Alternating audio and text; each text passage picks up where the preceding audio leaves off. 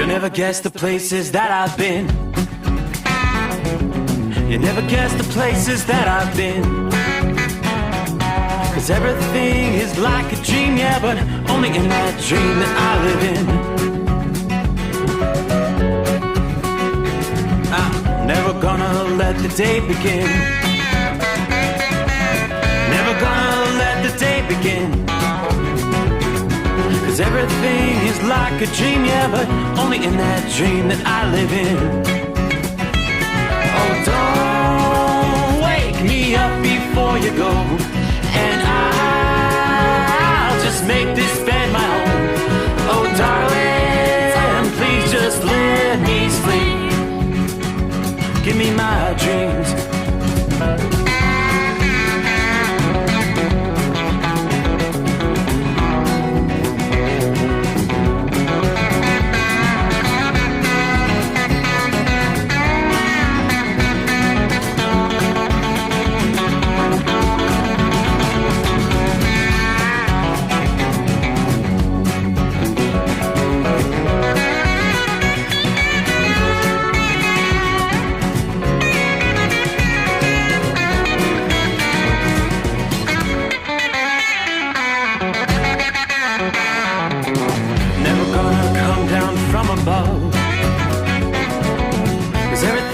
Better from above. Nothing's ever as it seems, yeah, except in that world that I dream of. Never gonna lose the ones I love. Never gonna lose the ones I love. 'Cause everything is like a dream, yeah, but only in that world that I dream of. Oh, don't wake me up before you go, 'cause I can't face this day alone. Oh, darling, please just let me sleep. Give me my dreams. Give me my dreams. Give me my dreams.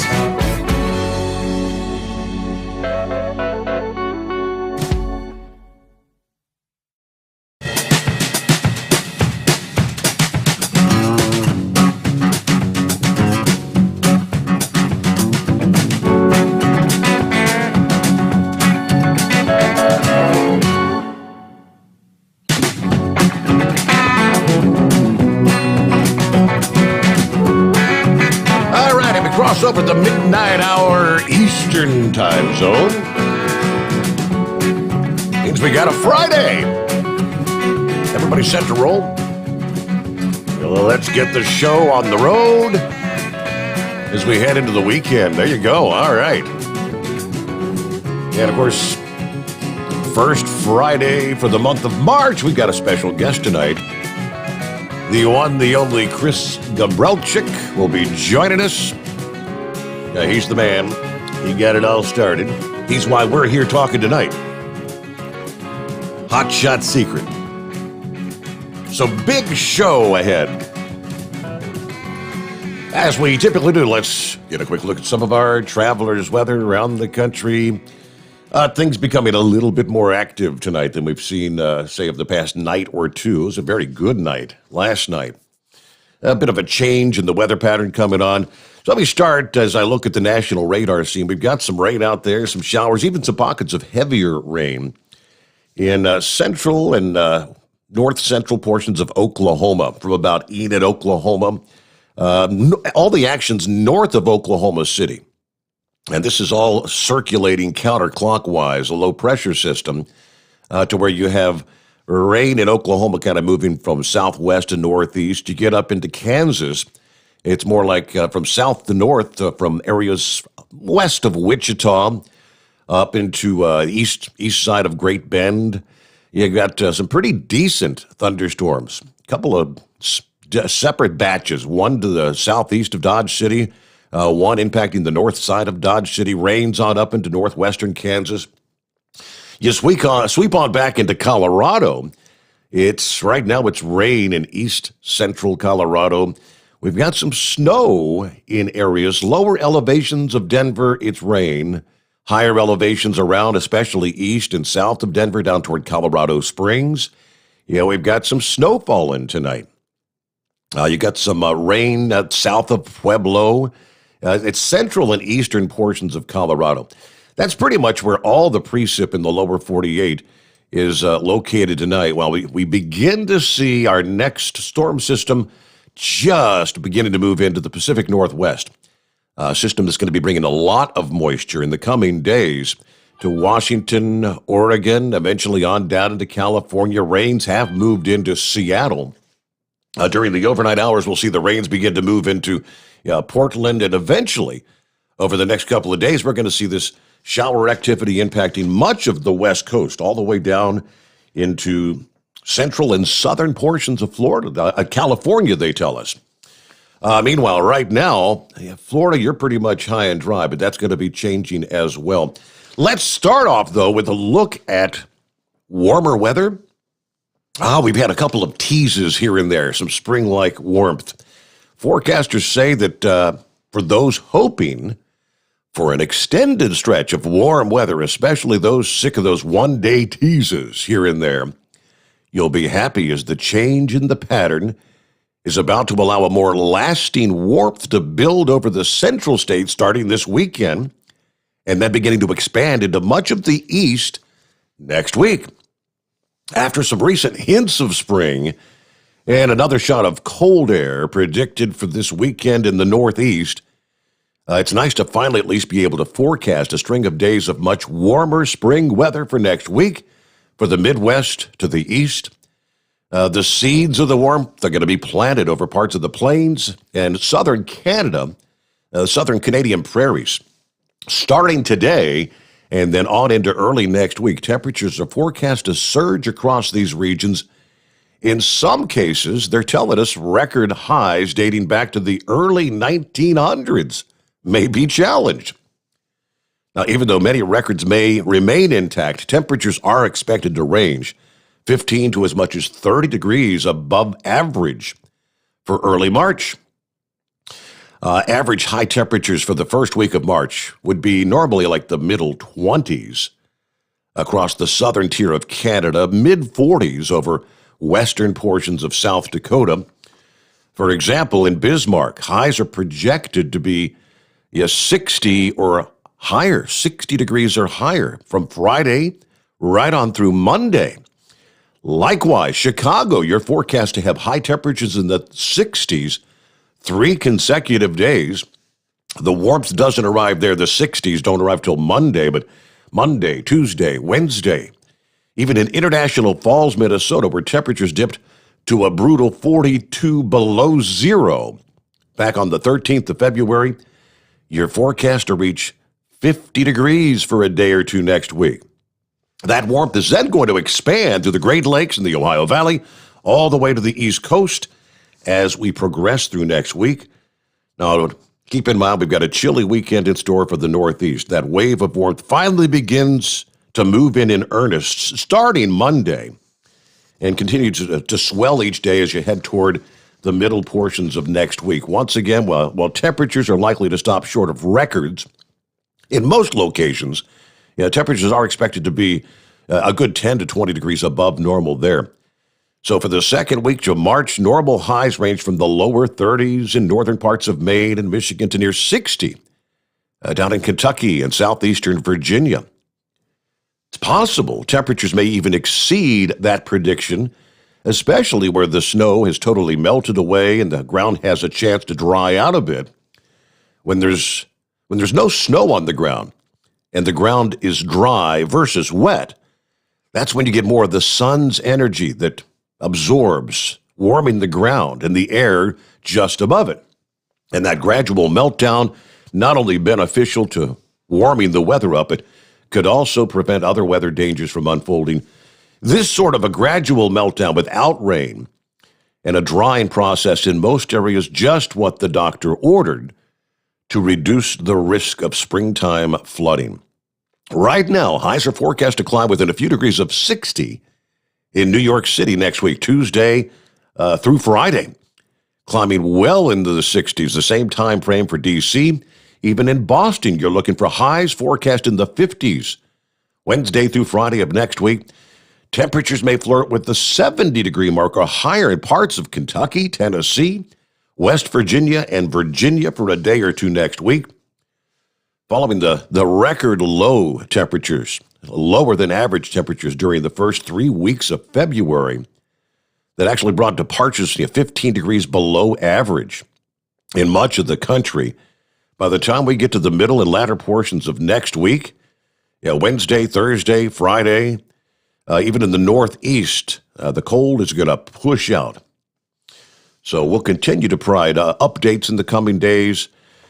We did touch last week with all this warm air surging northward also is going to set the stage. The ingredients are going to come into place for severe weather, especially, looking at a map, there's a swath stretching through a good portion of Texas, eastern Oklahoma, much of Arkansas, Missouri, on up into Illinois, much of Indiana, the northwestern portions of Ohio. That's a zone where we could be watching for severe weather to break out next week.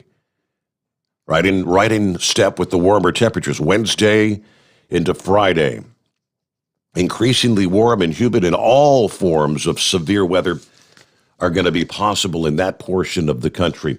We'll break that down a little bit more in depth as we progress into a Friday morning. Meanwhile, some tense moments for people living especially along coastal areas around the world, even Hawaii, American Samoa, and many other islands, New Zealand. The tsunami sirens were going off this past day. Everything is pretty much subsided at this point in time, but they're all on high alert. What we saw was 3 rather large earthquakes impacting the southern Pacific this past day in a very short period of time. Now, the update from the Tsunami Warning Center, there's no further tsunamis threat to American Samoa and Hawaii, but American Samoa is about 1,700 miles northeast of New Zealand, where a series of quakes struck earlier this past day. All right, coastal areas from southern Mexico down to Chile remained under the threat as of like 7 o'clock this past evening. The U.S. West Coast, they tell us, was never in danger, but what we saw was hundreds of students, workers, and residents all fleeing for higher ground, especially on New Zealand's North Island, after the strongest of these 3 quakes struck what was early Friday in their time zone, Friday morning, about 8:30 a.m. in New Zealand. We started off with quake number 1, a 7.3. A short time later, a 7.4, followed by, again, within a 6-hour period, the third was an 8.1 magnitude quake. So again, was the 8.1 the biggest that we're going to see? Because you progressed to 7.3, which they technically call a foreshock, a 7.4, then an 8.1. So people kind of on edge, especially those that live near the coastal areas in that region of the world. All right, a couple of our industry headlines as we get things underway here on a Friday morning, looking at 11 past the hour. We start off with the update from our friends at Landline and OOIDA. This is something we were talking about close to a year ago. It may have been even longer. I think we may even go back to parts of latter 2019. Remember the discussions of possible ethics violations for the former Transportation Secretary Elaine Chao? Of course, Elaine Chao, the wife of Senate Minority Leader now, Mitch McConnell, no less. And ethics violations using Department of Transportation staffers to help her family members. According to the Secretary General or the Inspector General, this past day, they say it merits further investigation. In a letter responding to Chairman DeFazio of the House Committee on Transportation and Infrastructure, the Deputy Inspector General laid out the findings of an investigation that started, back in 2019.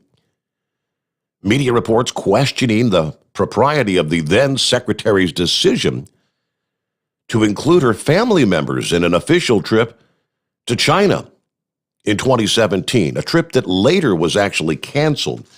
Also at issue were concerns that Chow may have benefited from a financial interest in a construction company, as well as allegations she may have inappropriately directed federal grant monies to the state of Kentucky. Based on our preliminary review, we concluded there's not a sufficient basis to initiate a formal investigation into grant awards or the secretary's financial interest.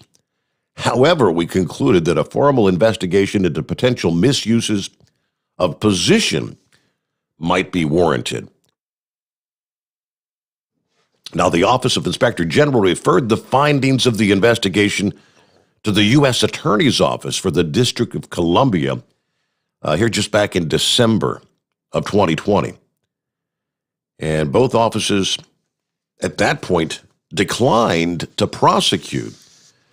But the letter includes a 38-page report which describes the investigation in detail, makes no formal conclusions as to whether any violations occurred, just the fact that some of the incidents indeed deserve a better look, some additional scrutiny. So going all the way back to October of 2019, and Representative Fazio requested that the DOT's Office of Inspector General investigate these reports of potential conflicts of interest or favoritism surrounding the former Secretary of Transportation. Of course, Elaine Chao, she was one of those playing the game late in the Trump administration, saying she resigned shortly after the January 6th uprising there at our nation's capital. I said, well, it had nothing to do with the uprising. Elaine Chao, her days were numbered. There was no way and where that she was going to remain in the position of DOT secretary once Joe Biden was sworn into office, to which we now have Mayor Pete, right? Buttigieg, the new DOT secretary. But I think she was just playing politics, as both she and her husband didn't have anything really positive to say about Donald Trump at that point in time. In other industry news, maybe some positive news for the drivers out there, with shippers struggling with freight schedules following the recent winter storms. The intermodal network disruptions pushing more loads onto the spot market. Spot truckload volumes are actually at record levels for this time of year. The number of load posts on DAT members edged 24% higher, while truck post increased 11% during the week ending February the 28th compared to the previous week. This month, keep a lookout for wild year-over-year comparisons, they tell us, in rates and volumes, given that March of last year, remember, that was where we saw the start of all the shutdowns with the COVID pandemic. But quick look at some of the national average spot rates for February. Van rates, $240 per mile. Flatbed, $256 per mile. Refrigerated, $269 per mile. Now, these are national average spot market rates for the month of February. They include a calculated fuel surcharge. Van and reefer pricing entering the month of March well over the February averages. March 1st, the national average van rate was 18 cents higher, $2.58 a mile. Reefer rate up 19 cents to $2.88 per mile. I think that's a positive sign for the trucking industry out there as we continue to try to come out from under the pandemic and the economy begins to recover. We start opening things back up. Texas looking forward to getting a bit of a semblance of normalcy back into their life next week. The mask mandates, of course, which has been a hot button issue in recent days, but restaurants looking to reopen with indoor dining, full indoor dining. You've heard the deal, but all right, with that, around the country, our number is 844 844-3388. The Steve Sommers Overnight Drive. Let's jump on up, and he likes to be first out of the box, typically. There's old Horse Feathers. Good morning. Good morning, Your Honor. Good morning, Chris. Chris isn't on the line just yet. He'll be here shortly, Chris isn't on yet? Not yet. All right. Well, I had a question for Chris there, so I'll have to call back then. I guess I give a shout out to somebody that's not listening, but hopefully soon he will be. Runs down the road with a handle of boomerang there out of York, Pennsylvania. He caught me one of my few times on the CB there and hollered back at me. I was kind of agitating the freight hauler. So, hey, there was a song out there about that. That's truck driving, right? Yep, right. So anyways, things that need to be done and that. So, anyways, hey, you're talking about things opening up. I guess the virus is going to be over in Anchorage, Alaska on Monday because they're going completely wide open one day up there. So if anybody wants to go up to Anchorage, Alaska, and no mask required after Monday. So more and more states trying to get back to normal, right? Absolutely. I think about most everybody's had about enough of this. My view is if you want to wear a mask and you like wearing your mask, you keep wearing your mask. As far as I go, don't bother me if I'm not, and I'm bothered, and you don't like that I'm not, and stay away. But actually, my opinion is most of the time is if just stay away. I don't care if there's a virus going on or not. I don't need anybody around me anyway. Yeah. But well, I don't know. Yeah, you know how that goes, Steve. But yeah, so what's going on with this weather? What happened to that groundhog? I thought he said we were supposed to have winter here until what, May or something, weren't we? Hey, haven't we had enough? Haven't we had enough? Come on. Had enough? We haven't even had winter yet. I barely used a snowblower 3 or 4 times, and that was only a couple inches at a time. But I don't think we've ever gotten down to 0 yet here in Baltimore this year. So, and now they're talking it's going to be 70 next week. It's going to be 70 degrees in Baltimore next week. What's up with you and the AccuWeather gods? You trying to put me out of business? Well, I mean, you guys, you had plenty of business. It was mighty cold for a while there. Yeah. So, did they still have the hours of service waived for the propane haulers and whatnot right now, or no? That just ended 21 minutes ago. Really? Oh, really? The midnight hour? I didn't. 11:59 before just as you were getting your preview for your beginning part of your show there, your preview page or whatever you call that there, your little video going. Yep. That's when all that expired. So speaking of weather and things happening, did you hear about what's going on down there in New Zealand? They had earthquake or whatever and tsunami warnings. Yes. And all the way out to Hawaii. So I hope Sylvester should be safe down there. Don't you think he's on? Yeah, I think there were some concerns for parts of Australia. I don't think any major tsunamis actually developed that I'm seeing. But yeah, I mean, it's got to be scary. I saw some of the video, the sirens blaring in the background, everybody. I get big traffic jams, everybody headed for higher ground, getting away from the coastal areas. Scary. Yeah, it is. Hey, anytime. I mean, we saw what happened in Japan. I mean, those tsunamis aren't anything to play with there, and with what all that happened. And so you definitely don't want to try to be standing in the way of that wall of water, that tidal surge and all that coming in. So just even with what we get with the hurricanes here, you don't want to even be in the way of that, that rise of water down there coming off the ocean or the Gulf. We get them hurricanes. Look how far inland that comes all by itself, Storm surge, yes. So you can't imagine what that would be down there with the tsunamis like that. And as I say, that whole deal out there in Japan. So, I don't know. Well, I know I got a couple questions. For Chris there. Well, you said, I was just going to say, well, Chris is on the line now. Would you like to just welcome Chris into the program? Hello, Chris. Good morning. Good morning. Good morning, everybody. I was on the other line, but I called the wrong line.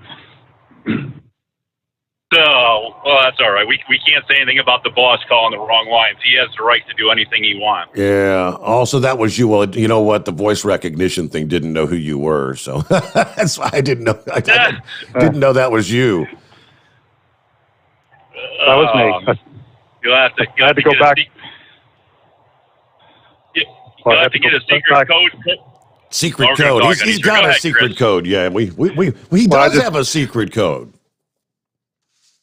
Well, that's the hard part about the digital part. You get that overlap because of the delay. I was going through old emails trying to find a phone number to call in for the guest call in line. So I was listening the whole time, but I didn't know the number, but I got it. I'm in. Here we are. All right, go ahead. Well, what do you got for him, Horse Feathers? that's a good He's got thing. a couple questions for you All right right, out of the well, box. To begin with, as we said before, thank you very much for everything you did to put Steve back on the air, because us out here appreciate having him and having you have him in, and we're definitely enjoying knowing more about your products. You know, I've been paying a little more attention to Kyle and Josh, and especially the Thursday show you got over on your YouTube there. Been paying a lot more attention to that, so I definitely appreciate all that. The other things that you do for other people, Chris, is pretty amazing. And I just was scrolling through my emails there, and I came across my receipt there, and thank you from Sarah Lee there from Waypoint Vets. And I did see that your matching time there ends on the 15th of this month, so I guess they're still looking for a little bit more on the GoFundMe to get done through up to the 15th of this month. Yep. Yeah, we'd like to try to get up to 35,000. Excuse me. Then we'll match that. That would cover the whole year's worth of programs for them, which is a big ask to get the whole year done in one fundraising thing. But I like to think big.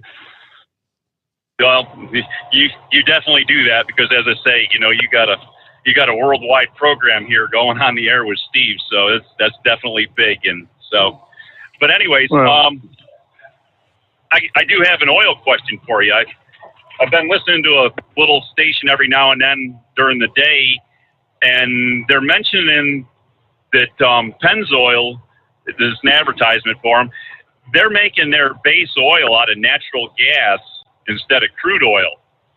Do you know anything about doing that? Is that a better way to go to look towards making petroleum products and base oil synthetics out of natural gas instead of crude oil?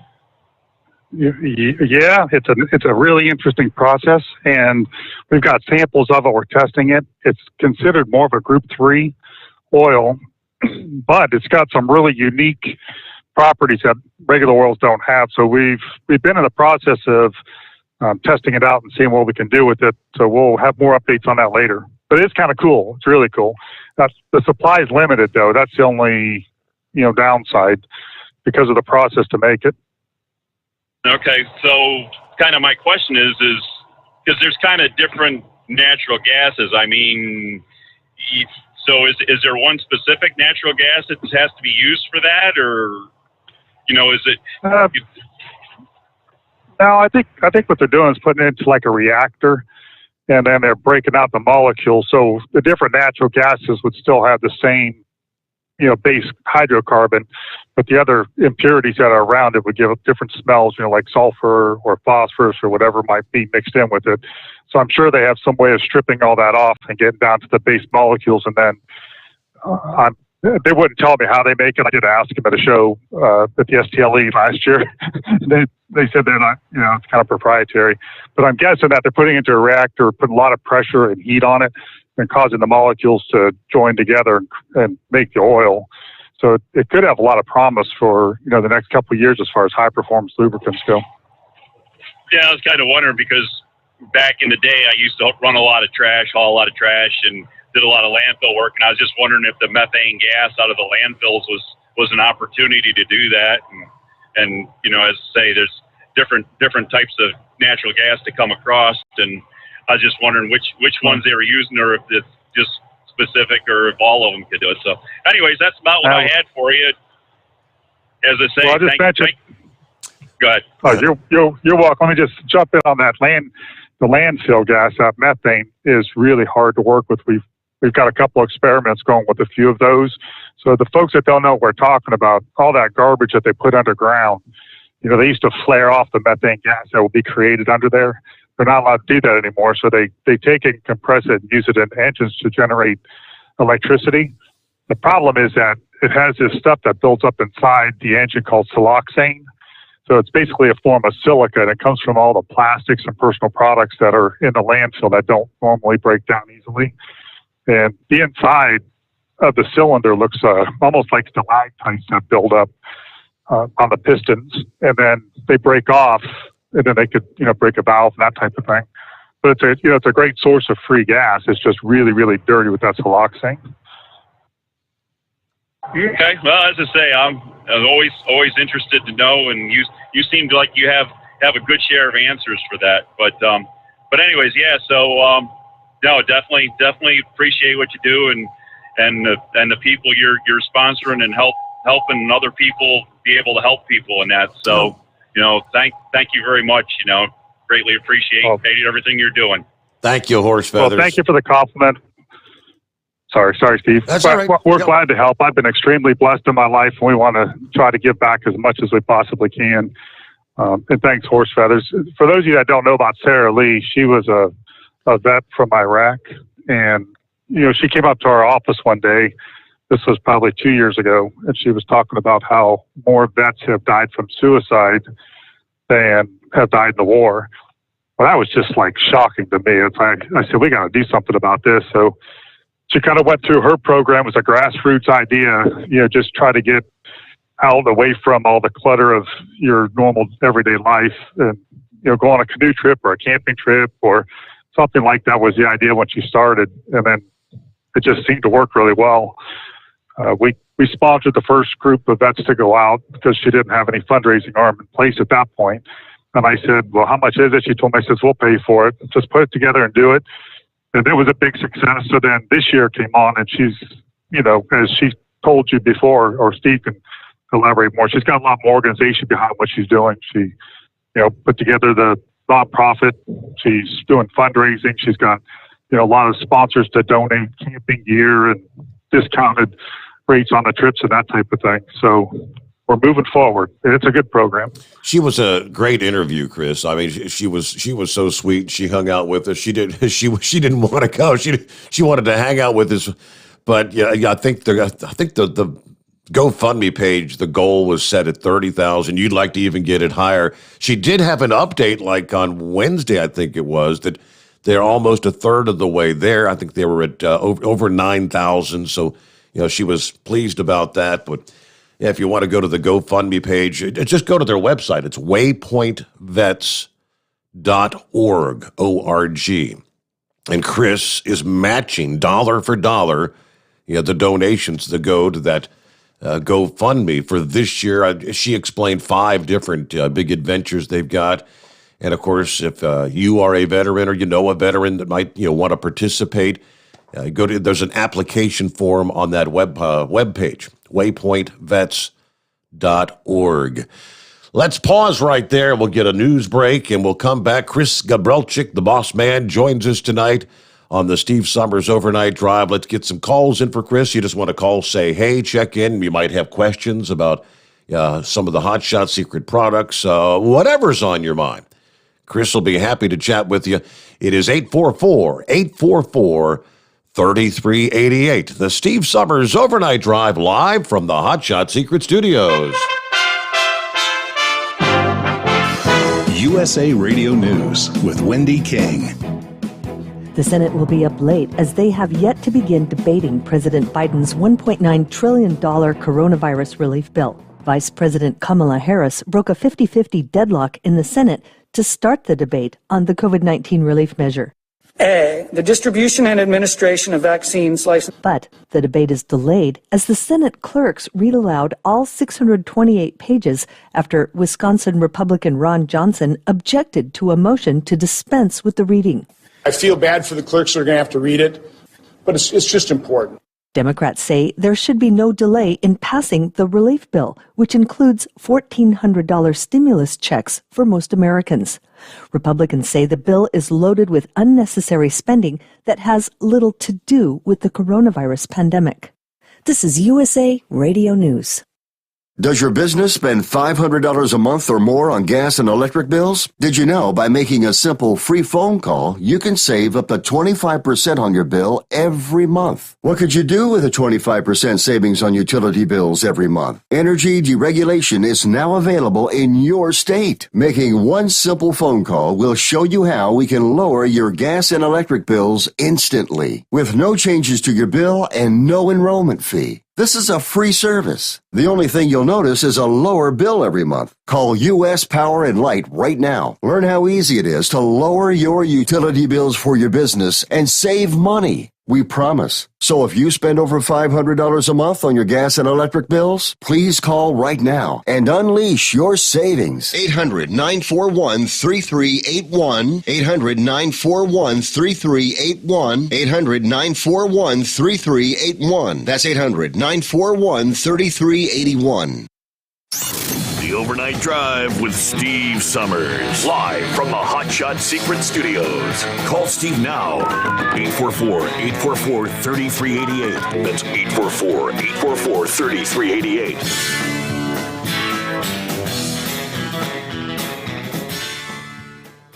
Attention all truckers, Dean Michael, the tax doctor here. I want to talk to you about those dreaded tax problems. I know you want to keep on trucking and not even think about them. Well, let's face it, they're not going away all on their own. You need professional help. I've been helping truckers put their tax problems in the rearview mirror for years. I can help you too. Call me for a free consultation at 888-632-4506 or go to mytaxhelpmd.com. It's like I always say, keep your eyes on the road, I'll keep mine on the IRS. 888-632-4506. Pure Flow Air Dog, your leader in fuel air separation system technology. Our systems filter out water, particulates down to 2 micron, and remove all of the air out of your diesel fuel. This allows for nothing but pure, clean diesel fuel to reach the expensive injection system equipped in your vehicle. Not only do our fuel systems protect, they also come in a variety of flow rates to meet your performance needs. Our systems are compact and use OEM-style fittings for easy installation. Learn more about our product at www.pureflowairdog.com and be sure to follow us on Facebook and Instagram. Protect your investment with Pure Flow Air Dog. Drivers, you demand that your equipment's reliable and dependable, and that also applies to your headset for communication. Well, our friends at Stellar Electronic have you covered. The Pluto Duo headset bundle is the best communication headset you can find in the industry. No matter the challenging environment you're driving in, the Pluto headset will make you sound crystal clear all the time thanks to their 99% noise cancellation. And the Duo's not only a stereo converter for the headset, but also a power bank so you can charge as you go. Learn more at StellarElectronic.com or visit them on Facebook. At Hot Shot Secret, we share the science behind common diesel problems. For example, ultra-low sulfur fuels. Fuel has 2 purposes, combustion and lubrication. Ultra-low sulfur fuels have diminished the fuel's ability to lubricate. Hot Shot Secret Everyday Diesel Treatment with LX4 restores lubricity, protects your engine, and optimizes performance. Everyday diesel treatment is available at truck stops, Tractor Supply, O'Reilly's Auto Parts, and online at HotShotSecret.com. Hot Shot Secret. Powered by science. And now, back to the Steve Sommers Overnight Drive, live from the Hot Shot Secret Studios.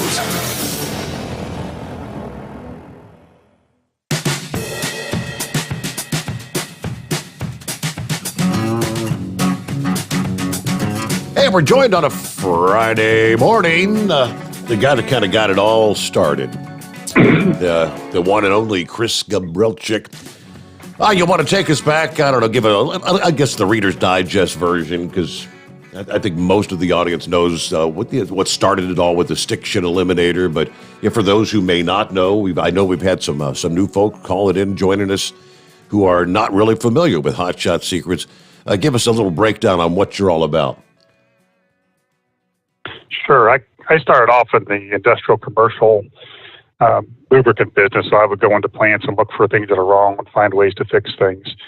And this was way back in 04, 05 when Navistar used to make, or International Truck and Engine used to make the engines for the Ford pickup trucks, and they had a problem with the injectors going out about every 50 to 100,000 miles. So the problem was there's an oil side to that injector that kept fouling up with this stuff we call stiction, which is like a sticky friction, kind of a crapped up carbon type stuff. So I worked for about a year to come up with a solution for that. That this was a product you would put into the oil, which we call stiction eliminator now, and it just kind of cleans it up and lubricates as it goes. They spent 2 years testing it, then they didn't do anything with it because Ford started, suing them for having problems with that truck, and Ford started making their own diesel engines after that. So I didn't know anything about marketing or, websites or that type of thing. But we went onto a forum, started telling people about it, started picking up steam, and then, went on to Steve Sommers' show and told everybody what it does and how it works, and that kind of launched the company. Since then, at that point, there was just me blending product up in my 30 by 40 pole barn in a drum and using a hand pump to put it in the bottles. Now we're in a 34,000 square foot facility with about 70 people. We make 35 to 40 different products. We've got a whole line of racing oils, fuel additives. We do a lot of custom products for other companies that have come to us and said, hey, we have a problem. Can you come up with a solution to that? We also have LSI Chemical, which we sell some of our blends worldwide, some proprietary things that we make for other oil companies. That just kind of took off this year. So it's really grown into a much bigger, exciting organization. Is that short enough? That's what Hot Shot Secrets, where it all got started anyway. So, and like you said, today located in Mount Gilead, Ohio, which, what is that, about 40 miles northeast out of Columbus, right? Yep. Yeah, we're just about 20. We're like the third exit north past Columbus, 40 miles from there. Okay, very good. All right, so Chris is going to hang out with us tonight, and of course, you like to talk about trucks, engines. Of course, you do more than just big truck stuff, but that's kind of like one of your primary focuses. But yeah, you can help drivers that maybe if they have issues that they could kind of share with you to break down. There's a lot of things that you've created over the years, products that will help, whether it's an engine or a transmission. Of course, the fuel injectors was the big thing initially with the stiction eliminator, correct? Correct. And like you said, we're very passionate about what they call tribology, which is the study of moving surfaces. And we love oils and fuel additives. We're always testing products. We've got, we do real world tests. Sometimes we just take a truck or a car out on the road and we drive it to see if we can improve the fuel economy or, change the horsepower. Other times we'll do dynos. We'll put trucks or cars up on a dyno and check them. And then sometimes it's just lab testing. But if you have a question about oil or fuels, or maybe you've heard something or seen something and want to know how it works, I'd be glad to answer any of those questions to the best of my ability. That's really our core competency, is that one little field, especially diesels, but we do have products for gas. As the company started growing, we just started finding more and more areas that needed attention. Like, why is this happening? Is this something that we can affect with chemistry? So then we move forward in that, with that product. All right, and we've got lines available here at 844-844-3388. Who's next up here? Our old pal. Hello, Dan. What's going on? How are you this morning, Steve? Hi, Chris. Good morning. Hey, Chris, can you talk about your antifreeze? Has this got anything in it that lubricates the water pump or anything? Yes, there is. So one of our side projects is we have an antifreeze recycling plant. We're the only, good size recycler in Ohio. What we do is we actually get the antifreeze in. It comes in looking just like you would imagine dirty antifreeze to look like. We run it through a distillery, which turns it into a steam under a vacuum so it doesn't oxidize. And then we condense it and re-additize it, test it and re-additize it. So it does have all the additive packages that every additive that the antifreezes have. In the antifreeze business, there's not a lot of room to grow on performance like there is with oil. because the OEMs have put together specifics that they want in it. You have to have this much additive in it to cover it. So we're basically covering all the bases. We meet all the manufacturer specs like Caterpillar, International, Cummins, and use the additives that they tell us and make sure that it meets those specs when it goes out the door. Okay. So there is a way to go ahead. I'm sorry. I'm sorry. My son-in-law, soon-to-be son-in-law, he's a dealer for you, and I got to take and drain the antifreeze out of this thing when I get home and put a new pipe underneath rusted that's starting to leak, so I got to replace it. And he buys all these antifreeze and everything through you, so I was just wanting to make sure that everything's all right to go ahead and put it in this thing. Yeah, and there's two different, for those of you that don't, well, I'm sure you guys have seen it, probably know that there's the 150,000 mile antifreeze and then the 750,000 mile antifreeze. The main difference is the additive package that we use in there. On the 150,000, it's that package that we use for the glycol, the antifreeze type product that goes in there, the additives, the anti-wears, and the thing to keep it from rusting inside. Those will start to turn south on you at 150,000 miles. I think they actually turn into like a salt, where the 750,000 uses more of a polymer-based additive package, so it doesn't really go south on you. It could probably last 1 million miles, but that's just the standard of the industry is to be a 750,000 mile antifreeze. So there is a difference between them. They're not the same thing. Okay. The one he gets from me comes in a black barrel. Is there a difference in the barrel you use or anything like that, so I know which one it is? No, they both be black. It would just, one would say 150,000, one would say 750. And the protection would be the same. So if you're running the 150, you're protected up to 150,000 miles, and there shouldn't be any issues whatsoever. There are additives in there to keep it from, to prevent cavitation. I had that question last night or this morning at some point. What causes the antifreeze to cavitate and create little pits in the metal? And what happens is you get little air bubbles entrained in there, and then they, under pressure from the pressure and the speed, they kind of have what they call micro explosions, or they're called micro bursts. So if you could just imagine just a tiny air bubble imploding on itself, when it does that, it creates cavitation, and that creates a tiny micro pit in the metal. So there's additives in there to prevent it from cavitating also. Okay, I was just wanting to know before I put it all in there, so I knew you sold it and stuff, so I didn't know if a lot of the people knew you dealt with antifreeze or not, so I just wanted to bring it up. I appreciate you sponsoring the show, and hopefully sometime I'll get to stop up there at your shop. I'd like to bring my show truck up there. Oh, you come on up, we'll give you the grand tour and get a picture of the show truck. Okay. Yeah. How long will it be before you're back in the state? I'll be back. I'll be back on Monday. Okay. I'm flying back on Sunday. I'll be there Monday through Thursday, and then 2 more weeks down here, and then we'll be back up there April 1st for the rest of the year. Oh, okay. Yeah, you got to see his truck. Dan's got a really doing everything you do. So. Tell him a little bit about your truck there, Dan. That's something. I mean, this is like the post September 11. You came up with the idea. Tell him what all's on your truck. It's really cool.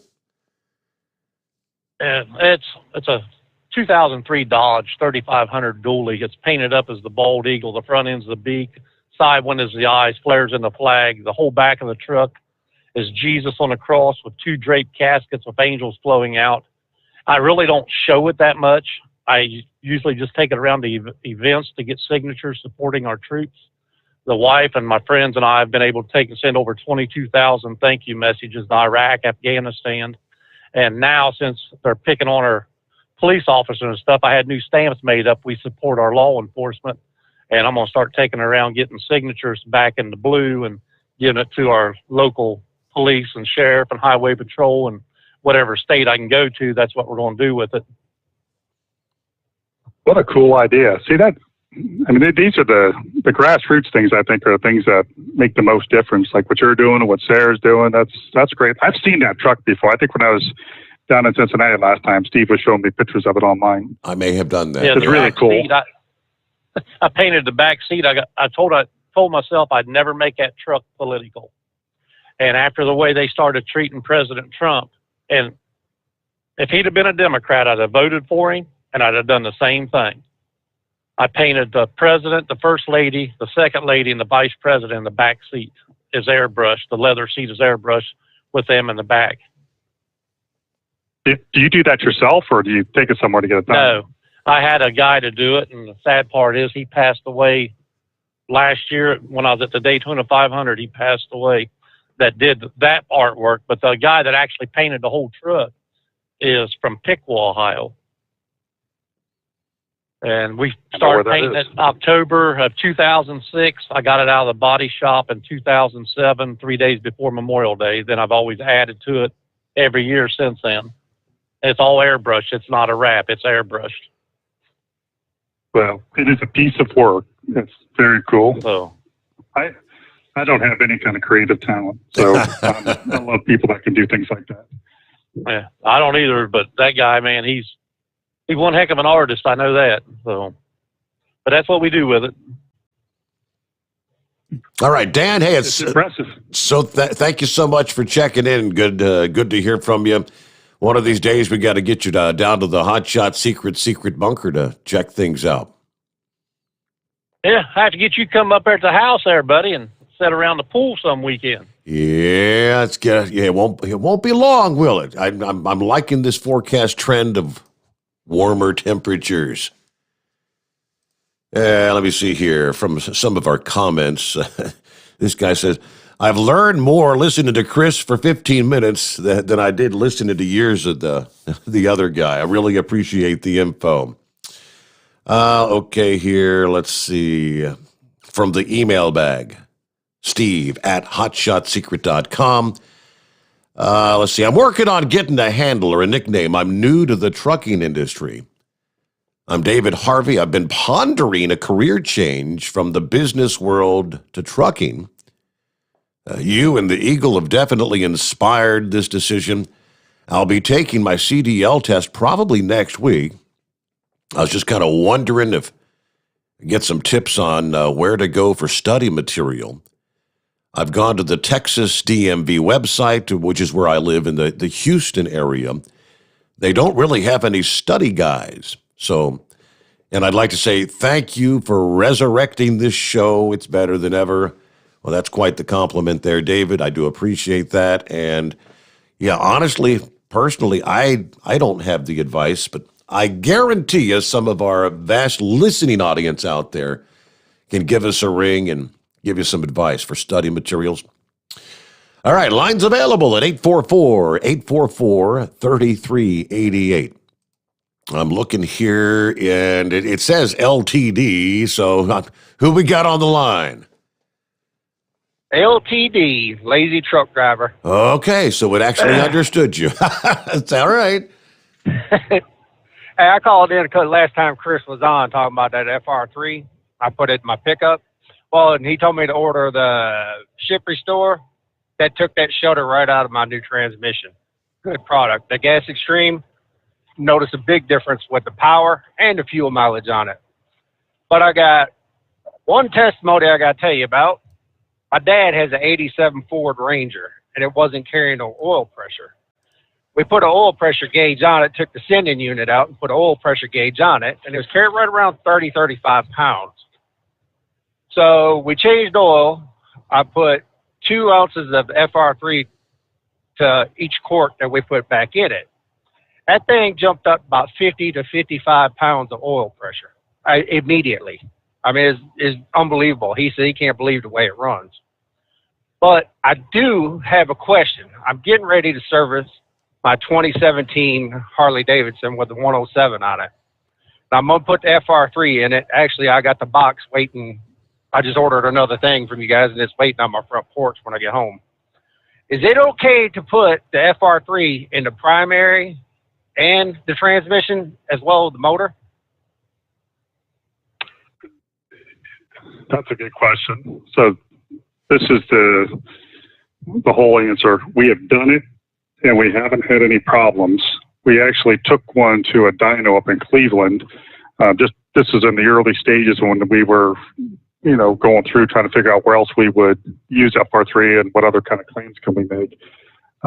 the problem is we haven't gone to extensive testing to make sure that everything's okay. But I know of dozens of people that have done it and said it's all fine. It's all good. I think we ended up with a 3% or 4%. Somebody else might call in and give this right answer, but maybe a 3 to 4% increase in horsepower when we put the Harley on the dyno, and they ran through like a test course, with the proper amount of torque being applied to it. And then they added the FR3, did the same exact course when I think it was 3 or 4% more horsepower.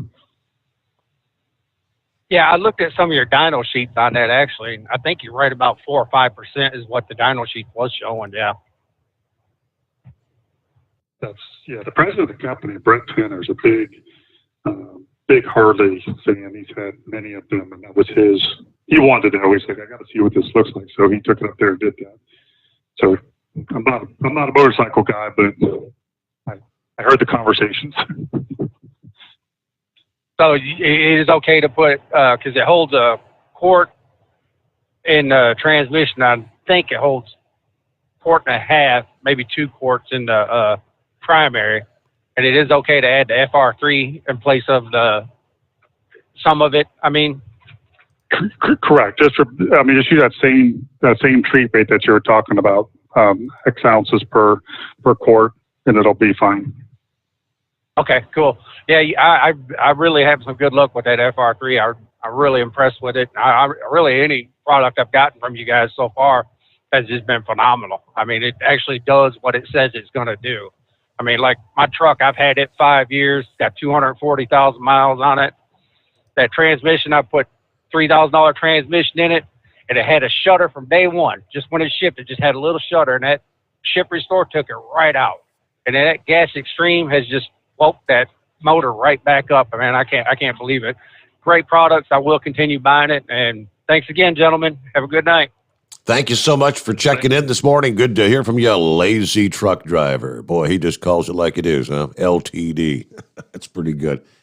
All right, Well, we love to hear those stories, I know it's kind of hard being on the shelf with some other products that might not be as effective or do what they say. But that's always one of the issues that we fight. We try to tell everybody we really do put a lot of R&D. We make sure these products work and do what they say, but it's just you don't know sometimes until you try it. So that's the reason we have the money back guarantee. So those of you that are listening didn't know that we do have a money back guarantee. We don't give you any hassle about it. If it didn't work, we want you to have your money back. So just call and say, hey, I tried this, it didn't work, and they'll send the check out. All right, now that's kind of I'm looking at a question from the comments. I'm not sure if you can see the comments like I can. From Ronald said, if someone uses your product and their truck breaks down, do you warranty your product to repair or replace if your product is found to be the cause of the failure? You've never had your products be the cause of a failure.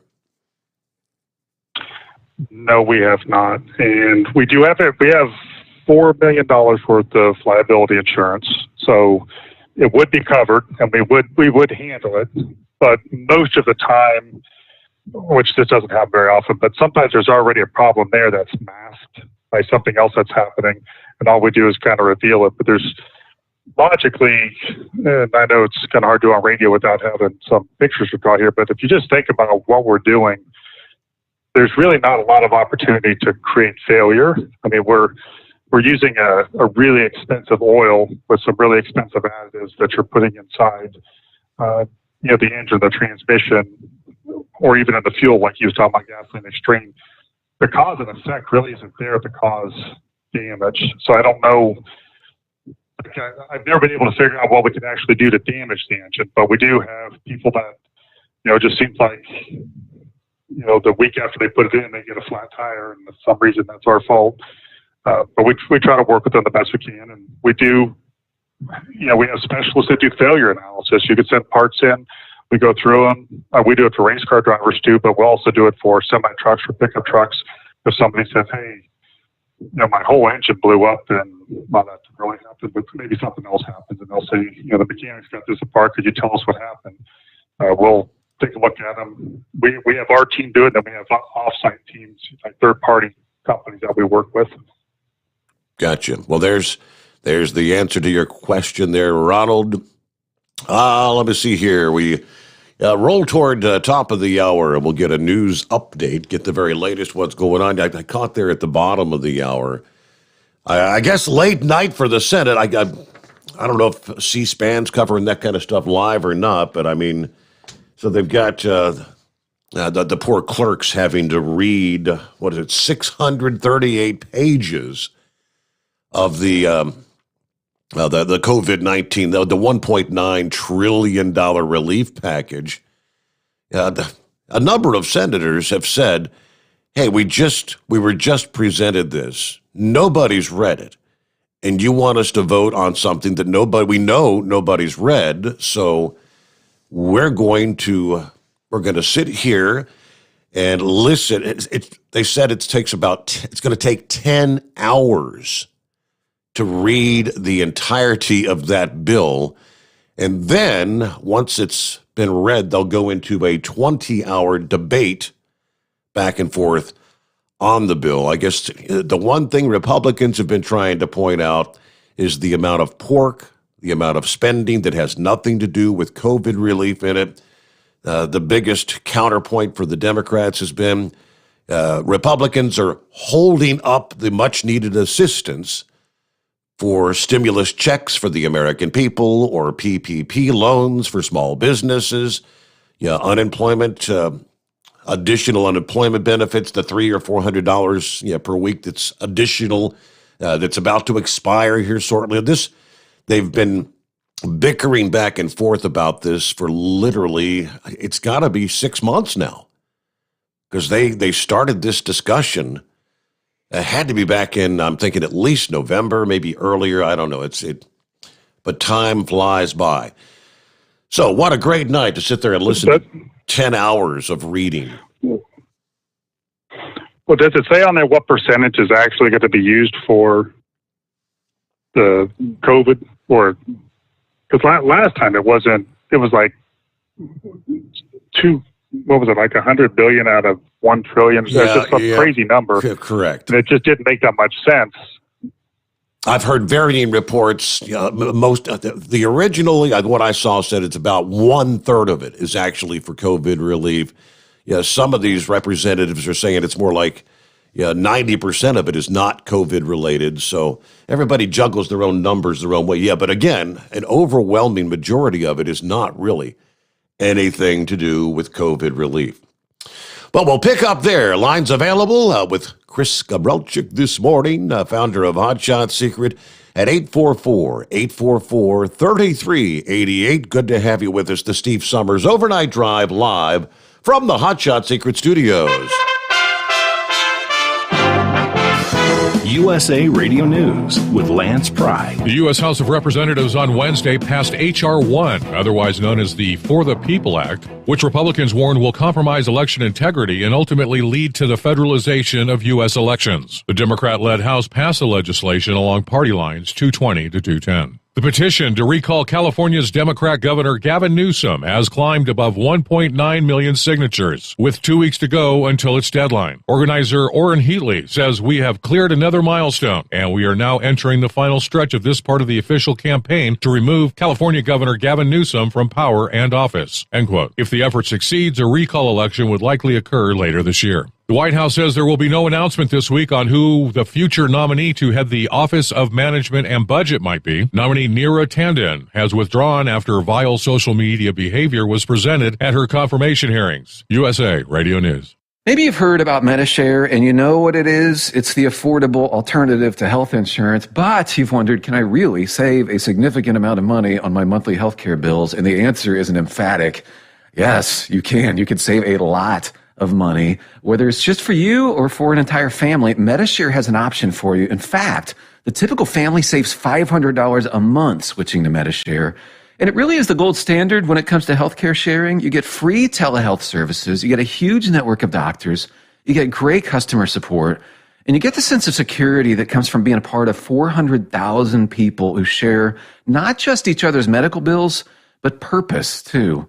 MediShare is a community of Christians who pull together and pray for each other, which is Very refreshing right now. If you want more info, it's so simple. You can get a price within 2 minutes. Call 833-34-BIBLE. That's 833-34-BIBLE. 833-34-BIBLE. China has made anal COVID-19 swabs mandatory for all foreign travelers arriving in country. The communists say such tests provides a higher degree of accuracy than other screening methods for the virus. Chinese Foreign Ministry spokesperson Wang Wenbin, however, defended the screenings as science-based. As part of the new travel requirement, there will be testing hubs in Beijing and Shanghai airports. More people have been killed by military personnel as the coup in Myanmar continues. Dan Naraki from the Ohio USA Radio News Bureau has more. Myanmar security forces have killed more protesters as the military government has stepped up their crackdown on opponents of last month's coup. A UN official says 38 people were killed Wednesday, most in the country's largest city, Yangon. Hundreds have also reportedly been arrested by security forces. The Association of Southeastern Asian Nations released a statement earlier this week calling for an end to the violence and urged both sides to negotiate for a peaceful settlement. The UN Security Council will reportedly meet on Friday to discuss the situation. USA Radio News. You've heard me talking about MyPillow for 3 years, folks. It's the truth. I get the best sleep of my life with a MyPillow. You can do it too. 60-day money-back guarantee, 10-year warranty, made in the USA. You'll sleep well or you'll get your money back. Go to MyPillow.com, click on the radio listener special, use my promo code USA, get 2 MyPillow premium pillows for the price of one, or call 1-800-951-8175. Get the best sleep of your life and do it now. Emmy Award-winning Democrat Governor Andrew Cuomo attempted to explain away and apologize to the 3 women accusing him of sexual harassment. I want New Yorkers to hear from me directly on this. First, I fully support a woman's right to come forward.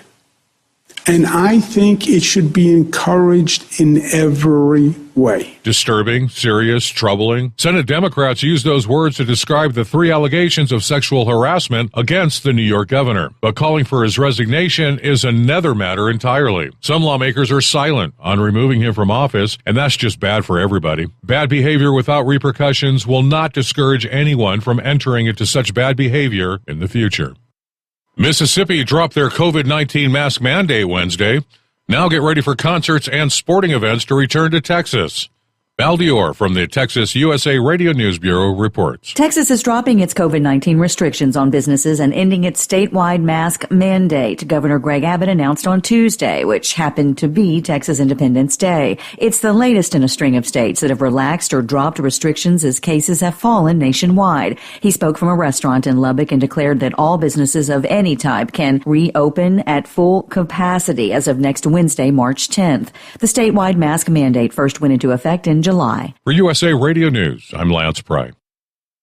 At Hot Shot Secret, we share the science behind common diesel problems and their solutions. For example, ultra-low sulfur fuels. The primary function of diesel fuel is combustibility. One of the little-known aspects of fuel is its role as a lubricant to metal-on-metal moving parts. The introduction of ultra-low sulfur fuels diminishes the fuel's ability to lubricate because sulfur, which has been mostly removed, has lubricating properties. Hot Shot Secret Everyday Diesel Treatment with LX4 delivers unmatched lubricity. Third-party testing confirms that it takes 3 times the amount of leading fuel treatment to match the lubrication benefit of 1 dose of Hot Shot Secret.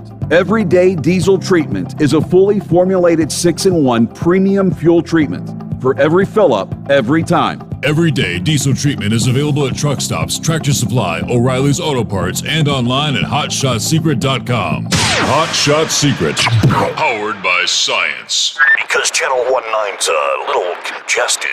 Call Steve now at 844-844-3388. The Overnight Drive.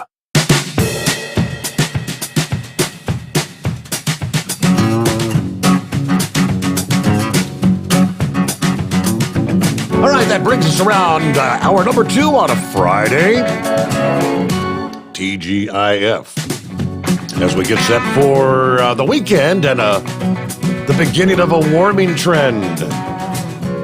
Something we've all been looking forward to. I don't care what Punxsutawney Phil says. I'm ready for spring. Okay, so yeah, we are expecting a pattern change to evolve next week, as we talked last hour, that favors the warmth building over the southern and central states. But that comes with a price, and that would be the risk of severe weather that's going to increase, especially during the middle and latter parts of next week in those areas. At this point, some of the models are depicting all forms of severe weather, from flash flooding and large hail, high winds, and tornadoes will be possible. Transitioning from the winter season to the severe weather season. That could be an adjustment in any given year, but especially for this upcoming spring, due to the cold, the snow, the ice that wreaked all that havoc across the deep south there in mid-February. AccuWeather is estimating damage and economic losses for the winter weather across the United States in the month of February is going to approach $155 billion. Okay, so right now the overall scope and intensity of that severe weather is in question as we're talking close to a week out. But people in the central and southern states, they're advising you may want to brush up on your severe weather plans. I guess for those in that part of the country that have storm shelters and things of that nature, maybe get things cleared up and ready to use at a moment's notice. The maps I'm looking at stretch from Toledo, Ohio, back to Gary, Indiana, then southward, all the way down into southern Texas, from Austin to San Angelo to Dallas, Oklahoma City, Little Rock, St. Louis, Paducah, Kentucky, all in that swath could find themselves under the gun with severe weather next week. The price you pay for the warm-up that would be on the horizon. All right, back with Chris Gabrelcik joins us here on a Friday morning. I did flip over for our friend that emailed a little bit ago, David, I think it was. Several people said there are practice tests available. One website, I guess, is CRIST, CRIST-CDL. And Deranger said just do an online search. There's different practice tests to study from. So, and I did get a follow-up. David said, hey, thank you so much for reading my email on the air.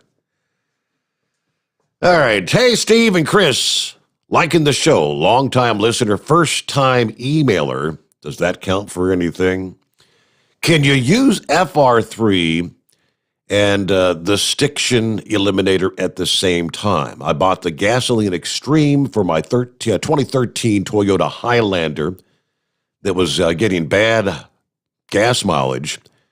Gasoline Extreme is great. I went from 16 miles per gallon to 20 miles per gallon. That's from John. There you go. First question for the new hour, Chris. Well, that's impressive. That's a big increase. And you can use FR3 with Stiction Eliminator. You don't have to, though. The Stiction Eliminator is blended with FR3 in it. So anything that's lubricant based is going to have our FR3 additive in it. Our oils, our additives, but then we also sell the FR3 as a standalone product if people just want or need that. Okay, so yeah, I know the Stiction Eliminator.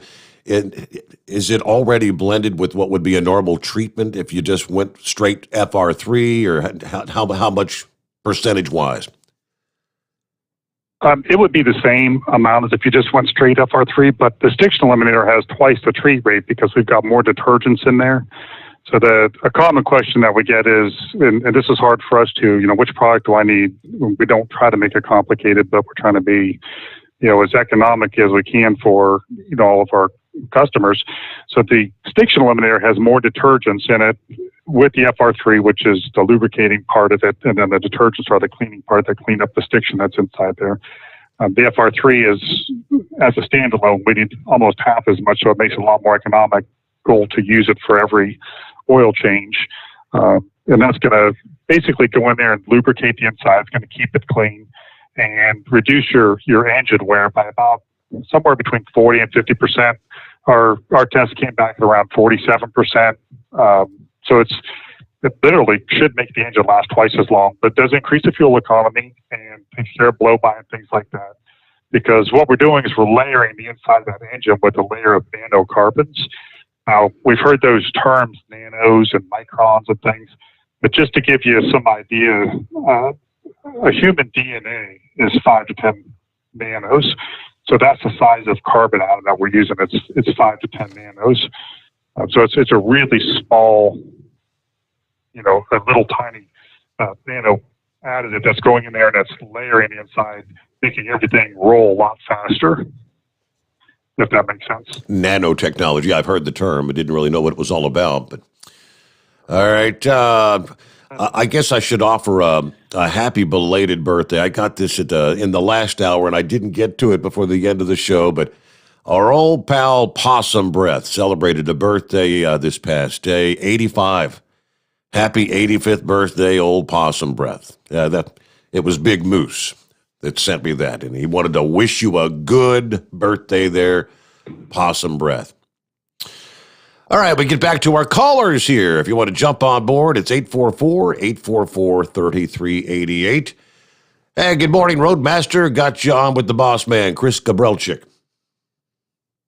How you fellas doing this morning? Good. Steve, Chris? We're doing great. How are you? Doing fine. Weather's good. Truck's running good. Just easing along. I was talking to Steve last night. I stopped at the TA coming into Ohio and cleaned the shelves off of your product. Question on the 6 eliminator. I've used it before and had tremendous results in it. I think this Detroit DD15 holds 11 gallon of oil. So I didn't know how much to get, so I just bought a half a gallon, about 2 quarts of the 6 eliminator. How much of that do I need to use? One bottle is not enough, is it? Well, if you've treated it before, then yes. Normally the first time, like the very first treatment, we would go with two of those bottles, and then the follow-up, 2 bottles. 6 months or a year later, 1 bottle. Okay. I just bought this truck bought it a year ago today, matter of fact. And I haven't used nothing in it yet. And then whenever Steve, how many miles has it got? On this deal, 568. It's pretty young still. That's cool. 568,000. It runs like brand new. It's a good truck. But I just, it don't hardly get the fuel mileage I think it ought to get, and it's just a little.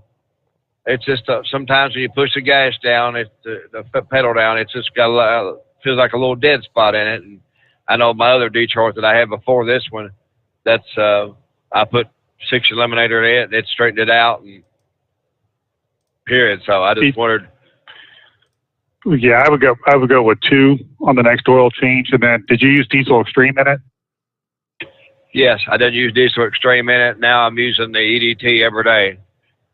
Good job. Yep, that's the routine. So for those of you that don't know, the Diesel Extreme just has more detergent, so it's like more of a once a year, twice a year type of clean out. And the EDT is made more for every tank. One just has more detergent than the other. The other one's got a really good amount of cetane in it. So so the way I always look at like the Diesel Extreme is like going to the dentist twice a year. The EDT is brushing your teeth every day. But the other way to look at it is we're really affecting the inside of the fuel system, trying to clean everything off, any kind of varnish or buildup that's everywhere from the tank, through the lines, all the way into the injectors and the fuel pump with the Diesel Extreme. And the EDT, we've got a lot of lubricity in there. Our LX4, that's a special lubricity that we've come up with. But also we've got cetane boosted detergents and rust and corrosion inhibitors. But it's a lot more economical to use, and what we're doing in that case is more or less chemically altering the fuel so it burns more efficiently. So you should get a better fuel economy, less regens. Just it works all the way around to help the engine run better. Is that now? What is that you said makes it regen less? Is that the EDT? Yep, the EDT should cut your regens down considerably. Right. Yeah, I've noticed this truck when I'm running light. I run a lot of stuff, around Cincinnati, Indianapolis, and stuff like that. Real light stuff. It hardly ever regens, but just like I've got a pretty heavy load on going to Virginia Beach be there in the morning, or with another hour and a half I'll be there, and then I got to pick up a heavy load and come right back to Cincinnati straight through. And whenever you start hauling heavy through the mountains over there, it regens every couple of 3 days. It'll last for a manual regen. But if you're running light, it just don't never. I mean, it just don't never. If you didn't watch your gauge and see it using fluid, you would never know it's regenerating. Yeah. So what you're seeing there is you're getting a less efficient burn when you got a heavy load. So it's creating more particulate matter that's getting stuck in there, causing it to have to regen more often. So hopefully the EDT will cut that back, or it is cutting it back, and they'll continue to do that to least amount possible. We've done studies, and it's considerably different. Like, we did one in Columbus where they had those diesel trucks that were sitting on the side of the road with blinker lights on it, so people don't, run over the workers. So they just sit there and idle 24 hours a day, every day, 365 days. And they were regenning almost every day because there was so much soot being built up in there. And we went down to one per week, and then once every 2 weeks using EDT. So it's a really good product. We have to do more testing on that to be able to really explain and quantify those results even more. But you should see a lot less regens with EDT. That little bitty bottle of EDT that I buy some of it, and sometimes I'll buy a pint bottle or a quart. Sometimes it's whatever I can get. It says use 1 ounce per 25 gallon, or use 2 ounces per 25 gallon. Which one do you recommend? 2 ounces. So the 1 ounce is just to, and we did that because, a lot of drivers are just, I want to do the bare minimum. And that's the bare minimum to bring the lubricity up to where it should be, to keep the cetane up to where it should be. But then one's called a maintenance dose and the other one's a performance dose. So when we were doing that, again, we were thinking, how do you keep the system clean? So if I just ran it at 1 ounce, would I keep the system clean always, keep it lubricated? The answer was yes, that was what we wanted. But what if I want better fuel economy and I want a little bit more horsepower? The 2 ounces did that. Right. Now, what would you recommend for like my pickup truck and my old Yukon stuff, just to keep the fuel system clean? You got anything for that? Yeah, those are gas engines, right? Yeah, both of them's gas. We make a gas additive called Gasoline Extreme.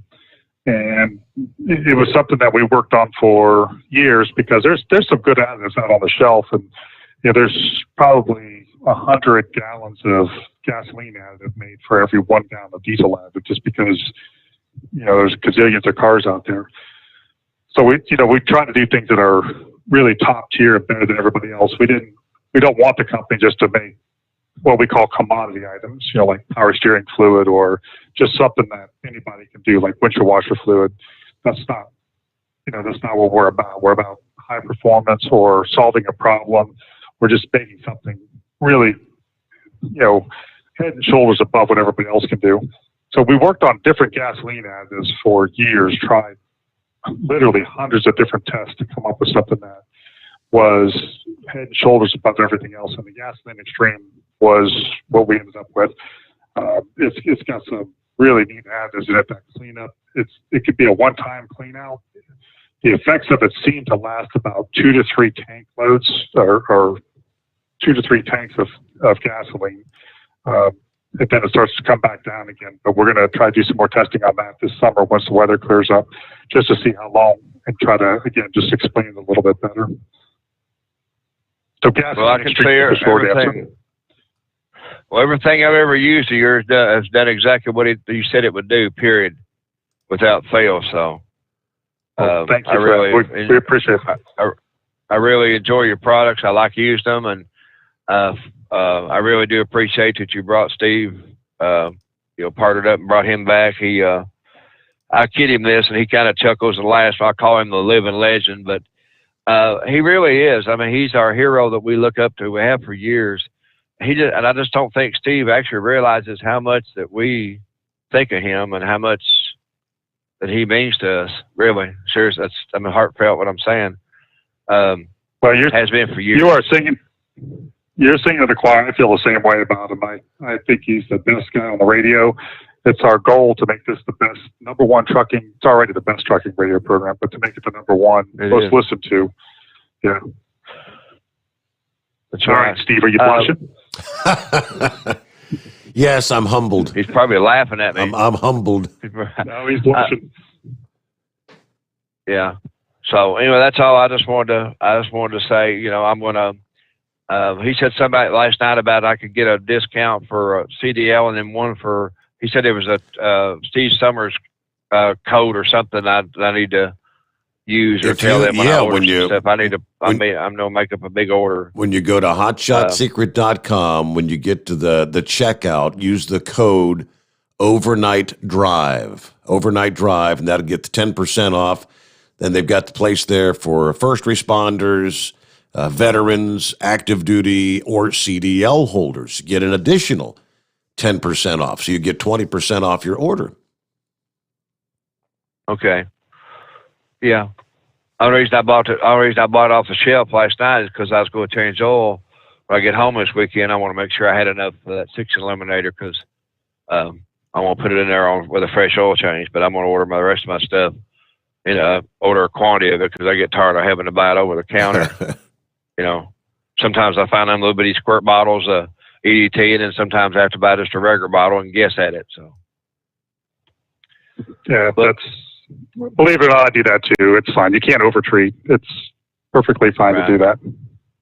Well, it's cheap anyway. It's about 50% of the cost of the other products I was using before this. And even at half the cost, it seems like it does a better job. So it's a win-win situation for me. It's cost effective. Even if you overtreat it a little bit, it's still, you're getting your money's worth. So I really enjoy it. And I enjoy using your products. Like I said, again, I appreciate more than you all ever know about you getting Steve back in gear and getting back behind the mic and everything. And I appreciate listening to y'all. Thank you so much, Roadmaster. Thank you. Yes, I'm humbled. You know, that was actually a topic. We had Joel Morrow on earlier this week, and we talking about fuel economy and whatnot. And someone brought up the fact of, he was mentioning we did a test where we stopped treating and saw where our maintenance cost went and whatnot. And then when we started treating again, the question kind of was, is there such a thing as a return on investment? By not treating, you're saving the money because you're not buying the treatments. But he said on their fleet, their maintenance cost and the downtime went up rather dramatically. So he made it sound like you definitely get a return on investment by treating your fuel and your oil.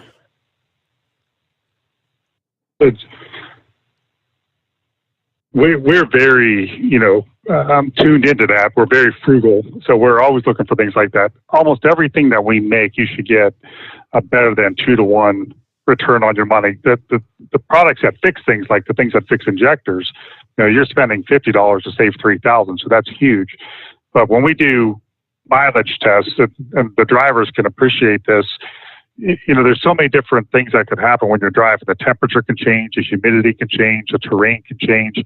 So you're trying to quantify what is truly better fuel economy is a struggle. So what we do, the way we do this is we find a day when the weather's not going to change, the humidity's not going to change. We make a run and we try to go, 40, 50 miles, and we hook up one of those OBD2 monitors to the truck. And then we have a tablet hooked in through Bluetooth or Wi-Fi. And we say we start at mile marker 152. We put the truck or car, whatever we're checking, into like a 60 miles an hour speed limit, push the cruise control. And then we reset the computer at, say, mile marker 152. Then we go to mile marker 202. Then we take that data. And it should say, your average fuel economy, how many miles you went, how long it took. We get off the freeway exit, put a product in it, whether it's experimental or one that we've already, proven out, drive all the way back to the original spot, and then do the exact same thing with the exact same terrain. If there's any changes, if the temperature changes more than a couple degrees, if it rains or anything, then we throw those tests out because they become inaccurate at that point. And that's how we quantify it. So when we say there's, a 3 or 4% increase in fuel economy, we're not stretching the truth there. It's real. All right, we're heading toward bottom of the hour news update here, after which we will get back to the calls, and Dean's going to be checking in with us next. We'll get to the Dirty Dog, heat waves on the line. If you want to jump on board, there's several lines available at 844-3388. Couple of quick tidbits here before we get it's just a quick news break there at the bottom of the hour, but out there on the road, the 2021 Texas tour for OOIDA's tour trailer about to come to an end with a stop in Terrell, Texas, starting today. Friday, Saturday, Sunday, the Spirit of the American Trucker will be there. John Osborne, of course, skipper of the Spirit. Then Monday, we'll head off to Shreveport, Louisiana. The Terrell, Texas, TA. Exit 503 off of I-20, where there are 300 parking spots for tractor trailers. You've got the Country Pride restaurant, which is, still, I guess, technically closed due to the occupancy restrictions due to the COVID. But as we're hearing, Texas is going to be opening up next week. I think Wednesday, they should be reopening the Country Pride and those facilities. The Texas tour, though, he's been in Texas for 28 days. He's made 8 different stops, including being in the Dallas area when they got buried in the ice and the snow. Woke up one morning, no power at the truck stop, no water at the truck stop. It was horrible. But I said I got to talk to some really neat folks, got to share some tales, heard some real concerns about the trucking industry, and a couple of neat success stories. One of the top items of discussion has been where diesel prices are going. We've gone from a slow creep higher to most recently a lunge forward. It's important for drivers to keep an eye on the fuel surcharge they're being paid. Need to make sure that you're not on the losing end. My experience is that brokers don't carry it. They just want it moved as cheap as they can, and that keeps more money in their pocket. In the diesel price report issued Monday, the national average topped $3 per gallon for the first time in more than a year. But stop by the TA there in Terrell. Say hello to John. And with that, we'll be right back. The Steve Sommers Overnight Drive live from the Hot Shot Secret Studios. USA Radio News with Wendy King. Senate debate on the $1.9 trillion COVID-19 relief package has been drawn out. Senate Republicans have requested the 628-page bill to be read aloud after Wisconsin Republican Ron Johnson objected to the routine request to waive it. All I'm trying to do is make this a more deliberative process. Now, obviously, shine the light on this abusive and obscene amount of money that's going to further mortgage our children's future. The reading of the bill could go on into Friday morning, followed by 20 hours of debate on the bill and the amendments. A federal judge has ordered a 2-month continuance in the case of the man who sat at Speaker Nancy Pelosi's desk during the January 6th riot at the Capitol. Richard Barnett erupted at the judge during the virtual hearing. The adjournment means he'll be detained until the next hearing. This is USA Radio News. Dish TV is better than cable TV. Why? Because you can save 45% on packages compared to your high-priced cable bill. Wow. Take those giant scissors out and cut the cable and save with Dish TV. Plus, you get a free DVR upgrade to record your favorite shows and free installation. And with Dish Anywhere, you can watch TV for free on your mobile device. Act fast. You can save hundreds of dollars. Does your cable company do that for you? I don't think so. Get all the best TV programming at your fingertips at a fraction of the price of cable TV. So say adios, arrivederci, goodbye to the high cable bill and save up to 45% on Dish TV packages today. These are limited time offers and can change at any time. Call fast. 800-610-5739. 800-610-5739. 800-610-5739. That's 800-610-5739. 5739. Live from the Hot Shot Secret Studios, the Steve Summers Overnight Drive. Dean Michael, the tax doctor here. Are you tired of those tax problems following you around like a dark cloud, always in the back of your mind, losing sleep at night? Call me now and get your life back. 888-632-4506 or go to mytaxhelpmd.com. Pretending they're not there won't make them go away. The IRS isn't going to forget. They will levy your bank account and garnish your wages. Don't wait for that to happen. I'm not telling you these things to scare you. I'm telling you so you can benefit from my years of experience. Now is the time to act. 888-632-4506. For anything diesel, take it to Shy Diesel. They provide a wide variety of services and diagnostics to determine what the problem is with the latest technology. From simple oil changes and preventative maintenance to fuel system diagnostics and repairs, engine rebuilds and cylinder head repairs, and rebuilds with our in-house machine shop. They also have on-site DPF cleaning for exhaust issues and DOT inspections. If your diesel is asking for some attention, Shy Diesel has the specialist you need for anything diesel. Located in Terre Haute and Lafayette, Indiana, and Effingham, Illinois. Shy Diesel has you covered. Getting a good night's sleep while on that long haul can be quite the challenge. That's why Commercial Vehicle Group has partnered with Serta Mattress to bring you the Bostrom plus Serta mattress for the best night's sleep possible while you're on the road.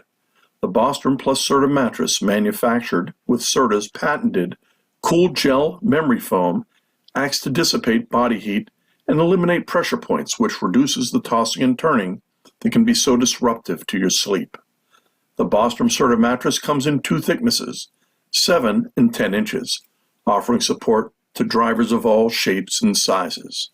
The mattress comes in the standard 80-inch length with 4 widths, 32, 36, 39, and 42 inches.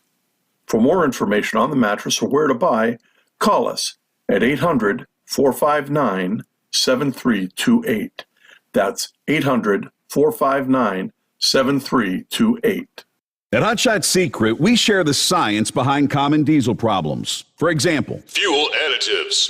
most fuel additives either impact performance or provide protection. Hot Shot Secret Everyday Diesel Treatment provides both performance enhancement and fuel system protection. Everyday Diesel Treatment delivers a 6-in-1 premium fuel treatment for every fill-up, every time. Everyday diesel treatment is available at truck stops, Tractor Supply, O'Reilly's Auto Parts, and online at hotshotsecret.com. Keep the bugs off your glass and the smokies off your ass. This is the Overnight Drive with Steve Summers.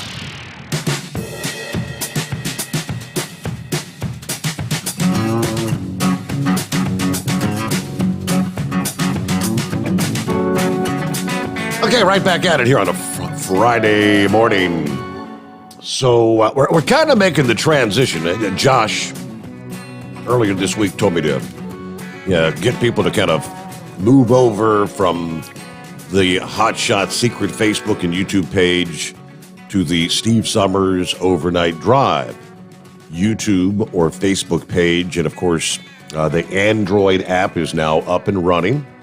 They've been working out the bugs on that. I think everything's working good tonight. I've not seen any complaints of it dropping out and whatnot. So trying to get the technical bugs worked out. But Josh made it sound like this may be the last morning on the Hot Shot Secret stream. I'm not sure. Kyle made it sound like he said, just giving them 4 days. People may not listen every night, and we'd hate for them to come in looking for the show and say, hey, where the heck did the show go? So I don't know if they're going to keep it for the next couple days or not, but make the transition if you've been watching or listening via the Hot Shot Secret YouTube or Facebook stream. Move over to the Steve Summers Overnight Drive.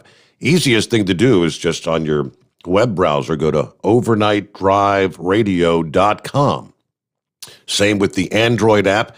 If you go to the Google Play Store, you type in the words overnightdriveradio.com, and the app will pop right up there, one push of the button, and you're listening to the live stream. You only get the live stream midnight to 5 on the Android app. The other places, the YouTube, the Facebook, you can go back the following day and listen to the podcast.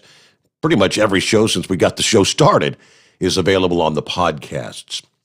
So up to speed there. All right, Chris, welcome back with us here on a Friday morning. Where did we leave off? I guess we should get back to our callers because Dean's been hanging in there a bit. Got you on with Chris there. Morning, Dean. What's happening, brother? Hey there. Yeah. Yeah. So, Chris. Yes, sir. First off, we've met a couple of times, and I want to tell you, used your original product in my trucks. I'm no longer driving. I no longer own a truck, but I want you to know that yes, the stuff works. I know this. The only problem is I'm having a hard time finding it where I'm at. Do you guys have any distribution over here in Australia yet, or not? No. And you know what? That was like hot on my list for a long time because, everything is so similar to what we're doing. What is the main farm stores over there? Like over here we have Tractor Supply and Rural King. Yeah. Okay. So I actually work for the biggest retailer of hardware and those types of items. That's actually who my employer is. But there are a variety of other stores too, but the market is so totally different over here compared to what it is in the States. It doesn't have the centralized distribution like in the States.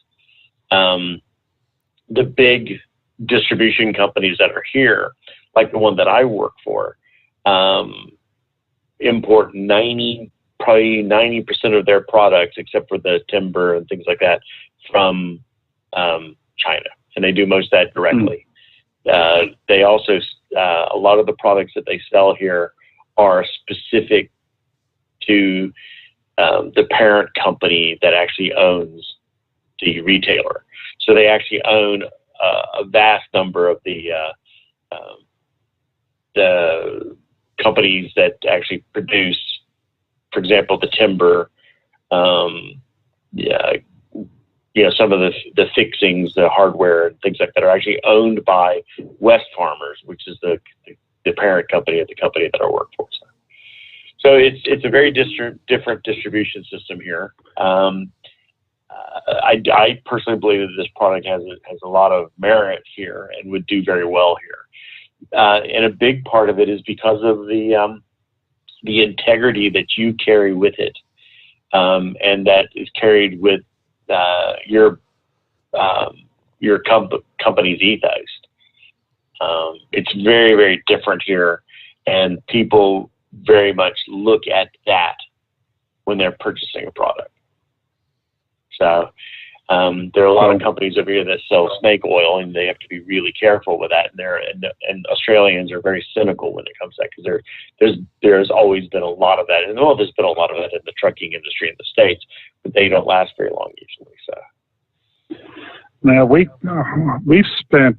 I've actually gone to a couple seminars on doing business in Australia, because that was one of my top areas I wanted to get to, because there's a lot of diesels, there's a lot of agriculture.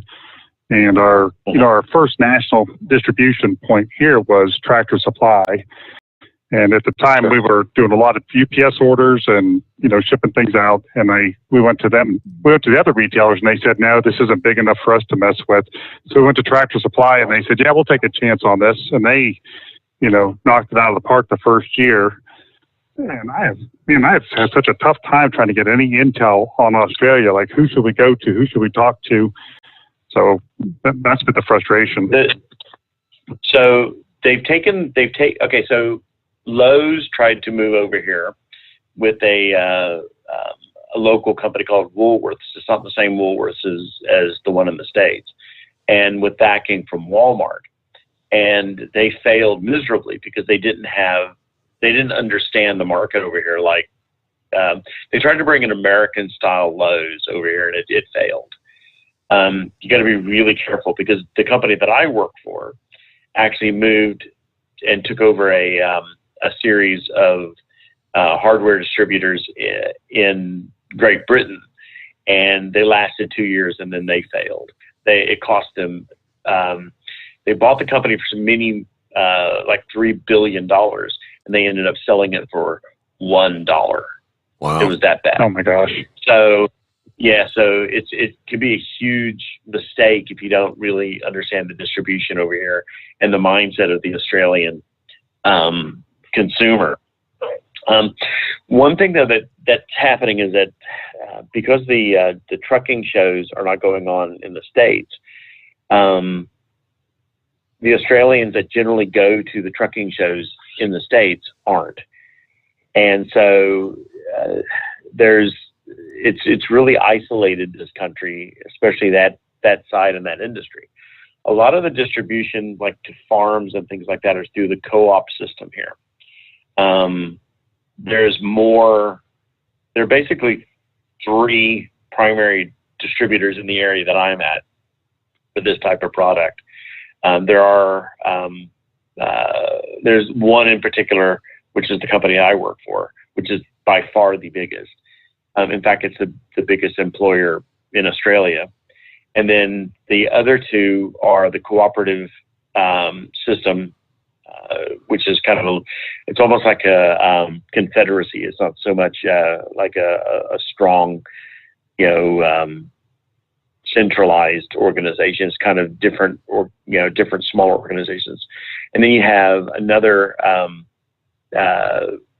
smaller hardware chain here that does distribute through smaller outlets, and they're fairly widespread too.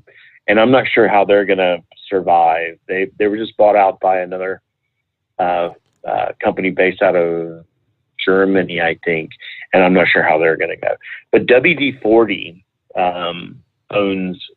is owned over here. The rights are owned by a company, and they distribute all the 3-in-1 WD-40 and a number of other of the brands. But it all comes in. It's then bottled. It's distributed.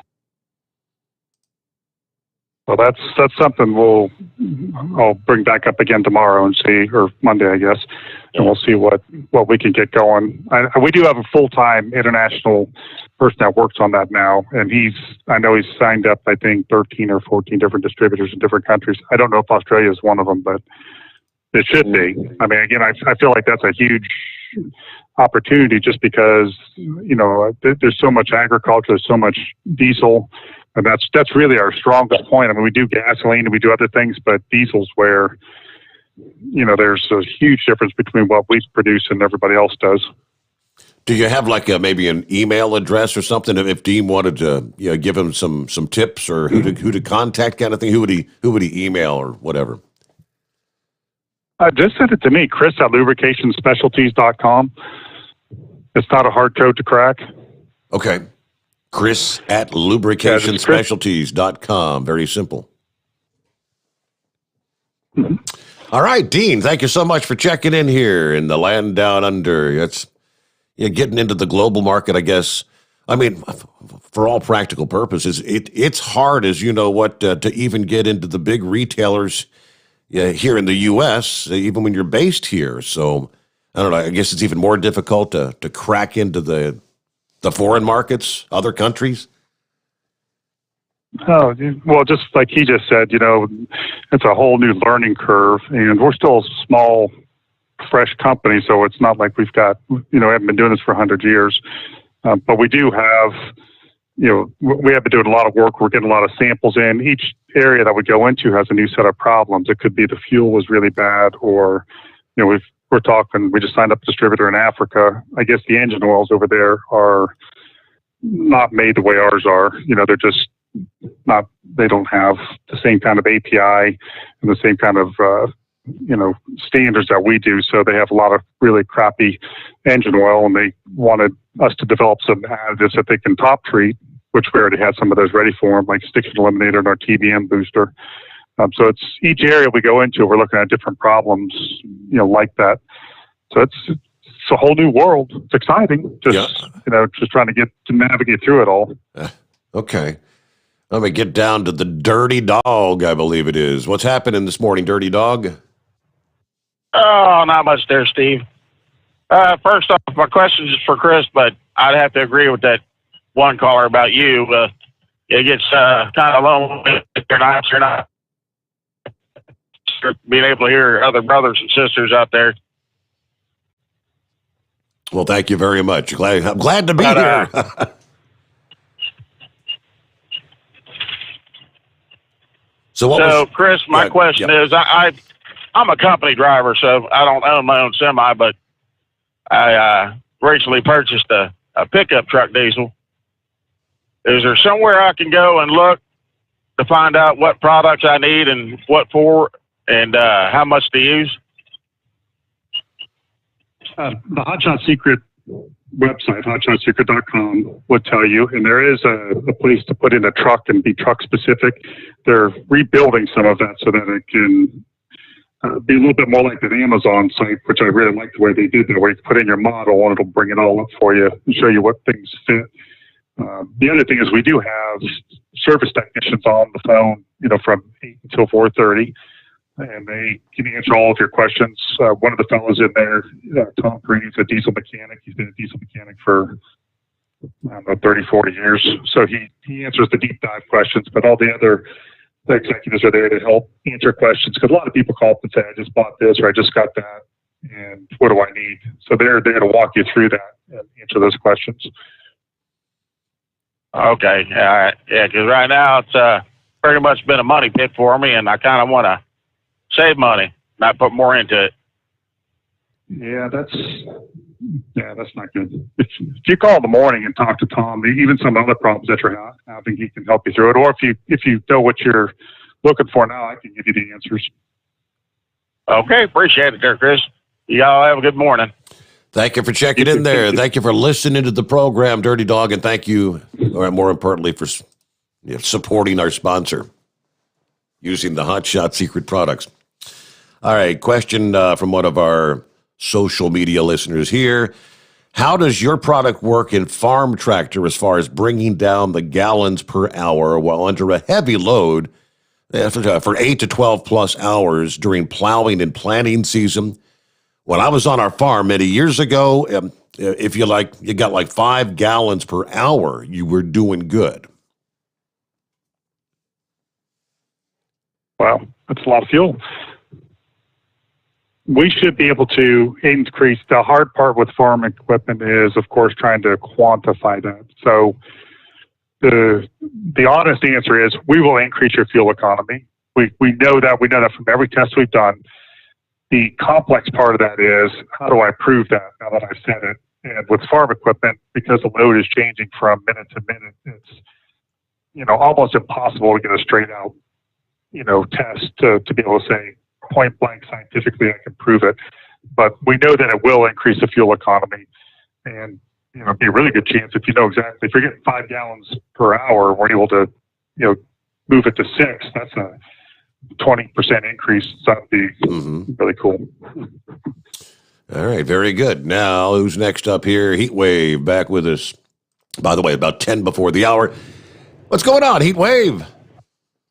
Good morning, senors. How y'all doing this morning? Good. Happy Friday. Happy Friday. Chris, Jacques Sommers. I'm sorry, say that one more time. Jacques Sommers.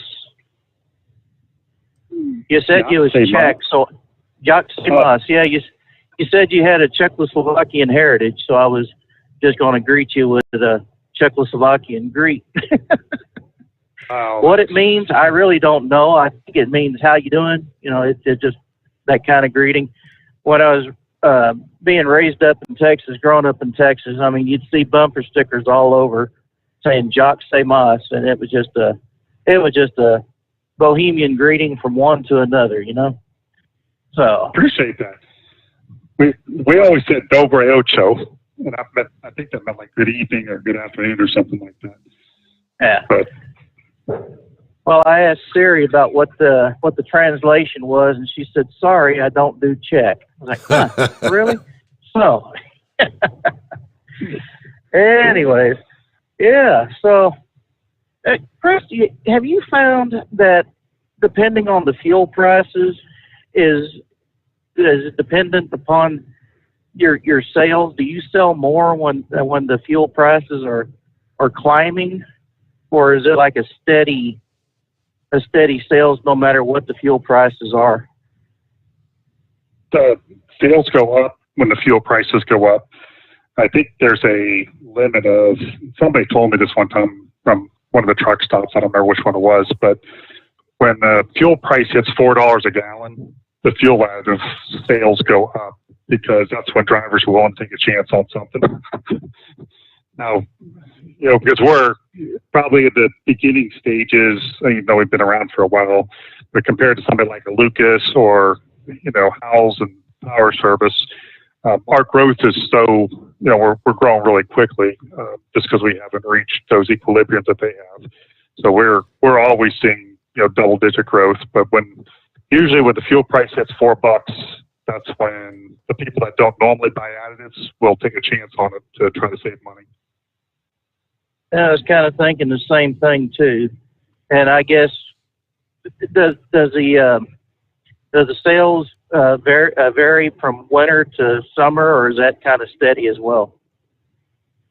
It stays pretty steady because in the winter time is when a lot of the problems start to show up with the stiction. Usually fall and then spring, so it just seems like. I'm not quite sure. I haven't done massive market studies or anything like that. Commercial drivers are just driving all the time. But I think a lot of people, when they have diesel pickup trucks at home, they put them away for the winter, or they don't really bring them out until spring or something, because we see we usually see a big influx of orders in the fall, especially right after the first frost. I think that's when a lot of stictions start to show up. The truck won't start right. So they'll, go and bring some product in. And then maybe in the spring it could be, doing a fresh oil change, getting ready for the season or something like that. I was having a conversation with Kyle not that long ago, and he was telling me that 2020, the awful year that it was with the COVID and the economic slowdown, the shutdowns, that Hot Shot Secret actually saw growth in the year 2020. Now, you think, had it not been 2020, when so many people weren't driving to work, so they weren't treating their fuel or treating their oil, things should be even greater in 2021. Is that what your anticipation is? Yes, and we're tracking a lot of that now because we're trying to get better with our marketing and be a little bit more responsive. I mean, a lot of the stuff we were doing, we're just kind of shooting from the hip before, so we're trying to be a little more careful now. But sales they continue to climb every week. We've continue to take market share. It's kind of incredible, especially 2021 is moving at a really fast pace. It's just really cool. I wish I knew the numbers off the top of my head. I don't. When we have weekly meetings, they go over them. They say, our sales are up this much at O'Reilly's, this much at AutoZone, this much at Pilot. But it's definitely climbing. And I think, the number one driver is word of mouth. And that's a lot of what we hear from our phone calls here. Just a lot of drivers tell other people about it. And I think the biggest excitement is that they found something that works. A lot of first-time people that first use Hot Shot Secret like, wow, this stuff works. I've tried 5 other additives, it didn't work. So then they go tell somebody else about it.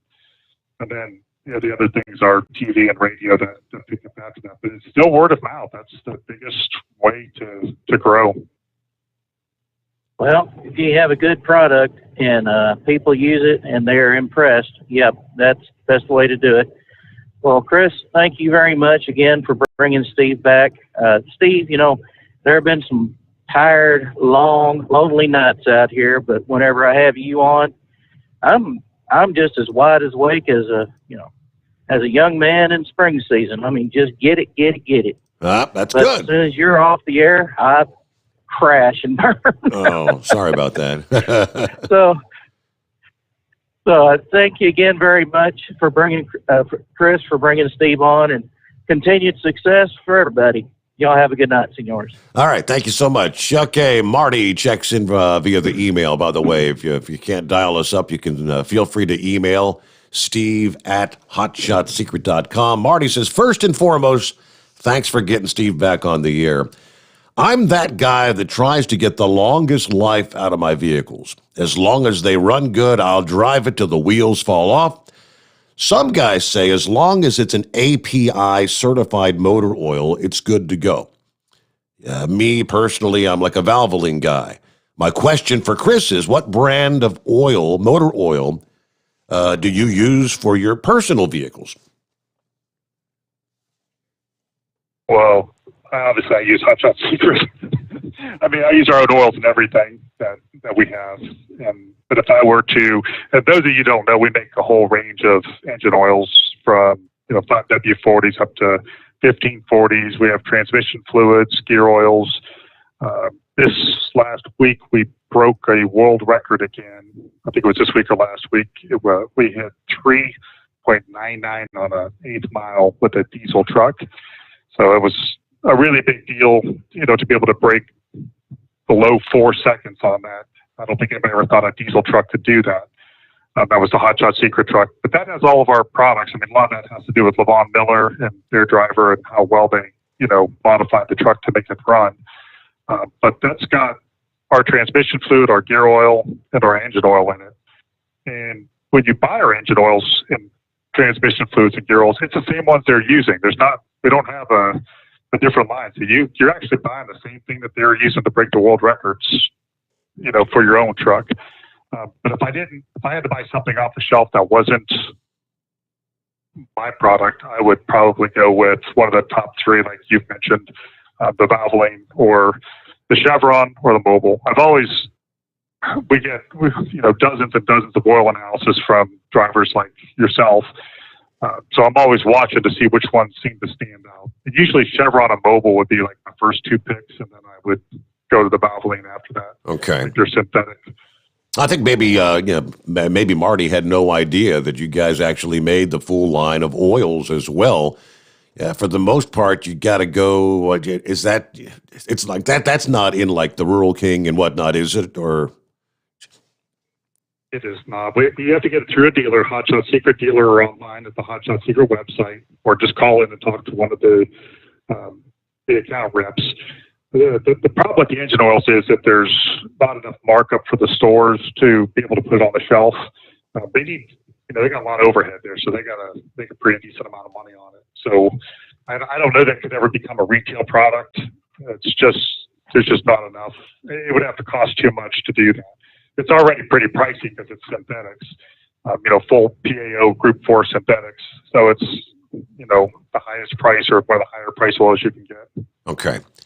Well, that answers that question. All right, with that, we are, believe it or not, wrapping up hour number 2. And we'll get back to your calls when we come back at 844-3388. Good to have you with us. The Steve Sommers Overnight Drive live from the Hot Shot Secret Studios. USA Radio News with Wendy King. Senate debate on the $1.9 trillion COVID-19 relief package has been drawn out. Senate Republicans have requested the 628-page bill to be read aloud after Wisconsin Republican Ron Johnson objected to the routine request to waive it. All I'm trying to do is make this a more deliberative process. Obviously shine the light on this abusive and obscene amount of money that's going to further mortgage our children's future. The reading of the bill could go on into Friday morning, followed by 20 hours of debate on the bill and the amendments. A federal judge has ordered a 2-month continuance in the case of the man who sat at Speaker Nancy Pelosi's desk during the January 6th riot at the Capitol. Richard Barnett erupted at the judge during the virtual hearing. The adjournment means he'll be detained until the next hearing. This is USA Radio News. We've all heard it. Eat healthy. But what does eating healthy mean? Sure, there are countless diets out there, but they contradict each other. Yet all experts agree we should eat a diet rich in fruits and vegetables. Whole fruits and vegetables are the perfect fuel to power the cells in your body, giving you the stamina you need to handle your day-to-day activities. And that's what Balance of Nature is. Whole fruits and vegetables delivered to you in a convenient capsule form for only 22 cents a serving.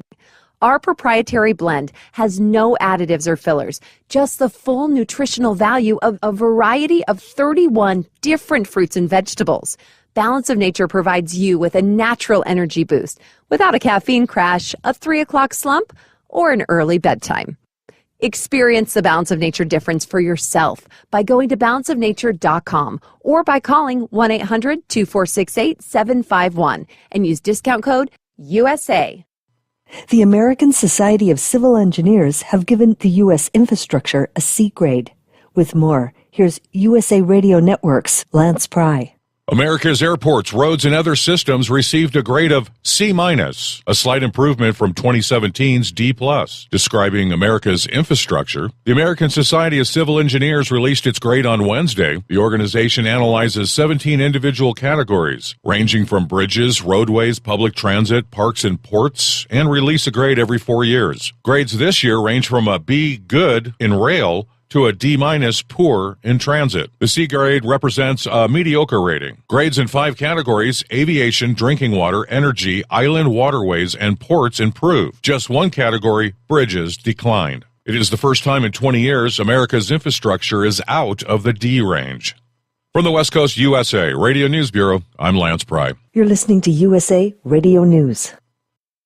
Now you can fly anywhere in the world and pay discount prices on your airline tickets. Book a flight today to London, Paris, Madrid, or anywhere else you want to go. And pay a lot less guaranteed. Call the International Travel Department right now at Low Cost Airlines. 800-215-5141. 800-215-5141. That's 800-215-5141. Multiple powerful earthquakes off the coast of New Zealand triggered a tsunami warning. The largest, an 8.1 magnitude earthquake, was recorded at 8:30 a.m. near the Kermadec Islands region. They're located 500 to 600 miles just northeast of New Zealand's North Island. Tsunami warnings were issued on the island's western coast and on the eastern coast around the Great Barrier Island. Earlier, a 7.3 magnitude quake struck about 90 miles east of the Bay of Plenty. New Zealand's National Emergency Management Agency issued a tsunami warning that spanned from Cape Runway to Tolga Bay and advised residents to evacuate. They said that evacuation orders override the COVID-19 restrictions in affected areas and that residents should leave if advised to do so. Several aftershocks with magnitudes between 4.5 and 5.3 followed the initial earthquake. The Senate Committee on Energy and Natural Resources has voted to support the nomination of Congresswoman Deborah Haaland as Interior Secretary to the full Senate. The panel voted 11-9 in favor of the New Mexico Democrats' nomination. Senator Lisa Murkowski of Alaska sided with the Democrats in the vote. During Haaland's confirmation hearing last week, Republicans appeared concerned about her views on fossil energy. As a supporter of the Green New Deal and reducing the use of crude oil, she said in her opening remarks that she's open to finding a balance between the two. For USA Radio News, I'm Wendy King. At Hot Shot Secret, we share the science behind common diesel problems and their solutions. For example, ultra-low sulfur fuels. The primary function of diesel fuel is combustibility. One of the little-known aspects of fuel is its role as a lubricant to metal-on-metal moving parts. The introduction of ultra-low sulfur fuels diminishes the fuel's ability to lubricate because sulfur, which has been mostly removed, has lubricating properties. Hot Shot Secret Everyday Diesel Treatment with LX4 delivers unmatched lubricity. Third-party testing confirms that it takes 3 times the amount of leading fuel treatment to match the lubrication benefit of 1 dose of Hot Shot Secret. Everyday Diesel Treatment is a fully formulated 6-in-1 premium fuel treatment for every fill-up, every time. Everyday Diesel Treatment is available at truck stops, Tractor Supply, O'Reilly's Auto Parts, and online at HotShotSecret.com. Hot Shot Secret, powered by science. Keep the bugs off your glass and the smokies off your ass. This is the Overnight Drive with Steve Summers.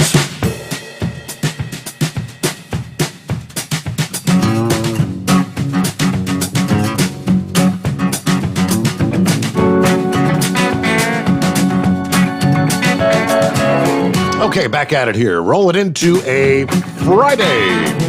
There you go. Get ready for the weekend. What's on tap this weekend? Anything special in your world? Let me see here. We'll get back to your calls here just ahead at 844-844-3388. Another from the email bag from longtime listener David. Steve, first off, thank you, Chris, for bringing Steve back on the air. My question, do they make a 0W20 oil for the newer gas engines? Also, is it okay to run the stiction eliminator in an engine that uses that weight of oil? I hope it is, because I already put some in. I was a big believer in one of your former sponsors, but I started switching to Hot Shot a few years ago because of their testing and their data. I've been telling everyone how great the products are, and I know a few of the people have tried some and said they had great results. I will be a user forever. Thank you for all the great products and the show. Again, longtime listener, Dave. So 0W20, is that some of this newfangled stuff? That is the newfangled stuff. That's for, the newer cars. The surfaces are so close together that the oil has to be really thin to get in there. And I don't know that we have a 0W20 out right now. I know we don't have one for gasoline because, they're getting all those tested right now to put them out, because that's part of our initiative is to get like an oil in every category, hopefully by the end of this year. And you could put the stiction eliminator in a 0W20, it's fine. We're not going to change the weight of that oil, just mostly because there's a small percentage that they're putting in, but it should test, and we have tested that. It'll test the same viscosity before and after and should be fine. Okay. And thank you for the email there, Dave. Long-time listener. Good to have you back with us.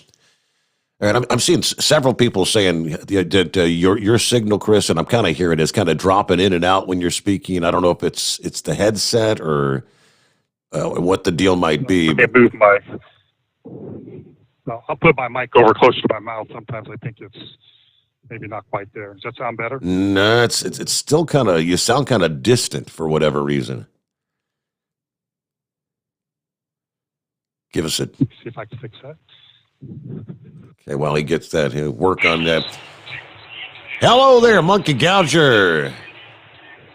Well, hello there, Steve and Chris. I'm glad you brought that up, because I was just thinking to say Chris is having technical difficulties on his end. It was clear when he was talking to Sylvester, clear as a bell. Then he went to the next caller, and they got real garbed up. He dropped out, and he come back, and he dropped out. That must be on my ears. And then it went on, and yeah, there's something went wrong on that end there. But I want to tell Chris, thank you for bringing you back and keeping us awake at night, because, man, it makes the drive so much easier to know we got a friendly voice to talk to in the nighttime.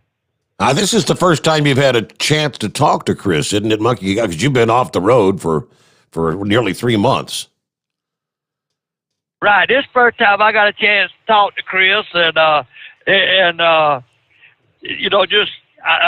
sent a bunch of emails in there and stuff when y'all made the big announcement and everything. And matter of fact, I just put in some Hot Shot Secrets this afternoon. The truck been setting up, and it just wasn't running up to par. And I stopped at TA and dosed it up and running about 50, 60 miles and started waking up. So, I was glad for that, because I figured I tried to dose it, before I went in with the algae stuff and all that. But, one says, I cranked it up every week, keep everything lubricated. But it's coming back to life now. She's purring like a little kitten up here now. Good.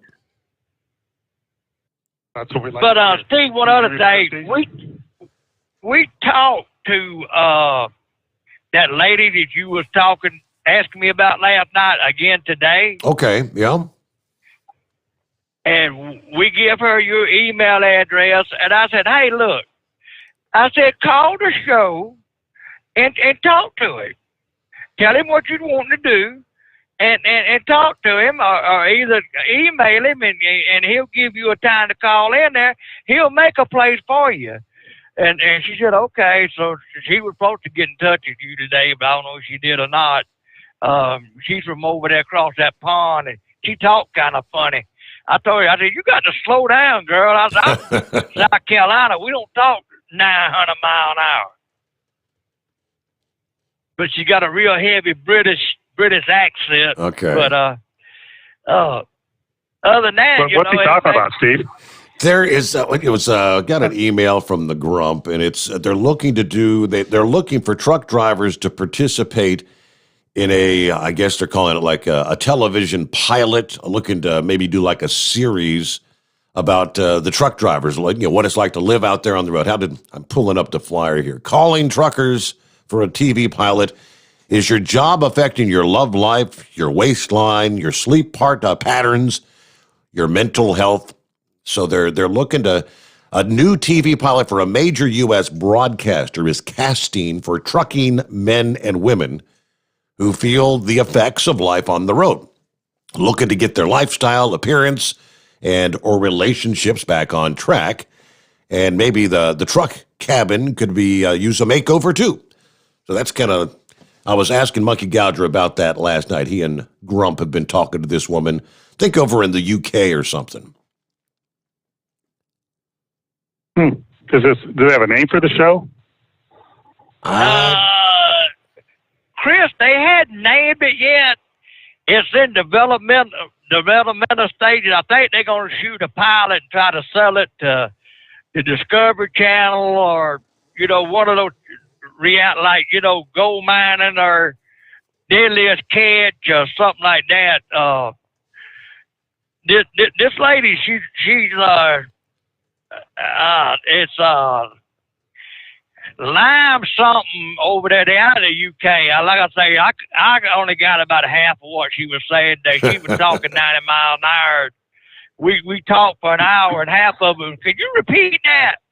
And but I mean, she's real upbeat. What they want to do something for the trucking industry, because they feel like the truck drivers have been left behind in all the wake of the pandemic, that we're not being recognized. And they want to show the hardships that we're going through out here by the restaurant being closed, not having access to public, like a lot of these warehouses you go to, you can't go inside and use the facility. You had to go to an outhouse or something out there, one of them blue buckets.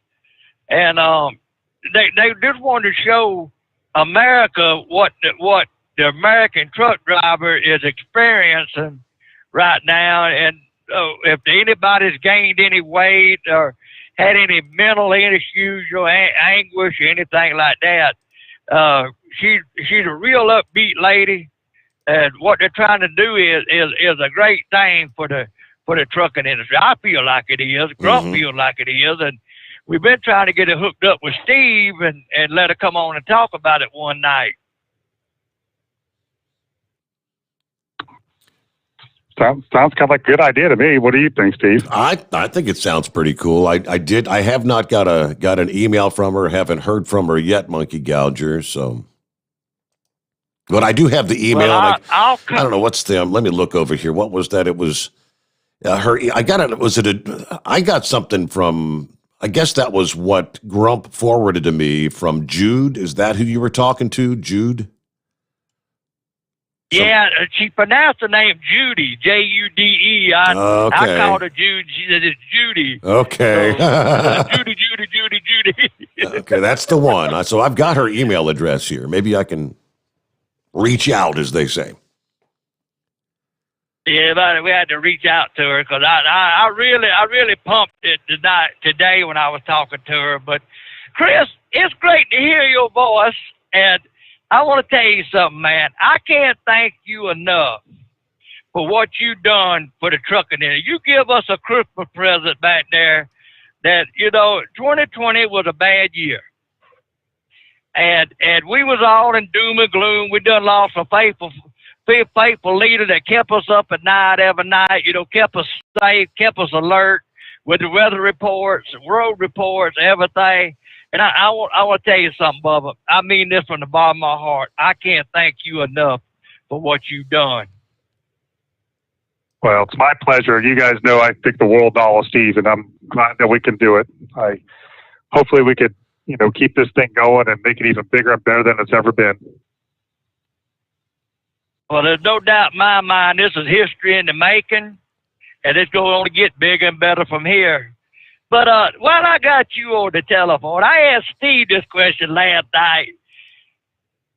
Do you think we will see the end of the combustion engine in our lifetime? I don't know. I mean, we've actually talked about that because I'm in that business. So, the people have said to me, we got to look at diversifying because there's not going to be combustion engines in 20 or 30 years. I don't see how they could replace the combustion engine on the diesel side. There's just so much power coming from that engine and so much torque. I know that they might have like some UPS trucks and things like that, but I just don't see, an 80,000 pound load being pulled by an electric car or electric, tractor. On the car side, I don't know. I mean, there's a lot of political willpower to push those engines out. I think it's stupid, but I mean, it doesn't seem like there's anything we can do about it. Like, they're just going to keep pushing it until everybody goes along with it. Kind of like they did with the DPF and the DEF systems. And, sometimes I just feel like we're helpless to make any change in this arena. They're just going to do it whether you want it or not. How about you? I was talking to a gentleman the other day that's and he's keeping up with this. And I asked him, I said, what do you think? He said, some of them people that made that announcement, like GM, and he said, you got to look at who's running that company right now. A left-wing idiot.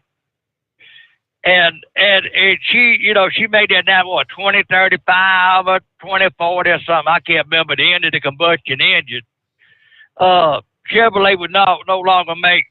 But now, these car companies are sitting back, and I guarantee you, one of them, Ford or Dodge, and it might be one of them Japper-crapper companies, we don't know. They're going to say, no, we're going to keep the combustion engine. And then when they make that announcement, and you watch what I tell you, one of them not going to switch. They'll keep it the way it is. And that'll be the car leader that will go to the forefront. Now, what do you think about that? Right.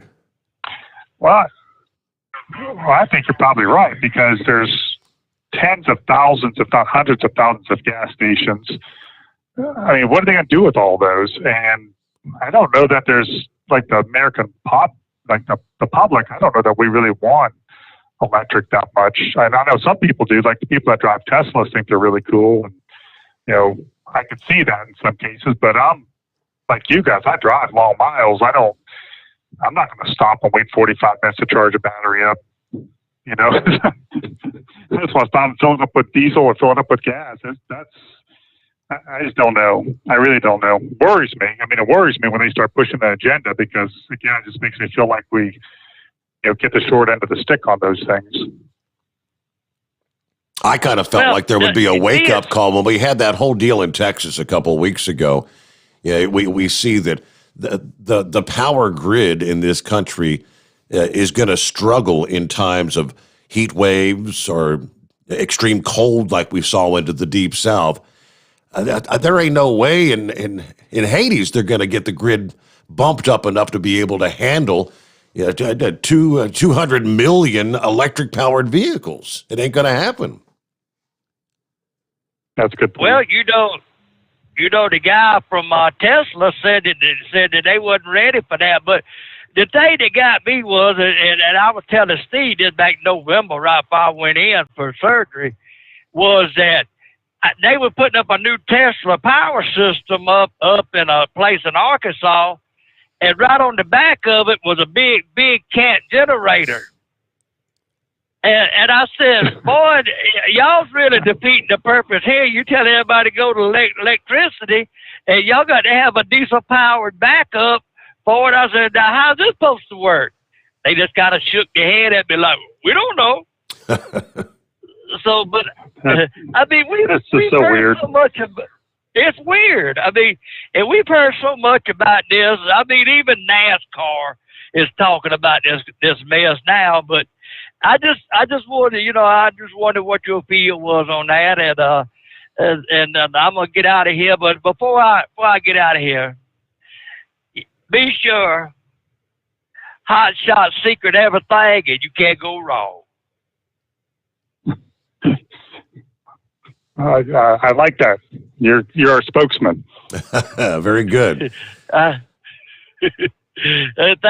y'all so much, and Chris, once again, I thank you and Steve both for what y'all doing to make our life a little more easier at night, because it is really, really a blessing to listen to something at night that's a show that's trying to help us and keep us informed of what this government trying to slam to us. Yeah. There's a lot to that, Steve. I know when I was driving truck, I didn't drive a big truck, but when we were doing a lot of lubricants, I would drive a 28-foot Mack truck. And music is nice, but it just, after a while, just makes me sleepy. So I was always a talk radio AM, because it just activates my brain and would keep me alert, when you're driving for a long time. Well, that's what we're here to do, I guess. So thank you very much. Monkey Gouger, it's great to hear from you once again. All right, what are we looking at? 23 past the hour. Got a couple lines open at 844-3388. Well, speaking of which, let's get a couple of industry headlines. This past day, 2 senators reintroduced controversial legislation to require more underride guards on semi-trucks. We knew this was probably coming down the pipe. The Stop Underrides Act was introduced Thursday morning by Senators Kirsten Hillebrand and Marco Rubio. This is the third attempt to pass the legislation. The bill would update current truck safety standards that only require rear underride guards to include side and front underride guards as well. It would also tighten up safety requirements for the rear underride guard.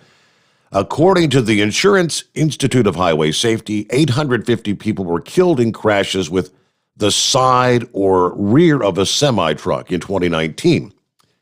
Hillebrand said that the new underride guards are necessary because even low-speed crashes with tractor-trailers can cause car drivers to suffer severe head and neck injuries, including decapitation.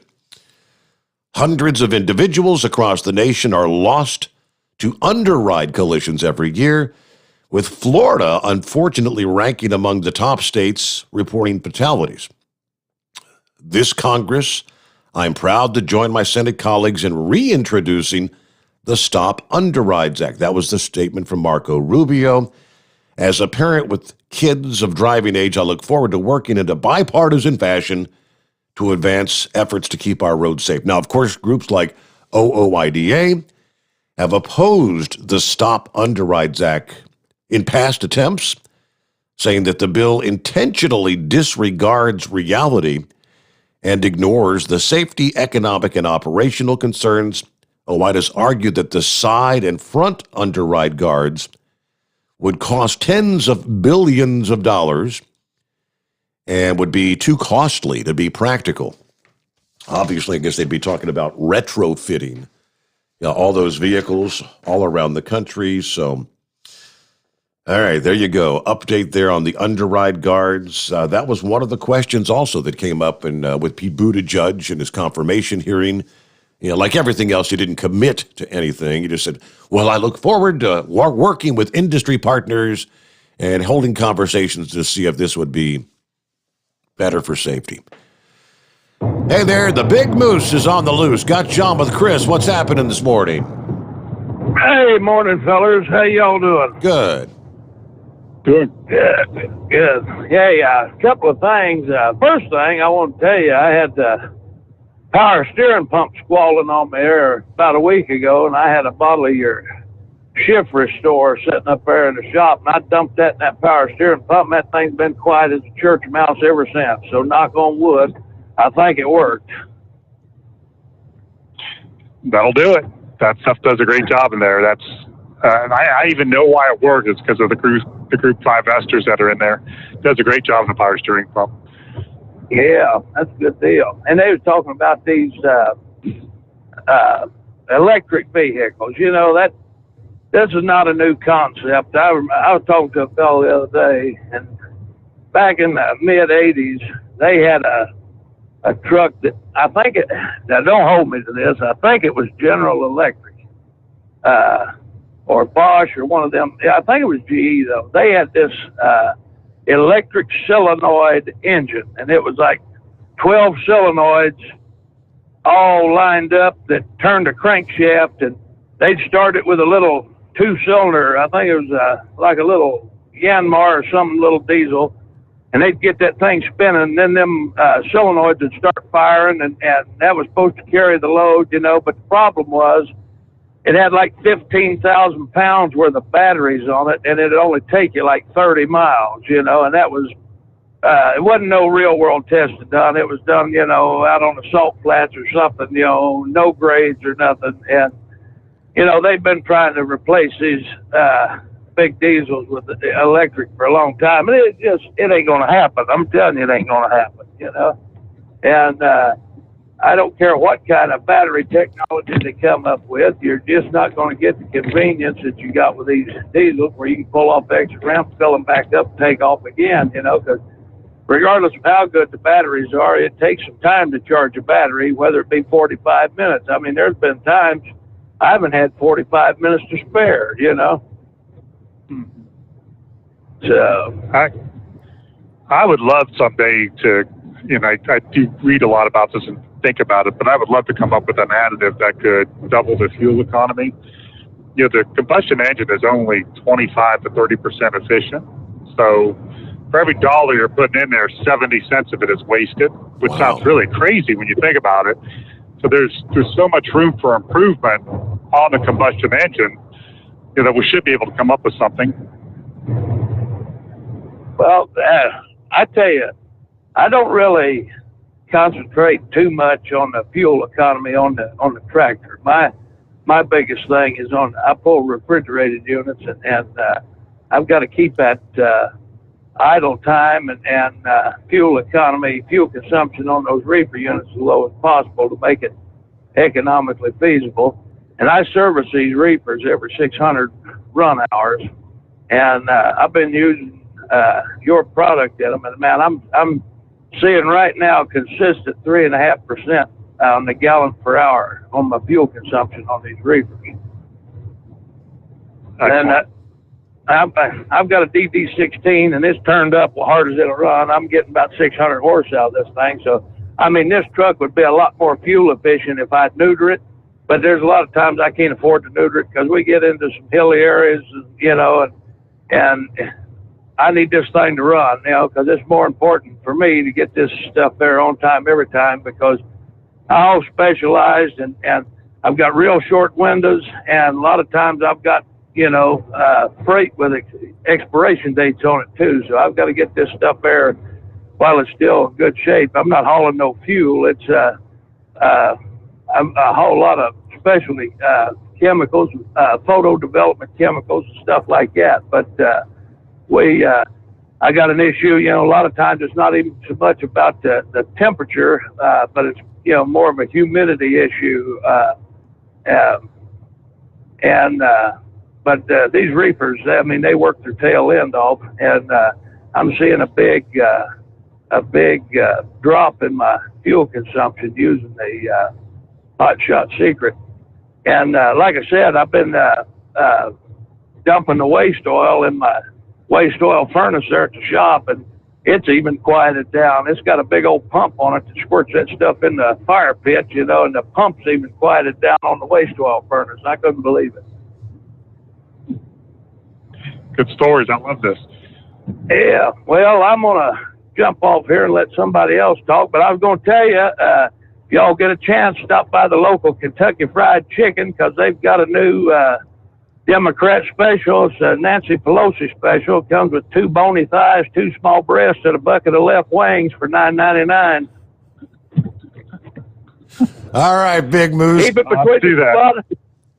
between the spotted and the solid. We'll catch you on the flip side. All right, the Democrat special. Thank you, Big Moose. All right, just a tad bit behind, but yeah, we'll take care of our news break. Back with more at 844-844-3388 if you'd like to dial us up It is the Steve Sommers Overnight Drive live from the Hot Shot Secret Studios. USA Radio News with Wendy King. The Senate will be up late as they have yet to begin debating President Biden's $1.9 trillion coronavirus relief bill. Vice President Kamala Harris broke a 50-50 deadlock in the Senate to start the debate on the COVID-19 relief measure. A, the distribution and administration of vaccines licensed. But the debate is delayed as the Senate clerks read aloud all 628 pages after Wisconsin Republican Ron Johnson objected to a motion to dispense with the reading. I feel bad for the clerks that are going to have to read it, but it's just important. Democrats say there should be no delay in passing the relief bill, which includes $1,400 stimulus checks for most Americans. Republicans say the bill is loaded with unnecessary spending that has little to do with the coronavirus pandemic. This is USA Radio News. Now is a great time to replace your worn-out windows during the Renewal by Andersen 25-year savings event. Upgrade your home today. Buy 4 windows and get the 5th one free. Plus, get 12 months with no interest, no money down, and no payments. Call now. Get 4 windows and get the 5th one free. Installation and warranty included.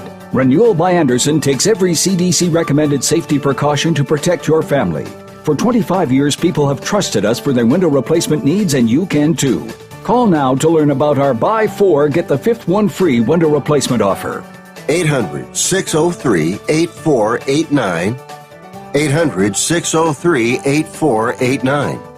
800-603-8489. That's 800-603-8489. Interest accrues from date of purchase, but is waived if paid in full within 12 months. Other conditions apply. We've adjusted our operations to serve you safely following all CDC guidelines. Visit renewalbyandersen.com for details. The Overnight Drive with Steve Sommers. Live from the Hot Shot Secret Studios. Call Steve now. 844-844-3388. That's 844-844-3388.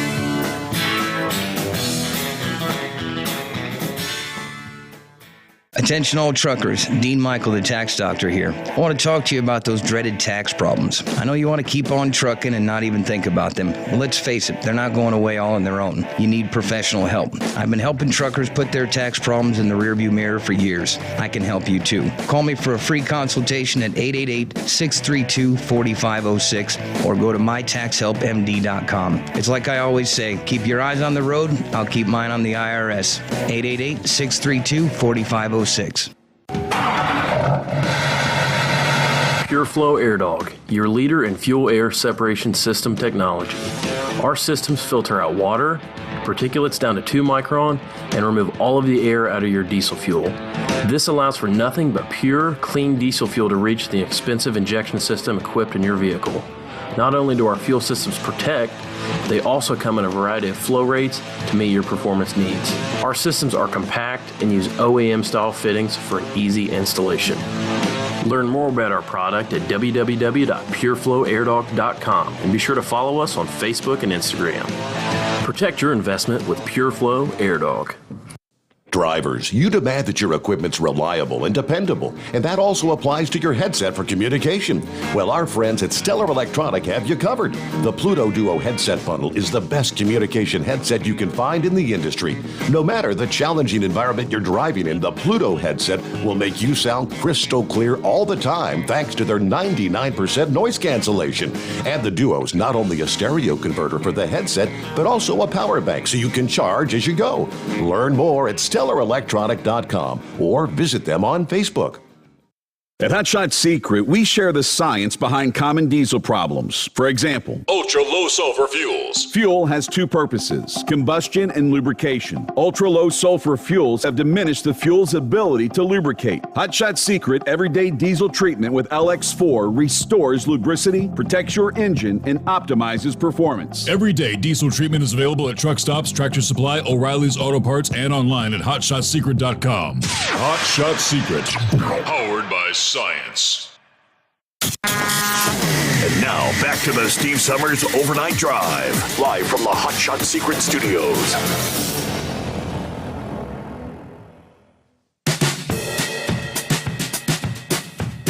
Yes, indeed, this would be the place. The Hot Shot Secret Studios on a Friday morning. Steve Summers, joined by Chris Gabrelcik. He's the guy that got it all started. He's the guy while we're here talking tonight. Bringing me back behind the microphone via the Hot Shot Secret Studios. All right, if you like questions for Chris, you can email me, steve@hotshotsecret.com, or you can dial us up, because he's with us live at 844-844-3388. Question number one from the email bag as we get things underway for this second segment of our third hour. Can you ask Chris if he makes 20W50 oil for Harley Davidson? We do not yet. We've looked at it and we've tried to work on that. There's something particular about the Harley oil, so we got to dive into that a little bit more. Okay. Before we do that. Okay. Question number two from Youngblood. Ask Chris if he has anything for a lower unit oil on a bass boat. Also anything for the two-stroke motor for the same boat. So one of the things that we've been, again, I know same story here, but we're working on a two-stroke oil because when we put the FR3 in regular two-cycle oil, we found out that it did increase the horsepower. So those were kind of we call them hillbilly tests. I mean, we're just doing it with chainsaws and things like that. It's like, yeah, it's got a lot more power. So now we got to go back and do some dynos and find out what, and then see how we can blend that into a full blend oil. As far as the oil for the lower unit on the boat, that would be a gear oil, right? I think that's the gear oil. I think we do have one for that, be it the Hot Shot Secret website, or if you call in tomorrow, we'll be able to get you fixed up. All right, then one more from the email bag. Thanks for supporting Steve and bringing him back to his rightful position. Okay, as king of nighttime talk. Boy, some people just like to swell my head up, Chris. But his question for you, I have an old... a lot of that tonight. He says, I have an older mid-1980s Kubota tractor with a 3-cylinder diesel. It starts very hard, but seems to run well once started. I've been using the Howes diesel treat in colder weather. Now this summer, I want to clean out the fuel tank and the lines to hopefully get any water out of the fuel system. What would you recommend to help with the hard starting and make it run at peak performance? So that's an easy one. I would start off with the Diesel Extreme after you've got any water out of there. That's going to clean up. That's the strongest additive on the shelf. It's the strongest additive that could possibly even be made because that's just the way we designed it. So it's going to clean out anything that's in the tank, the lines, the pump, all the way to the injector tip.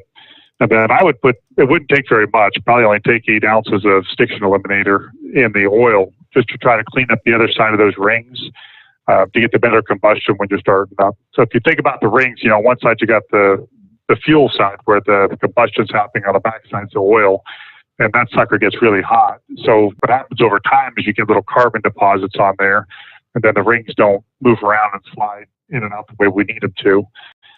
So cleaning up on both sides of that piston is a really good way to get that thing running just like new again.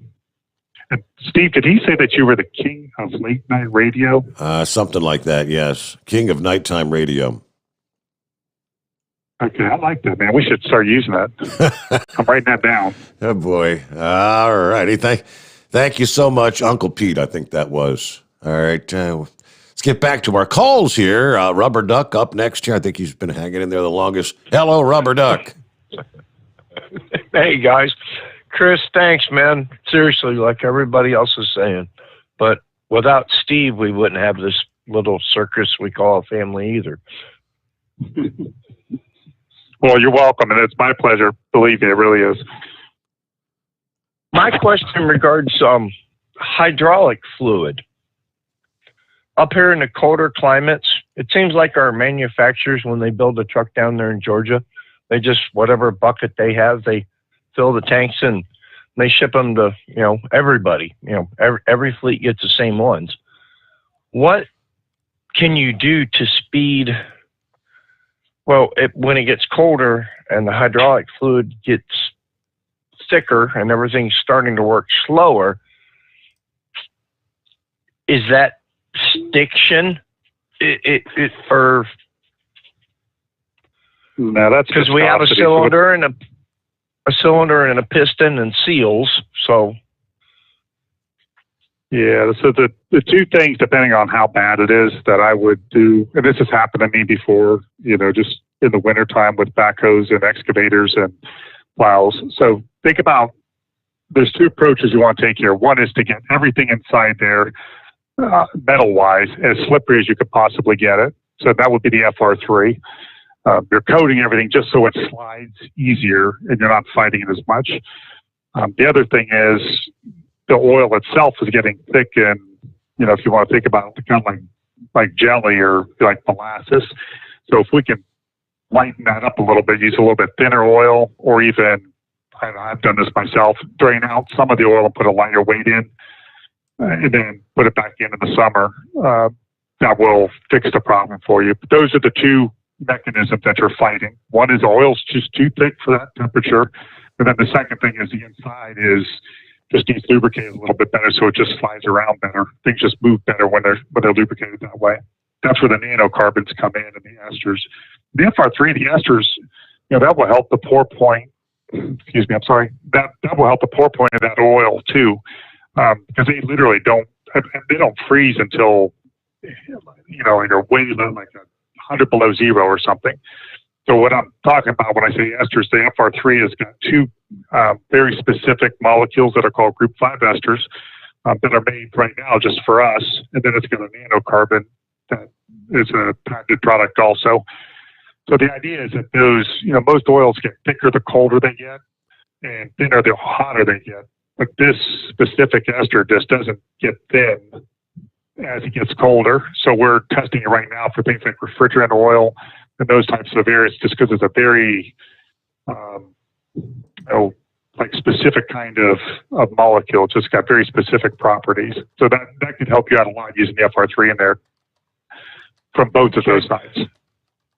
It's a large company, and I'm going to email you tomorrow to maybe you could get a hold of the maintenance department, because they seem to have a lot of hydraulic pump failures, a lot of leaks, a lot of mixing of fluids. It slows the pumps down. It slows, it adds to your loading times and your unloading times. And, in this day and age, any minute that you can pick up is it is $1 million to a multi-million-dollar company. Somebody was talking about the electric vehicles and the phasing out of the gas, internal combustion engines and stuff. Those are still going to have a lubricant in the transaxles and in the drivetrains, something to cool those motors, correct? And correct. That where your nano lubricant and your continual expansion on the thinner weight oils and less resistance, and that's where you guys are. I think you're already kind of close to being where you need to be. I don't think you need to worry about them getting rid of motors. We are doing testing right now with one of the major car manufacturers with our additives for that reason, for two things. One, to help them run better, but also to keep the temperatures cooler. So that's been going on for about 2-3 months now. But yeah, we're working on the electric and the windmills. I mean, windmills have a problem with something they call white etching on the gears. So we're working with them, trying to run tests to see if this would help affect that arena also. Well, again, Chris, I appreciate your time. Steve, thank you. Your Dr. Seuss thing was great this morning, and everybody have a blessed day, and thank God we're still here. We'll be okay. All right. Thank you so much. Appreciate you dialing us up there, Rubber Duck. You got it. All right. So I spoke to Kyle a little bit before the show earlier there, Chris, and after last week down at South Georgia Motorsports Park, where the Hot Shot Secret S10 pickup set a new world record, and of course the first ever diesel vehicle to break into the threes with a 3.998, I think. So he's on down into Diesel's on the beach this weekend. As at Emerald Coast Dragway. I think the things start up today, then Saturday, and even Sunday. So I guess he's going to be having a big time. And any idea? I'm assuming you've got several sponsored vehicles that are going to be racing down there this weekend. It's not the same S10 with Levon that ran last weekend, is it? It most likely is the same S10.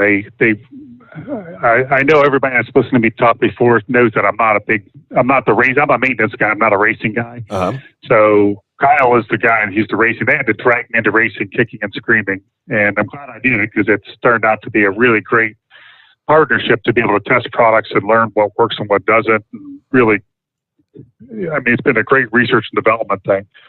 But I would assume that Levon will be down there this weekend also.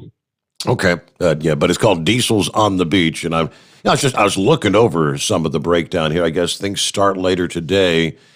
Yeah, the weekend full of fun. They've got a private test session like from 10 till 4 today, and then I guess Friday, later on this afternoon, gates open to the public at 4:30 for the evening festivities, where they've got the gas versus diesel shootout. So that should be fun. I was talking to one of the drivers, and he was up at our place in Mount Gilead and brought one of the trucks up and took me for a little drive out in the back. And he was saying that some of the racetracks are like griping about them being in there, the gas tracks. Like the diesels keep beating the gas cars, and they're like, we don't want you here. So not the people sponsoring the race, but the other racers. This isn't fair. They're like, what do you mean it's not fair? It's a diesel motor. But they're just kicking butt and taking names. Well, I know for once they set the world record last Thursday. I mean, they moved on, and they had that race, the Saturday night run. Yeah, the guy that Levon was teamed up against. I think it was like number 16 versus number 17. Levon was 17. And I mean, he gave him a run it was really, really close because they're talking thousandths of a second.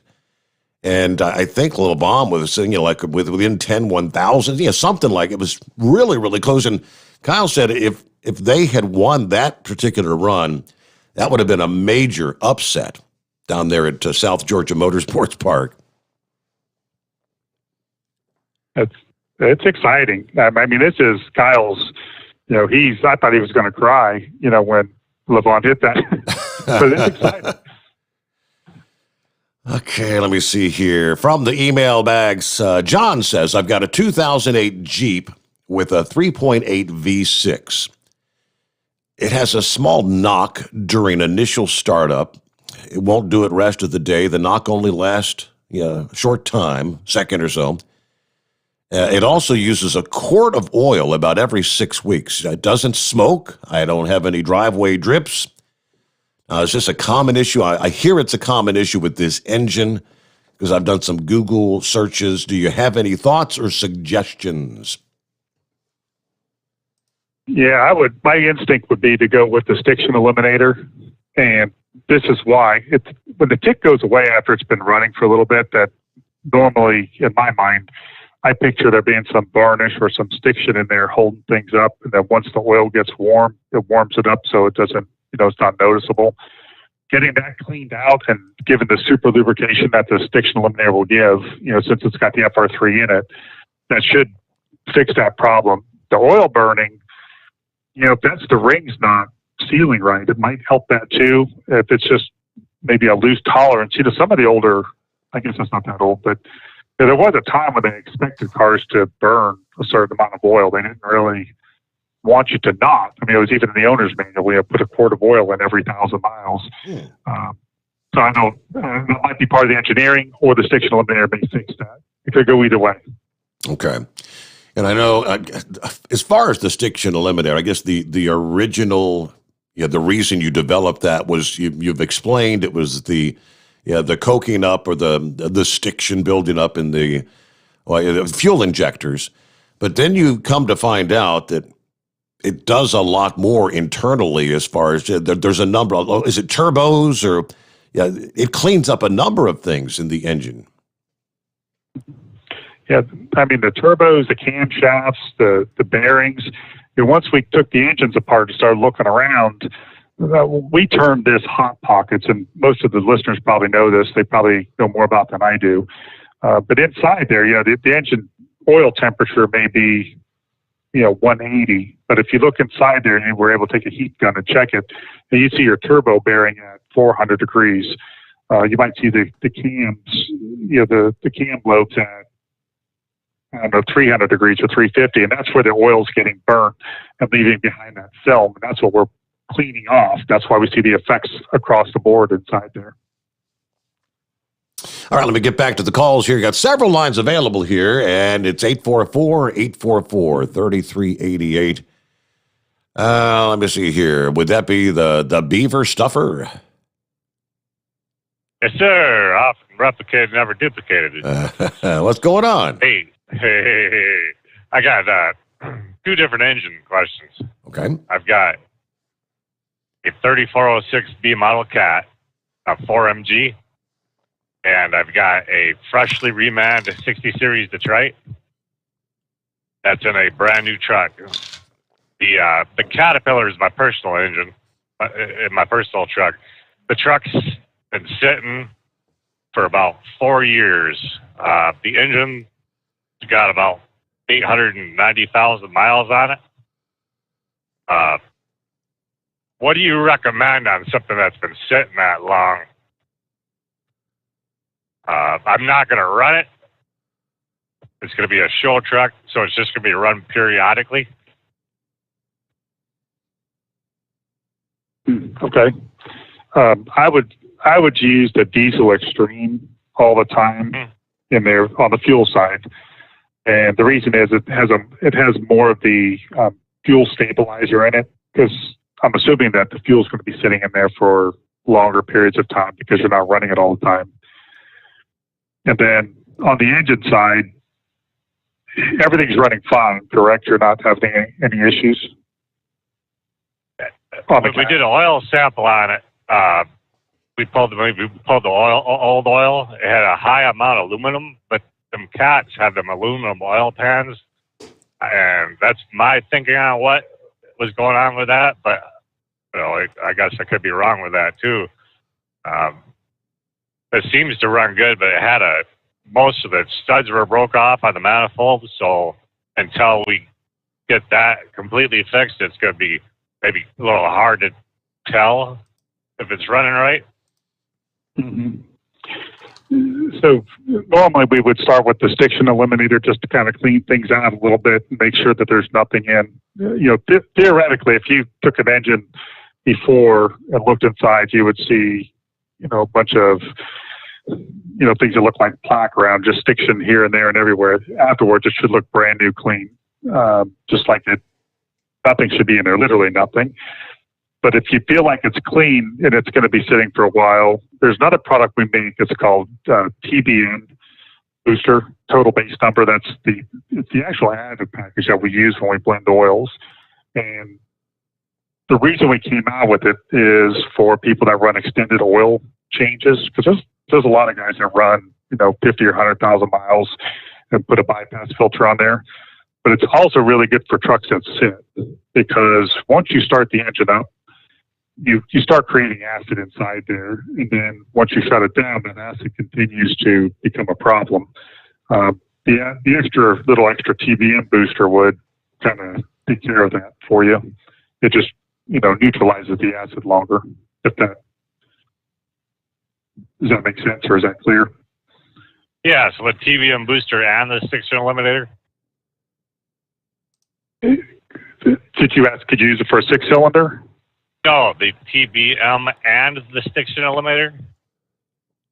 I would run the stiction eliminator first, and then on the next oil change, after you ran that through like a whole oil change, I would, next time you just put in probably like 2 ounces of TBM booster. That's on our website, and that one's at Tractor Supply. But I'm assuming you're probably not going to change oil but once a year. Right. Just because you're not driving it much. So that'll just kind of keep the acid neutralized the whole time it's sitting. And then the diesel extreme and the fuel, you'll want to keep that. Normally that's like a once or twice a year treatment. But I would use, if I had a truck that was just sitting all the time, I would leave it in there all the time just because I know the percentage of fuel stabilizer is much higher, so it'll keep the varnish from ever building up. Right. And then the reman, it's a freshly reman engine, the 60 series Detroit, in a brand new truck. What do you recommend with an engine like that that's just been completely gone through in a crate? If you're going to use, I would use our oil. I'd go to Hot Shot Secret and get the oil it put in there. You can leave it in there longer. It'll almost never wear. I mean, you'll just watch your wear levels go down extremely. And I don't know if you've ever considered putting, well, let me go back up. If you're not going to use the oil, put the FR3 in there. Again, you got a new engine. You want the wear to be at the absolute minimum for, as long as you can possibly keep it that way. The FR3 should cut the wear down by 50%. I mean, the test that we do in the lab is like 47%. So you could even watch it on your oil analysis. Beforehand, you might have like 40 or 50 parts per million iron. And then after you put it in there on the next one, same amount of miles, you'll have 25 parts per million. So it really does a good job in that area. So if you want to use it, go ahead. I'm sorry. So if I use that FR3 right off the bat, I should probably not have to use that stiction eliminator for quite a long time. Correct. Yeah, I don't even know on a new engine if you're running FR3 from the beginning. I don't know that you'd ever have to use stiction eliminator because it'll keep it like extremely clean. And our synthetic oils are kind of pricey compared to what's on the shelf, but I mean they last a long time. If you're doing oil analysis, you could probably double the oil change period and still have less wear. It's usually how we try to explain it. So if you're changing every 15,000 miles and you can see what the oil analysis looks like, you should be able to run 30,000 hours and still have less wear going on inside that engine. Sometimes it'll go 45,000 or 60,000 miles and we're still not reaching the same wear levels that somebody had at 15, just because those PAO synthetics are so, I mean, they're just so good. I mean, it's hard to describe how much better they are. But the oxidation and the life of it is, instead of 2,000 to 3,000 hours, it's more like 40 to 50,000 hours. So it's almost impossible to wear it out. Well, unfortunately, as far as oil is concerned, on the one with the reman, I'm not going to be able to have a decision on what oil is running. But the additives and stuff like that I have power over to do that. Yeah, the FR3 you will notice, well, if you're doing oil analysis all the way across, it is a new one, so you don't have a history, but you will see the wear go down.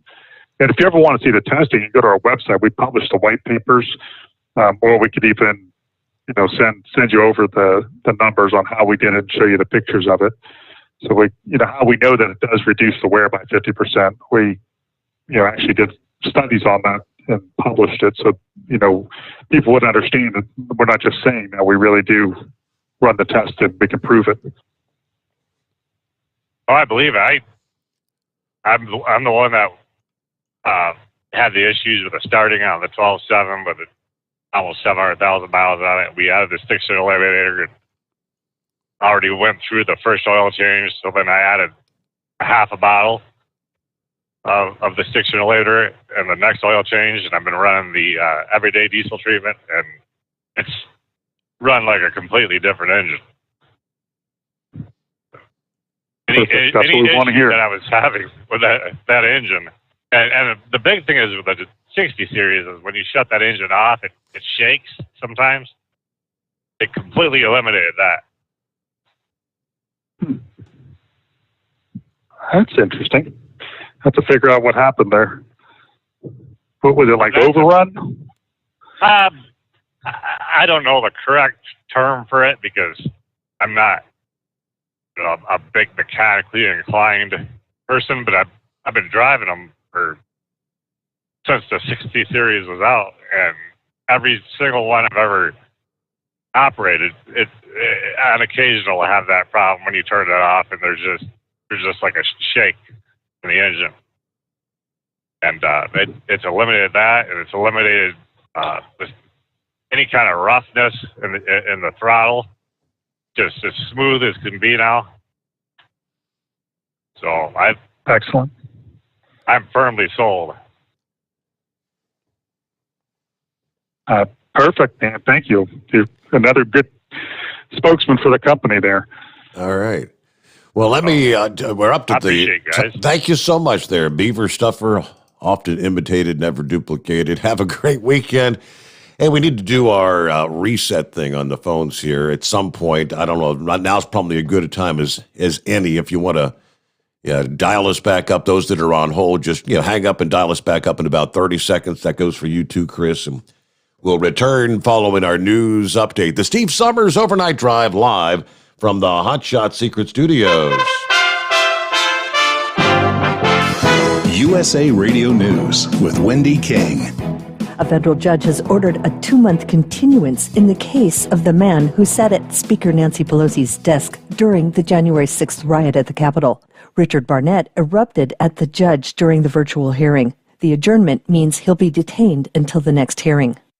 A Dallas police officer with 13 years on the force has been charged with capital murder. Police Chief Eddie Garcia says Brian Reiser was charged after a man came forward claiming that Reiser had ordered him to kill a man and a woman in 2017. There's an old adage in police work that says that no one hates a bad cop more than a good cop. We hire individuals from the human race, and when we find individuals such as this, it's the actions that we take afterwards that we should be judged by. We will hold ourselves accountable to the highest levels. Reiser is now on administrative leave. This is USA Radio News. We've all heard it. Eat healthy. But what does eating healthy mean? Sure, there are countless diets out there, but they contradict each other. Yet all experts agree we should eat a diet rich in fruits and vegetables. Whole fruits and vegetables are the perfect fuel to power the cells in your body, giving you the stamina you need to handle your day-to-day activities. And that's what Balance of Nature is. Whole fruits and vegetables delivered to you in a convenient capsule form for only 22 cents a serving. Our proprietary blend has no additives or fillers, just the full nutritional value of a variety of 31 different fruits and vegetables. Balance of Nature provides you with a natural energy boost without a caffeine crash, a 3 o'clock slump, or an early bedtime. Experience the Balance of Nature difference for yourself by going to balanceofnature.com or by calling 1-800-2468-751 and use discount code USA. The Senate is set to begin considering President Biden's $1.9 trillion coronavirus relief bill. Earlier, Majority Leader Chuck Schumer spoke about why it's important to pass. Trusted economists, Treasury Secretary Yellen, Federal Chair Powell, both cautious, careful people, are telling us plain as day that the economy is not yet ready to stand on its own. Republican leader Mitch McConnell rejected the measure. No policies to get schools reopened right away. No smart solutions to directly spur rehiring. Less than 1% of the money goes to the vaccines that will end this nightmare. Only 9% to the entire healthcare fight altogether. A routine request to waive the reading of the bill was objected to by Republican Senator Ron Johnson. That means Senate clerks have to read the 628-page bill aloud before the debate can start. You're listening to USA Radio News. Now you can fly anywhere in the world and pay discount prices on your airline tickets. Book a flight today to London, Paris, Madrid, or anywhere else you want to go and pay a lot less guaranteed. Call the International Travel Department right now at Low Cost Airlines. 800-215-5141. 800-215-5141. That's 800-215-5141. The DEA has put out a warning about telephone scammers that impersonate DEA agents in an attempt to extort money or steal information. USA's John Clemens reports. What you're about to hear will shock you. It's a phone recording of an actual DEA agent jumping on a call from a possible victim who notified officials that these scammers were calling him. Listen carefully as the scammer threatens to shoot the agent. If you have a warrant for this gentleman, I'd be more than happy to pick it up. Why do I trust you? If you're trying to tell me that you're part of the DEA and he was involved in something, I think I would know about it. Please, sir, just get yourself out from this case.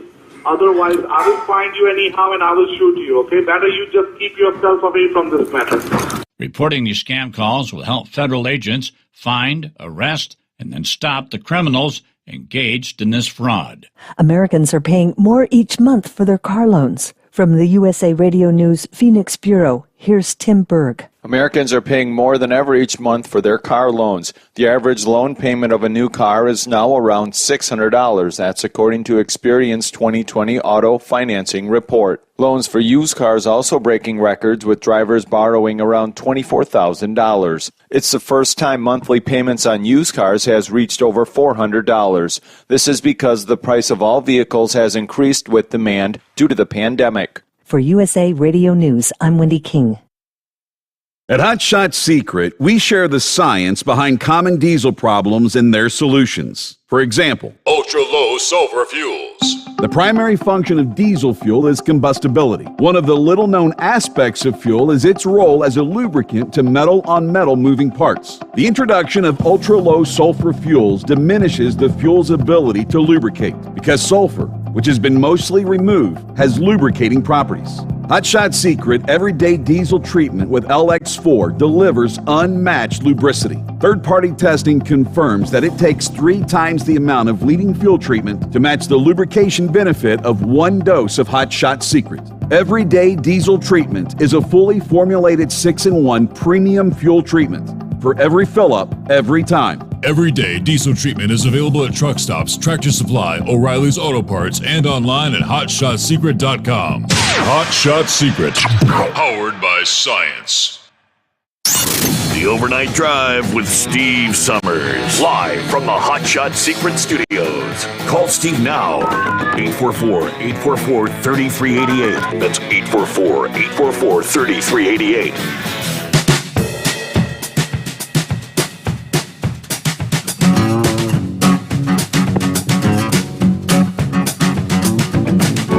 We roll on to the late night, early morning hours. Welcome back as we crossed over the midnight hour on the West Coast, all on the same page.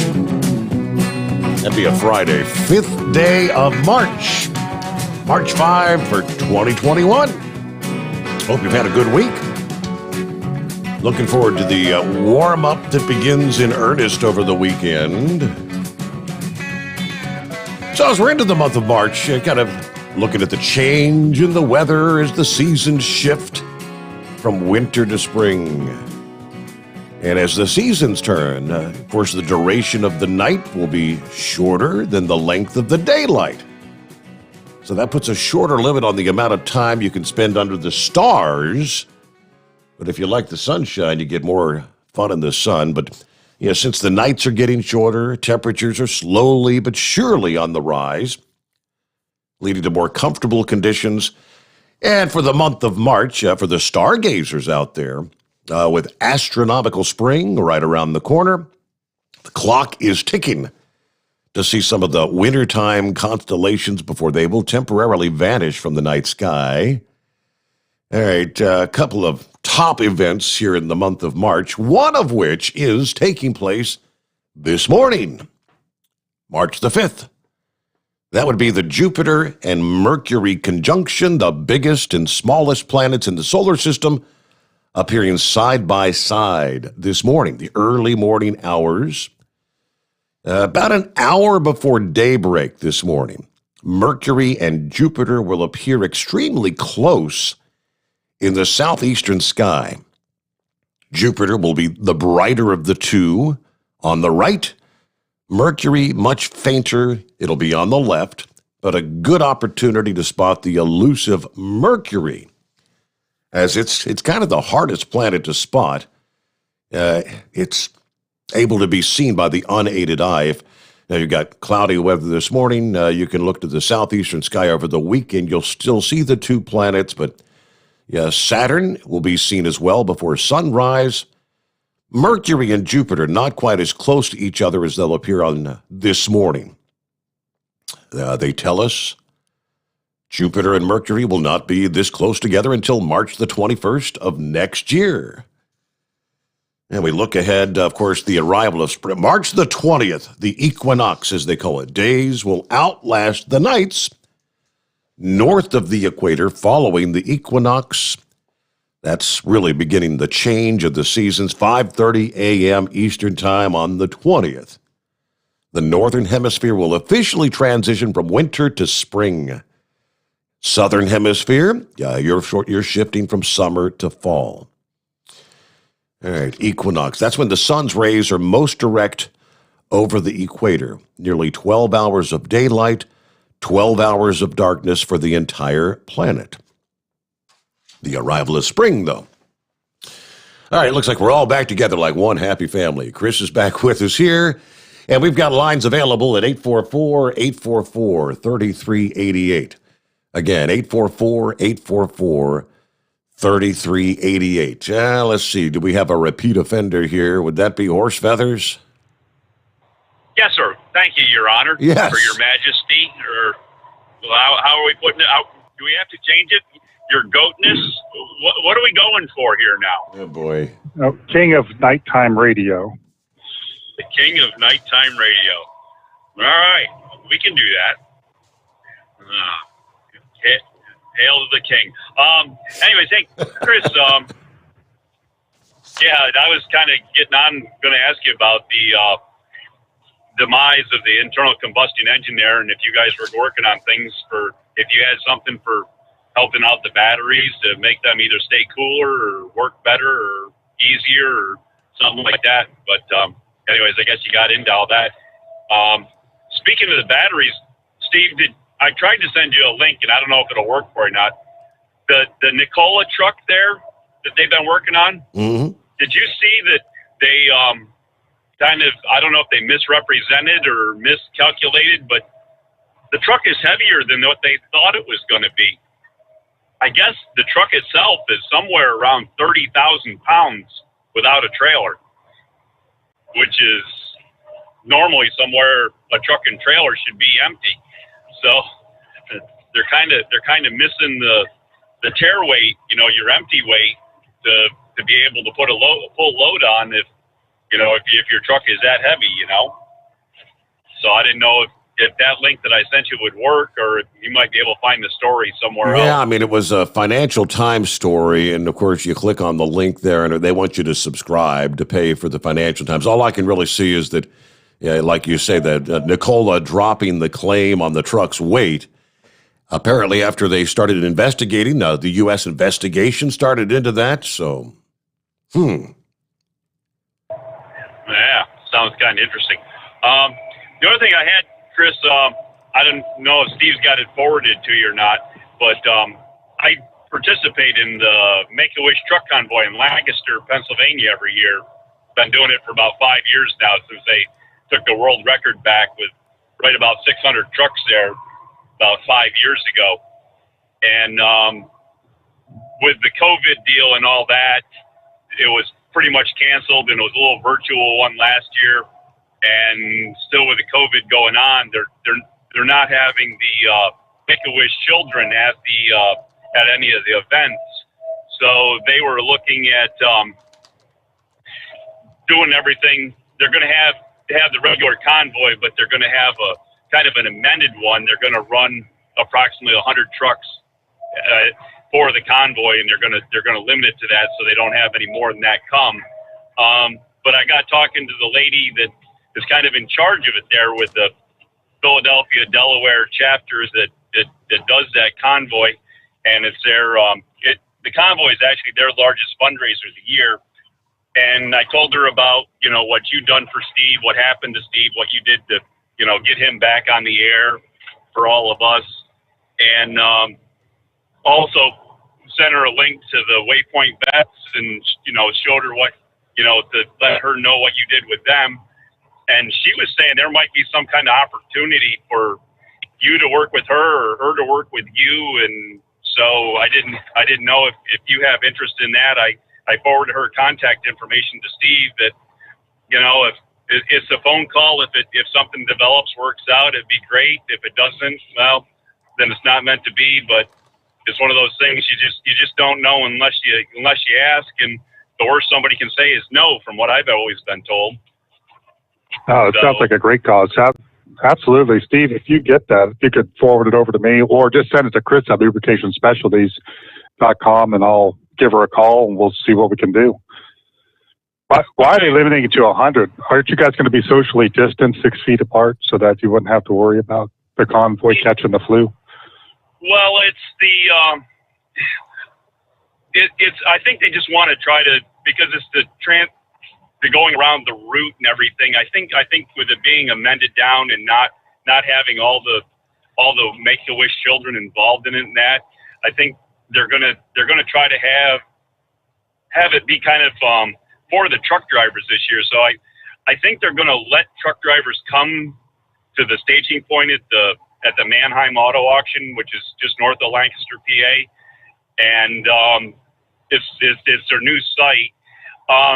But I think they only wanted 100 trucks involved in the convoy itself. They wanted the actual on the highway convoy to be amended, so they're going to cut that back. But I'm not sure exactly if they don't want more drivers in that, or if they want more of the drivers to come, even if you come in your own personal vehicle and participate in that. But it was going to be more of a thank the driver thing this year, I guess, from what she was saying. And I wanted to try to get some more information in.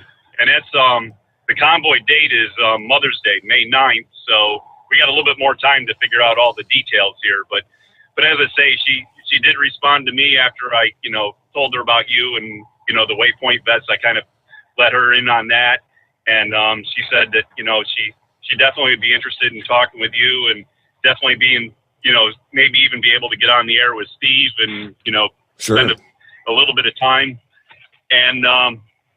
But said there might be an opportunity to do something both ways. So, anyways, I didn't know. And as I say, Kathy's a real nice lady. I talked to her for probably half an hour, and she was probably busier than what she should have been to talk to me. But I appreciated her taking all the extra time to do it. So, as I say, I was going to try to check back a little bit, even just through email, and see where we're going to be at. But anyways, I know I'd appreciate it, whatever your thoughts are on it, and anyways, we'll see how things go. But so, and again, thank you. And as I say, the other question I had was just more of the non-internal combustion engines there, and I think you pretty well answered that there with Monkey Gouger and all that. So very good, and we'll check back at you later, and look forward to hearing from you next month. All right, Horse Feathers. I did a quick search here. I'm not finding that email to forward to Chris. So maybe if you could just either send it back to me and I'll forward it, or you can just send it directly, Chris at lubricationspecialties.com. Good deal. All right, very good. All right, thank you very much. All right, so we've got lines available at 844-3388. Tater and Sweet Pea out there. Does Hot Shot make any assembly lube? We've done the 4,000-mile service on our new engine to flush the pre-assembly lube out of the system, and we're back in business using the Hot Shot Secret. Great show. We're headed toward Quebec. We are not making an assembly lube right now, but since we're working with a lot of these racing teams, we started asking the engine builders, what are you looking for, like in an assembly lube? What would make one the best that it could be? So that's hot on our list of things, because I think that it would work in terms of using the nanocarbons and the esters, like in the FR3, to make the wear inside there be a little bit more controlled. I know you want a little bit of wear so everything seats well, But if we could change the size of the particles coming off the inside and maybe have a better finished product with better combustion, it could be a win. So it's something we have to test and figure out how to test. But I love the idea of it. We just haven't figured out how to do it yet or how to test for it. I'm not even familiar with what is assembly oil anyway. I think that's when they're putting the parts together. They put a lube on there to get everything in place as they're putting it together. So, you want it to kind of finish its final seating and things like that as it's running the first, 100 miles or 1,000 miles, whatever that is. Okay. Yeah, because Tater and Sweepy, they're the ones that had a blowout, like they threw a rod right through the side of the block here about a month ago, and they had to have a complete rebuild of their Caterpillar. Wow, that's a bad day. It was not a pretty sight. No, it was not. Yeah, that was a bad day. So, all righty, what are we looking at here? Let's get back to our calls. And again, plenty of room for you. Jump on board. Say hello to Chris. Got any questions at 844-844-3388. Yeah, it's Dan, not Dawn. Yeah, Steve. Yeah. Chris, can you explain to the listeners about running Hot Shot Secrets oil? That's what I run. And how much advantage you got of how much less wear and tear there is on your bearings, your turbo bearings, how much longer they'll last. I mean, people keep calling in about, the extinction. I think once you do that, you need to be running the Hot Shot Secret oil, not the 100% synthetic, but the other one that I run. I can't even think of the name of it. But Green Diamond. You get the Green Diamond, because you get so much less wear and tear on your motor. The temperature goes down. The oil temperature will drop. Your water temperature will drop because there's less friction, wear and tear on the motor. I think it's more expensive, yeah, but you have so much less wear and tear on your engine. I think it's 100% win-win over the price difference of regular oil and the Hot Shot Secret oil. Yeah, so thanks for bringing that up, because I forget about those things sometimes because I get, into a different train of thought. But once we resolved the issue with the stiction inside the Ford engine, a lot of guys were calling back saying, how can I keep this from ever happening again? And I says, well, you need what we call a PAO, or a Group 4 synthetic oil, because it just won't oxidize. It's made to do that. Well, come to find out, there was none in the United States that you can buy over the counter. It was only for commercial accounts, like Halliburton and Schlumberger and people that could buy, by the drum. So we blended a high, at that time it was a high TBN because we had more sulfur in it, but we did like a 14 TBN PAO synthetic, and we were the only ones really offering that on the market. And then since that time, we went ahead and started testing all the different Group 3s and found that there was differences between them. So we came up with a really good Group 3. And just to unwind it a little bit, because I know some people are out there saying, what's he talking about, Group 3 and Group 4? When we get engine oils, or base oils, they're rated by the kind of base oil they are. It's 1 through 5. Group 1 is what they call a naphthenic, or it's just it's got more solvency to it. And then Group 2 is more paraffinic or more waxy. Group 3 is a advanced, cleaned up version of Group 2. And then a Group 4 would be like a completely man-made product. It's called a PAO synthetic. And then Group 5 is all of your exotic synthetics. There's literally thousands and thousands of them, like your refrigerant oil, anything that doesn't fall into those other categories. Just to give a real quick idea of what the oxidation looks like on those, Group 1 is going to oxidize at about 1,000 hours. A Group 2 could go 2,000 to 3,000 hours. A Group 3 is good to 6,000 hours. So it's almost double the oxidation time with a Group 3. But then when you get to a Group 4, it jumps all the way up to 40 to 50,000 hours. So it's just really, really difficult to oxidize it. And then when you start putting in better additives and more of them, you can really extend out what that oil is capable of doing. And that's what we've done with our engine oil series. We call them Green Diamond and Blue Diamond. Then there's a Black Diamond for the really high detergency the ones that don't have DPS systems. But the idea is just to bring the wear levels down and make the engine run forever. And so far, what we've seen, it's been a good bit now that we've been doing this.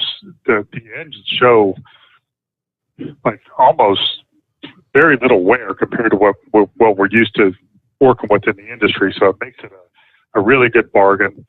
And then the amount of time that you can leave the engine oil in there is extended. Also, just because there's a lot more deterrents in there. At that point, we've got a really expensive base oil, so we just really go all in for the additives to make sure that it's going to hold up. And lately, the way oil prices have been going up, I mean, it's probably not that much different than what you pay on the shelf. And unfortunately, I think there's more of that coming. We've been told everything's going to be going up 10 to 15% April 1st. So it just seems like that's the way the country's going with inflation. That hopefully we'll not see too much of that. Did that explain it well, or should I get more into it? I always get nervous about talking too much about those things.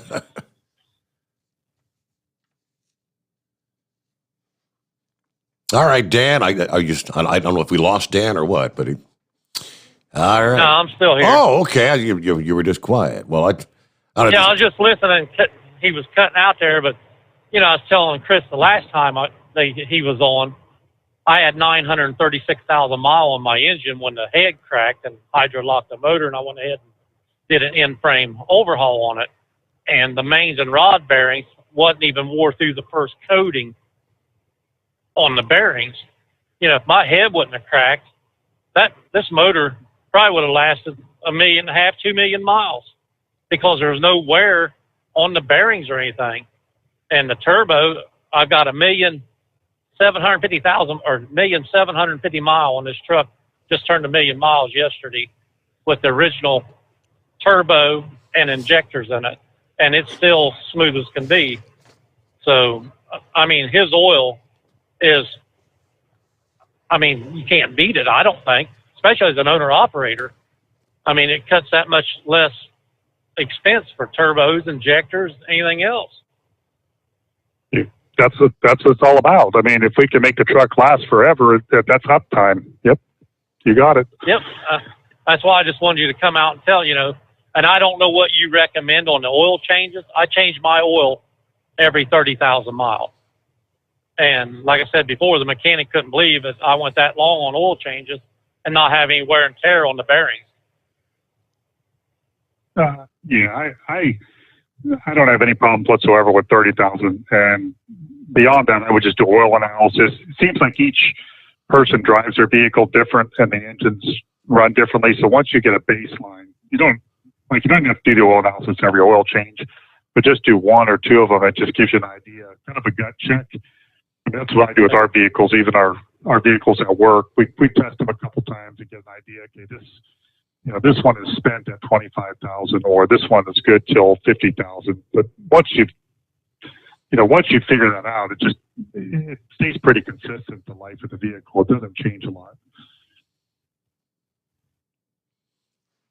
Okay, well, I appreciate everything you do. And Steve, like your other guy said, buddy, we appreciate the heck out of you out here, man. All right. Well, hey, thank you so much for being with us. And all right, so we got lines wide open at 844-3388 as we roll on into the early hours of a Friday. Come back with some other industry headlines here.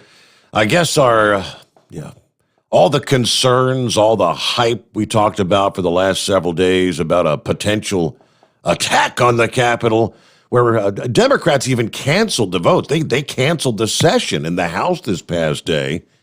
And that turned out to be a complete bust. Many Republicans are calling BS on canceling the votes. The Senate was in session. Now, technically, the Senate's still in session. And talking about the big $1.9 trillion spending bill. But with that, we get a news break. We come back with more of your calls again at 844-844-3388. The Steve Sommers Overnight Drive, live from the Hot Shot Secret Studios. USA Radio News with Wendy King. A federal judge has ordered a 2-month continuance in the case of the man who sat at Speaker Nancy Pelosi's desk during the January 6th riot at the Capitol. Richard Barnett erupted at the judge during the virtual hearing. The adjournment means he'll be detained until the next hearing. A Dallas police officer with 13 years on the force has been charged with capital murder. Police Chief Eddie Garcia says Brian Reiser was charged after a man came forward claiming that Reiser had ordered him to kill a man and a woman in 2017. There's an old adage in police work that says that no one hates a bad cop more than a good cop. We hire individuals from the human race, and when we find individuals such as this, it's the actions that we take afterwards that we should be judged by. We will hold ourselves accountable to the highest levels. Reiser is now on administrative leave. This is USA Radio News. Hey travelers, do you want to save money on your next flight? Then pick up the phone and call. That's right, call, because the best prices are not online. They're with SmartFares. See, SmartFares has special deals with the airlines. When they have unsold seats, they use SmartFares to fill them. So you get airline tickets at ridiculously low prices. Our prices are too low to publish online. With the extra money you'll save, you can book another trip or treat yourself to dinner or shopping. So stop searching all of those travel sites to find the lowest price on your next flight. Let one of our SmartFares expert travel agents find ridiculously low prices for you. Call SmartFares today and get the best price on your next flight. Guaranteed. Also, save up to 50% off business and first class tickets. 800-871-3291. 800-871-3291. Again, that's 800-871-3291. You're listening to the Overnight Drive with Steve Summers. At Hot Shot Secret, we share the science behind common diesel problems. For example, Fuel additives. the purpose behind most fuel additives is to impact performance of your diesel or provide protection to your fuel system.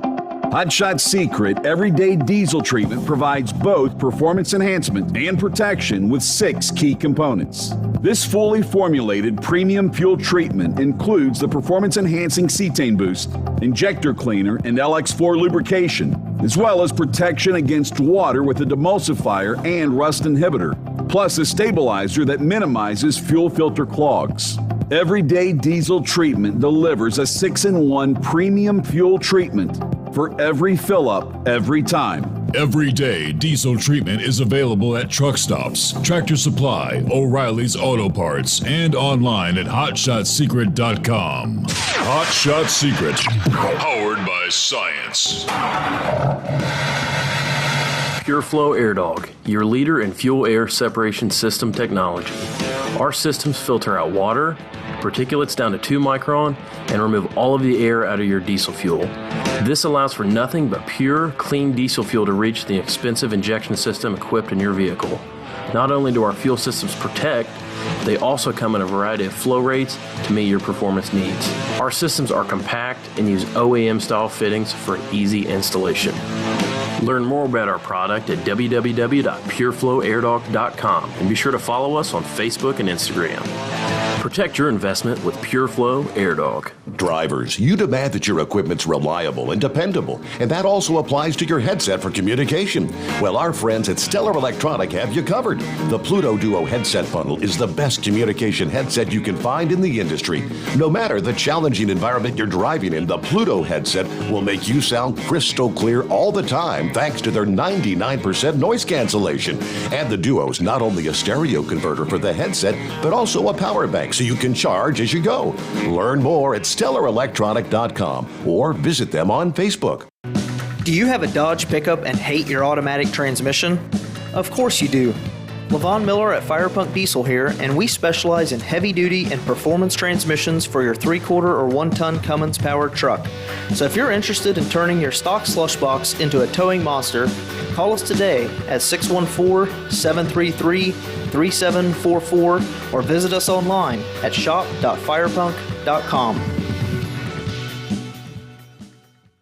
Dean Michael, the tax doctor here. I have one question for you. Do you want to stop worrying about the IRS? If the answer is yes, then look no further. I've been around for years, I've helped countless people across the country, and my success rate speaks for itself. So now you know where to find good, honest help with your tax problems. What are you waiting for? If you owe more than $10,000 to the IRS or haven't filed in years, call me now at 888-557-4020 or go to mytaxhelpmd.com for a free consultation and get your life back. Whether you're a diesel pickup performance enthusiast or just looking for a small upgrade, when selecting common rail fuel system components, look no further than Exergy Performance. At Exergy, you'll find injectors, pumps, and more, engineered like no others on the market using state-of-the-art equipment run by people that have been in the business for decades. So if you're in the market for common rail components at any power level, contact Exergy Performance or one of the many dealers listed on our website at exergyperformance.com. At Hot Shot Secret, we share the science behind common diesel problems and their solutions. For example, ultra-low sulfur fuels. The primary function of diesel fuel is combustibility. One of the little-known aspects of fuel is its role as a lubricant to metal-on-metal moving parts. The introduction of ultra-low sulfur fuels diminishes the fuel's ability to lubricate because sulfur, which has been mostly removed, has lubricating properties. Hot Shot Secret Everyday Diesel Treatment with LX4 delivers unmatched lubricity. Third-party testing confirms that it takes 3 times the amount of leading fuel treatment to match the lubrication benefit of 1 dose of Hot Shot Secret. Everyday Diesel Treatment is a fully formulated 6-in-1 premium fuel treatment for every fill-up, every time. Everyday Diesel Treatment is available at truck stops, Tractor Supply, O'Reilly's Auto Parts, and online at HotShotSecret.com. Hot Shot Secret, powered by science. Live from the Hot Shot Secret Studios, the Steve Summers Overnight Drive.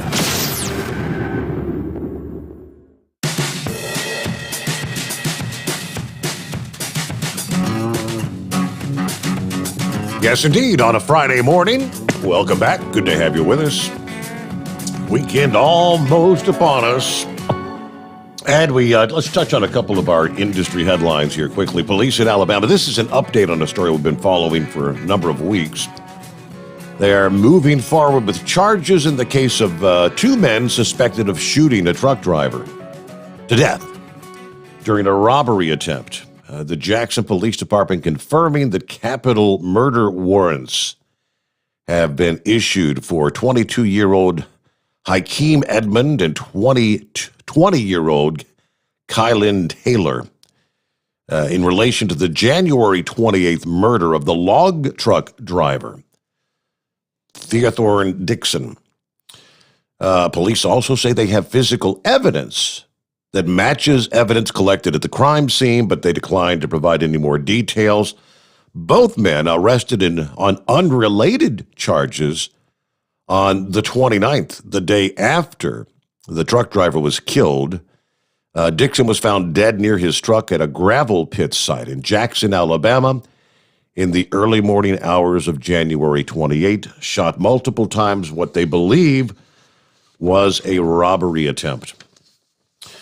All right, many drivers have been saying if they're interested in taking the COVID vaccine, which some are and some aren't, as we all too well know, National Association of Truck Stop Operators is hoping to use their businesses as COVID vaccination sites for truck drivers as well as truck stop employees. NATSO is, of course, the American Trucking Associations, together with them, the Truckload Carriers Association, the National Private Truck Council, National Association of Small Trucking Companies, and a number of others, all teaming up to sign a letter to the CDC director, urging them to leverage their properties as vaccination sites for the truck drivers around the country.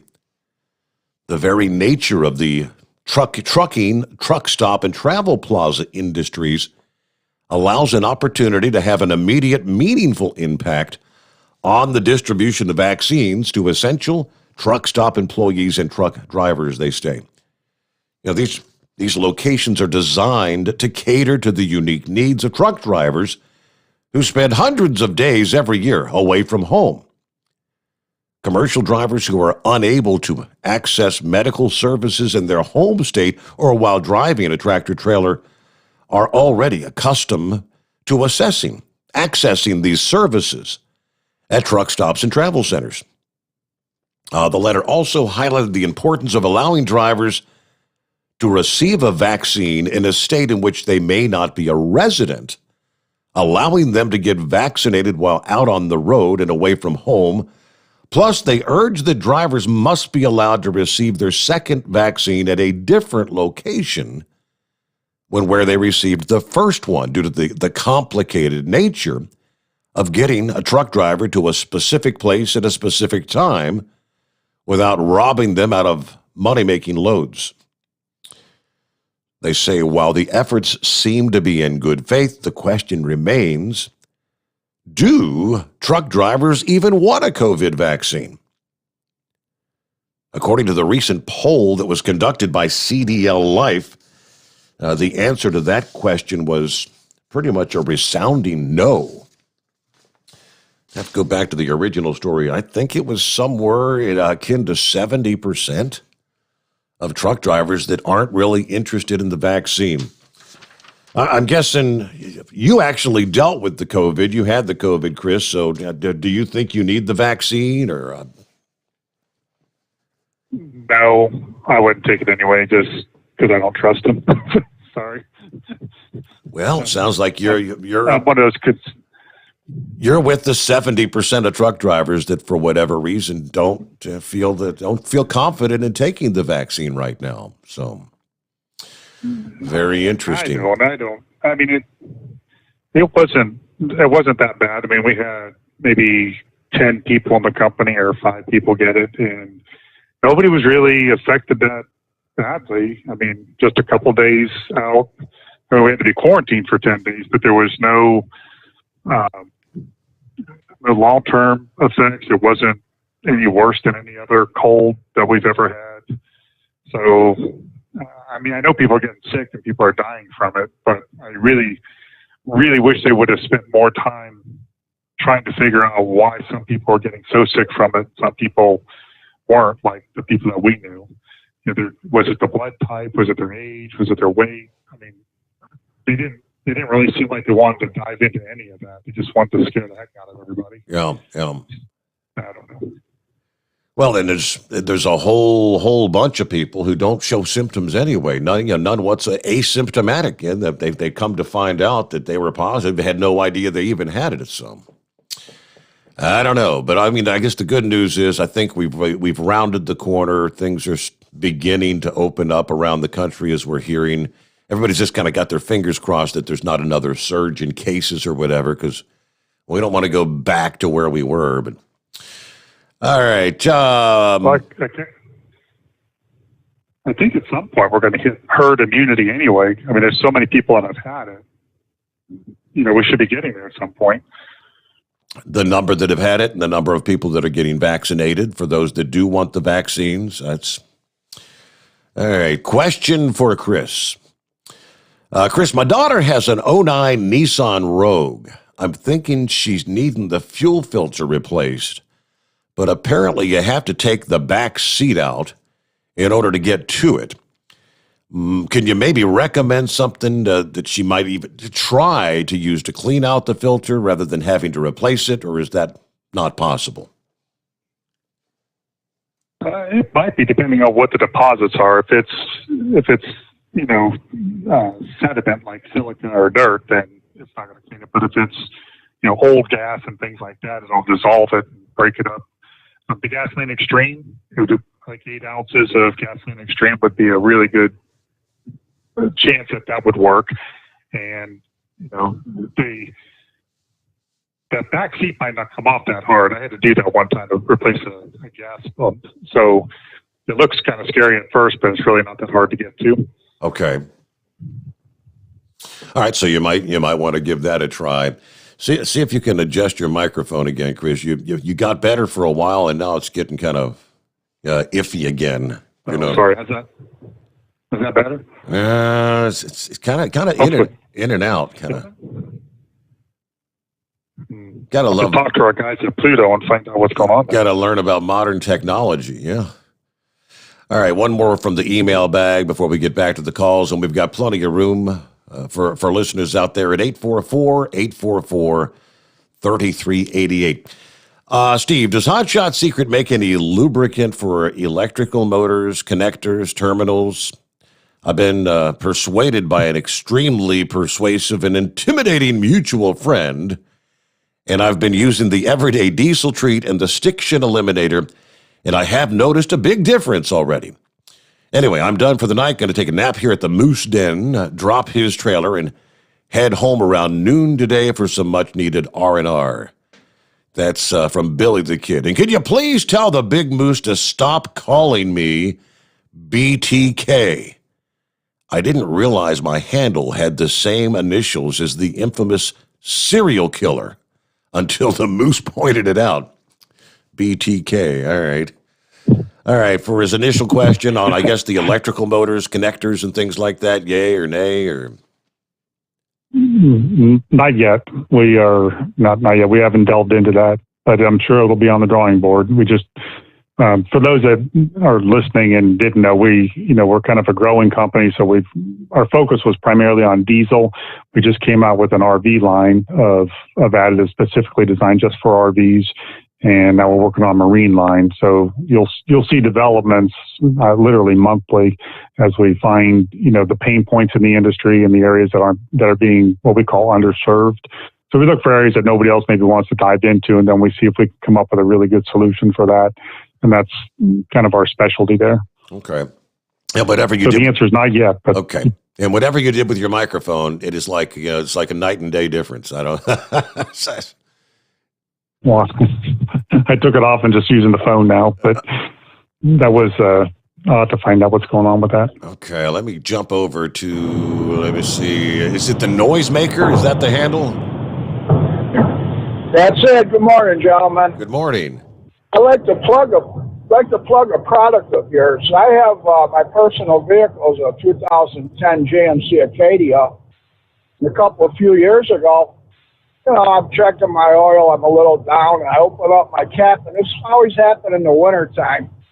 I take my cap off, this started a few years ago, like I said, and inside my cap and down in my fill hole, there's like a white creamy gel or lard, okay? And it's only in the wintertime. So I think it was like 2019, either Chris was on your previous show, or I heard a commercial about, I think it was a Stiction Eliminator, and I went up to O'Reilly's, I bought a jug of it, and I was due for an oil change, and I talked to my mechanic, and he told me that this time of year the condensation builds up and this and that, and it's no big deal. Well, after my oil change was complete, I put your product in my oil, and this was December 2019, and I use it regularly. And that gel I described, it's never come back. Whatever that problem was, it's solved it. And I'm a firm believer in your product. I use it in my car, and my wife, she loves her little Subaru, and I use it in that. And I'm getting ready to go online and order some and make sure I put in overnight drive on it. But I want to thank you much for bringing Steve back and for your product. And I like what I have and what you have, and I'm going to continue to use it. Well, thank you for the compliment. I'm glad to hear that. Yeah, I just want to plug it. I want to plug it. It's not just for diesels. It was for my four-wheeler too. You guys have a good night and a good weekend, and I'll talk to you next week. Hey, thank you so much for the call there, Noisemaker. You have a great weekend too. Be safe. All right, I have an emailer in regards to the everyday treatment. Daniel says, how does Hot Shots everyday diesel treatment compare to the others, like a Lucas or Pittsburgh Powers? And you got all these different choices out there. So one of the things that I found out when we got into this business, it sounds really strange at first, but it's really true. Is what a lot of the, especially the retail products, what they try to do is put the least amount of product in the bottle that they can and make the claims. It's all about like the legalese. So even when they've asked us to make products for them, they'll say, well, can you take this out and can you take that out and still make this claim or still make that claim? So the way they go to market is, in general, what's the most bottles we can sell? What's the least amount of product we could put in there? And what's the most money we can make on it? We don't do that at all. Ours is the exact opposite. We start off with what is the best a product could be made. I mean, if money wasn't an issue, if you just want to make the absolute best diesel additive in the world, what would you do to it? And that's how we start our process. And then we keep, fine tuning it and brainstorming with people, in our company and other companies, chemical companies, what if we did this? What if we did that? And then we offer the product and let the people that want to buy that. And the ones that don't, that's fine. I mean, we really want to try to maintain the best of the best. And, I'm constantly pushing the R&D team when they have something. Is there anything better? Because we always want to be the best of the best. So to answer your question, the difference is huge, especially on some of the retail products. We've even been asked before, and I know this sounds strange to people that aren't in this industry. It was strange to me because I'm not, into it. But one of the retailers had asked us if we could put it in a bigger jug and mix like kerosene or something in with it because, the concentrations look, funny because they're smaller bottles and they do so much. I'm like, no, we're not going to do that. That's not what we do. I mean, it's not part of our culture. It's not who we want to be. So I just told them, no, we couldn't do that. But they wanted to take one of our 8-ounce bottles and put it in like a gallon jug and just top it off with some sort of filler. That way it would look better on the shelf and it would sell for more money. It's like, no, we can't do that. So the biggest difference is just the amount of product that we use and the quality of the products. And then a lot of things that we do are really proprietary. We literally came up with them ourselves because we were trying to do things that nobody else was doing.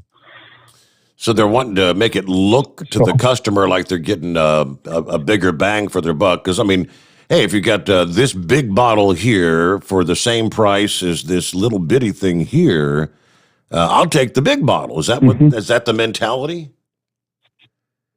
Correct. And I mean, they're saying, this is $16 a bottle and, I can buy a gallon jug for $16. Can you put this into a gallon jug and give it to me for $16? And I said, no, we're not going to, I mean, we just don't want to do that. I did think about it for a minute because it kind of caught me off guard. It's like, then I tried to explain to them that, the way we grew the company was, coming up with really good answers for problems that diesel truck owners have and making sure that it was the best of the best. So we really don't want to go back and water that down. It's going to take us down a road that we don't want to go. He understood. I mean, he didn't push us on it. He just said, that's fine. It's just, we'd probably sell more of it if it was in a gallon or a half-gallon jug. It doesn't work that way for us. So just for cosmetic we're going to try to stick with what we've been doing. And that's yeah, exactly. Well, that's what I know you've always talked about. Yeah. You have the most concentrated formula on the market. What was the product you had that was? I don't know. You had to make special bottles because it was so concentrated. It was wanted to melt the plastic bottles or something. The Diesel Extreme, that was the second product we made. The Stiction Eliminator, when we put it on the shelf, it sold like crazy the first year. I mean, we'd sold it for 3 years before any retailer would pick it up. And then Tractor Supply put it on the shelf and it sold like crazy. And they said, well, we really want you to come up with some other products because, it takes a lot of work to work with people. So, we really would rather work with people that have 10 or 20 products. So if you're just going to be like 1 or 2 items, we don't know that we like that so much. So I said, all right, let me work on it. I went back and I worked with 2 really top-end chemists and told them what we wanted to do. I said, we want to have the best fuel additive that money can buy. And it was almost surreal, the conversation. So one guy was in Canada, the other guy was in Chicago, and we're going through all the different things that can go in here. And I said, okay, we want stabilizer. I want rust and corrosion inhibitor. I want to make sure we have the absolute most cetane you could possibly put in it. and what's the most detergent that we can put in, and what's the best detergent. So we're going through all this, and these two guys weren't catching on. And I said, so is this the best additive that money can buy? Well, yeah. I said, if NASA called me up right now and said, we need, 1,000 bottles and we'll pay $10,000 a quart, is this what I give them? Well, we could probably put some more fuel stabilizer in. Okay, well, let's do that. So this kept going on for like 3 or 4 weeks. And then finally, we were in Iraq at the time, and I said, if the government called and said, we need 10,000 bottles of this, we don't care what it costs, is this what I would send them? And they said, it doesn't matter if you gave me $10 million, we couldn't make this additive any better. There's not 1 inch of room in there to put anything else. It's just as good as it could possibly ever be. So we got a good stopping point, send us a sample. So we got the sample in, put it in the bottles, and melted right through the bottom of them. It's like, oh, crap, that ain't going to work. So when I called them, I said, what do I do to make these bottles not melt? I mean, it isn't going to be any good. So we had to have so we had to get the bottles fluorinated. So we took them to a fluorinator and had special bottles made. And then it, solved the problem. And now we're able to sell it the way it is. So that's the Diesel Extreme. That's how we came about that product. I met that guy a year later at a trade show, and he said, man, he goes, the problem is we're just not geared up to think that way. He says, most of the companies we work with are always trying to push the price point down and say, what's the least amount we can put in? And he goes, just took us a couple of weeks to wrap our head around the idea of just building the best product you can actually build. So he apologized for it taking so long. I said, oh, it's fine. I mean, the product's been selling like crazy and everybody loves it. That's pretty fascinating. See, that's the whole idea. You want the best product on the shelf, and that's what Hot Shot Secret has always done. That's why I saw your testing facility there in Mount Gilead. You've got all these different products. I mean, not only stuff you can find on the shelf here, but you're bringing product in. I think you said from China and Russia and other companies or countries to test yours against what makes sure yours is the best. Mm-hmm. The best. That's right. And we don't want to be blindsided by somebody, even from another country. So we bring them in when we hear about something, or somebody, even one of your callers, if they called in and said, man, this stuff is really great, we'll bring it in and test it and do a head-to-head comparison, check the ingredients. We'll do a deep dive into it.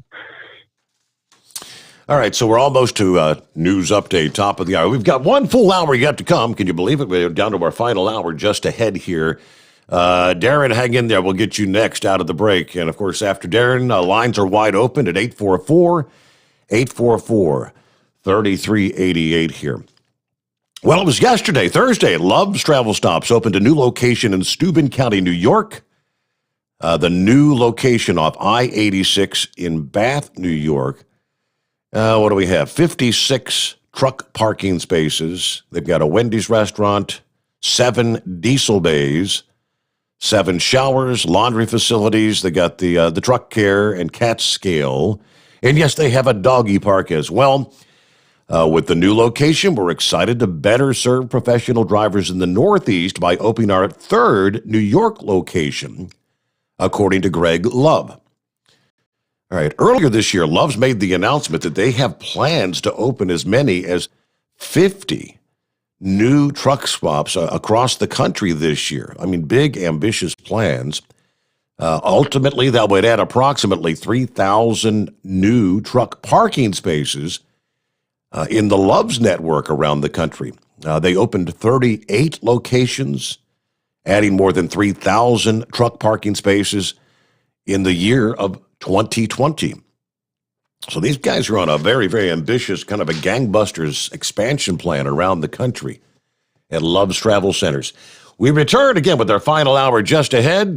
Jump on board. Help us get through a Friday morning at 844-3388. The Steve Sommers Overnight Drive live from the Hot Shot Secret Studios. USA Radio News with Wendy King. A federal judge has ordered a 2-month continuance in the case of the man who sat at Speaker Nancy Pelosi's desk during the January 6th riot at the Capitol. Richard Barnett erupted at the judge during the virtual hearing. The adjournment means he'll be detained until the next hearing. A Dallas police officer with 13 years on the force has been charged with capital murder. Police Chief Eddie Garcia says Brian Reiser was charged after a man came forward claiming that Reiser had ordered him to kill a man and a woman in 2017. There's an old adage in police work that says that no one hates a bad cop more than a good cop. We hire individuals from the human race, and when we find individuals such as this, it's the actions that we take afterwards that we should be judged by. We will hold ourselves accountable to the highest levels. Reiser is now on administrative leave. This is USA Radio News. We've all heard it. Eat healthy. But what does eating healthy mean? Sure, there are countless diets out there, but they contradict each other. Yet all experts agree we should eat a diet rich in fruits and vegetables. Whole fruits and vegetables are the perfect fuel to power the cells in your body, giving you the stamina you need to handle your day-to-day activities. And that's what Balance of Nature is. Whole fruits and vegetables delivered to you in a convenient capsule form for only 22 cents a serving. Our proprietary blend has no additives or fillers, just the full nutritional value of a variety of 31 different fruits and vegetables. Balance of Nature provides you with a natural energy boost without a caffeine crash, a 3 o'clock slump, or an early bedtime. Experience the Balance of Nature difference for yourself by going to balanceofnature.com or by calling 1-800-2468-751 and use discount code USA. The Senate is set to begin considering President Biden's $1.9 trillion coronavirus relief bill. Earlier, Majority Leader Chuck Schumer spoke about why it's important to pass. Trusted economists, Treasury Secretary Yellen, Federal Chair Powell, both cautious, careful people, are telling us plain as day that the economy is not yet ready to stand on its own. Republican leader Mitch McConnell rejected the measure. No policies to get schools reopened right away. No smart solutions to directly spur rehiring. Less than 1% of the money goes to the vaccines that will end this nightmare. Only 9% to the entire healthcare fight altogether. A routine request to waive the reading of the bill was objected to by Republican Senator Ron Johnson. That means Senate clerks have to read the 628-page bill aloud before the debate can start. You're listening to USA Radio News. Now you can fly anywhere in the world and pay discount prices on your airline tickets. Book a flight today to London, Paris, Madrid, or anywhere else you want to go. And pay a lot less guaranteed. Call the International Travel Department right now at Low Cost Airlines. 800-215-5141. 800-215-5141. That's 800-215-5141. The DEA has put out a warning about telephone scammers that impersonate DEA agents in an attempt to extort money or steal information. USA's John Clemens reports. What you're about to hear will shock you. A recording of an actual DEA agent jumping on a call from an official calling him. Listen carefully as the scammer threatens to shoot the agent. If you have a warrant for this gentleman, I'd be more than happy to pick it up. Why do I trust you? If you're trying to tell me that you're part of the DEA and he was involved in something, I think I would know about it. Please, sir, just get yourself out from this case. Otherwise, I will find you anyhow and I will shoot you, okay? Better you just keep yourself away from this matter. Reporting these scam calls will help federal agents find, arrest, and then stop the criminals engaged in this fraud. Americans are paying more each month for their car loans. From the USA Radio News Phoenix Bureau, here's Tim Berg. Americans are paying more than ever each month for their car loans. The average loan payment of a new car is now around $600. That's according to Experian's 2020 auto financing report. Loans for used cars also breaking records, with drivers borrowing around $24,000. It's the first time monthly payments on used cars has reached over $400. This is because the price of all vehicles has increased with demand due to the pandemic. For USA Radio News, I'm Wendy King. At Hot Shot Secret, we share the science behind common diesel problems and their solutions. For example, ultra-low sulfur fuels. The primary function of diesel fuel is combustibility. One of the little-known aspects of fuel is its role as a lubricant to metal-on-metal moving parts. The introduction of ultra-low sulfur fuels diminishes the fuel's ability to lubricate because sulfur, which has been mostly removed, has lubricating properties. Hot Shot Secret Everyday Diesel Treatment with LX4 delivers unmatched lubricity. Third-party testing confirms that it takes 3 times the amount of leading fuel treatment to match the lubrication benefit of 1 dose of Hot Shot Secret. Everyday Diesel Treatment is a fully formulated 6-in-1 premium fuel treatment for every fill-up, every time. Everyday Diesel Treatment is available at truck stops, Tractor Supply, O'Reilly's Auto Parts, and online at HotShotSecret.com. Hot Shot Secret, powered by science. Because Channel 19's a little congested. Call Steve now at 844-844-3388. The Overnight Drive.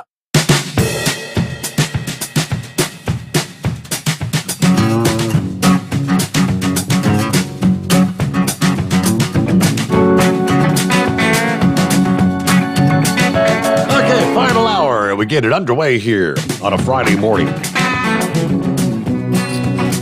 And the industry headlines, as we refer to it. It's part of her nomination hearing to become Deputy Secretary of Transportation. Polly Trottenberg is her name. Acknowledged the importance of the trucking industry and showed she understands the difference between a driver shortage and a driver retention problem. Very interesting. Trottenberg testified on Wednesday of this week in front of the Senate Committee on Commerce, Science, and Transportation, part of her nomination to become second in command at the DOT. Now, she served as commissioner of the New York City Department of Transportation from 2014 till last year. But during the more than 2-hour hearing, she fielded questions from a number of transportation topics. It was Senator Todd Young of Indiana asked about the commitment to a strong supply chain and what she thought she would do to combat the driver shortage in the industry. During Young's question, he noted that more than 80% of U.S. communities rely exclusively on trucks for their freight and transportation needs. I'm coming from a city where we get over 90% of our goods via truck. We recognize what a crucial industry that is. We'll work with you and not only on driver recruitment, but driver retention, she says. I know one of the challenges in the industry is that drivers often come in, get trained, and then it's hard to retain them. Trottenberg's transition from the word shortage to retention is indeed worth noting. It echoes the sentiments of OOIDA on that issue. They have long refuted the claims of a driver shortage, pointing to the turnover rate of 90% or more for the big carriers. Back in 2019, the report from the Bureau of Labor Statistics actually affirmed that stance by saying the evidence does not support a labor shortage, but increasing wages could alleviate any issues with recruitment and driver retention. Yeah, they've been saying that for many, many years.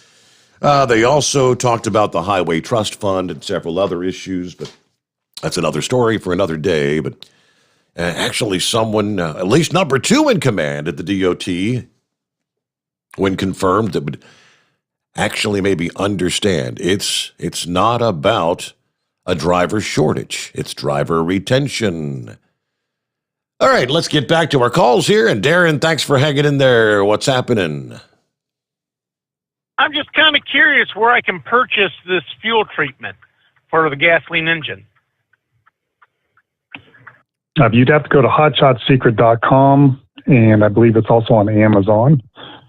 So most of our products are on Amazon, and then I think Tractor Supply would be the second largest lineup. I think they carry almost everything. Gasoline Extreme has not been, we're working on a new bottle for that because they want us to have, when that goes in those capless systems, so we're working on the bottle that would actually accomplish that. Okay. Now, can I call Hot Shot directly, or do I have to do it online? Because I really never purchased anything offline. I'm one of the odd ones out here. No, that's quite all right. Yeah, you can call our number. Steve, you've got that number there? Oh, let me see here. I don't have it. I should have it memorized by now, shouldn't I? Don't feel bad, Steve. I'm driving at the moment. I wouldn't be able to write it down. Well, okay. Well, we should probably give it out. If you just go to hotshotsecret.com, you'll find it. But it's a toll free. It's 800-341-6516 for anybody else out there that can jot it down. Yeah, I guess there are people. Yeah, my mom is in that category. She does not like to put her credit card number or debit card number pretty much on anything going via the internet. She said she'd rather call or yeah. She said, well, you use your card and I'll give you the cash because I don't want to put my card in there. It's just, I can understand where you're coming from. Yep. So it's 800-341-6516. Thank you very much. And I will have to get a hold of them because I want to find out about some other products because I have an 03 GMC Envoy. I want to try to keep her on the road as long as I can because I'm cheap. I wouldn't call it cheap. I'd say you're frugal. Prudent. I'll go with prudent. I do the same thing. I keep vehicles forever, but it's, a couple of reasons. One is I get used to it, and the second thing is I just don't really feel like going out shopping for one. So they're like, why are you driving that old pickup truck? It's like, well, I don't really want to go through the trouble. I like it. It does what I need it to do, so I just want to keep it as long as I can. But thank you very much for answering my questions, and I will listen to the podcast later to get that phone number. And thank you for everything you've done about getting Steve back out here for us. Darren, thank you so much for the call. Yeah, you have a great weekend. Yeah, I appreciate that. Yeah, and if you go to the website, if you don't mind, you can get 10% off your order by entering the code Overnight Drive when you're checking out. And, of course, CDL holders, veterans, first responders, always get an additional 10% off. So check that out. From the email bag, what do we see here? Happy Friday. I fuel at the Love's Travel Centers. I always feel like I get good service. I'm ready to head up to Sterling Heights, Michigan from Fort Wayne for the flip back to Fort Wayne. Everybody have a great weekend. All right, only 294 days till Christmas. Thank you, Truck and Phil. We all needed to know that, right? Okay, then Chris checking in here. How's everybody doing? Good morning from the night shift nurse here. Is today the last day for the Hot Shot Secret live stream? Chris, I can't say for certain. I think it might be. It's just they're trying to transition everyone to the Steve Sommers Overnight Drive, YouTube or Facebook stream. Again, they've got the Android app was approved about a week ago, still waiting for the approval on the iPhone app. So many people are, anticipating the iPhone app, but we'll let you know as soon as that's done. Let's see. I don't know if this is one of your topics, but in regards to the stimulus checks, I hope they pass the $1,400 checks. I've got a dead Chevy Equinox sitting in my driveway. My entire stimulus would be going to a new engine in the Chevy. Anyway, have a good weekend, and we'll tune in next week. All righty, Chris, thank you so much for listening in. Thanks for the email, and have a great weekend. The Night Shift Nurse. Hey, Chris, would you like to talk a little bit about, you haven't talked much about, you do offer, you've got your bypass filtration system for the big trucks, and you've always recommended that. Yeah, I do. If there's a vehicle that you plan on keeping, if it's the problem with today's lifestyle is everybody buys things and turns them over so quick. 2-3 years seems to be a long time to hold on to something. But if you're like me and you do want to hold on to something for years, we do make a bypass filter, and it's the France filter. They've been around since 1954. We bought the company, I don't know, maybe 8 or 9 years ago, kind of upgraded some things to make it work a little bit better.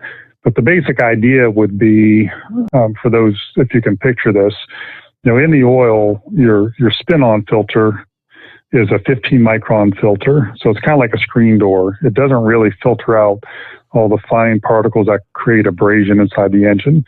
And the reason is that you have to keep the engine flooded with oil or it'll break down. So you just have to let the dirt go through with it. So what the bypass filter does is it takes a strain of the oil off, runs it through a 1 micron filter, and then puts it back into the pan or back into the system.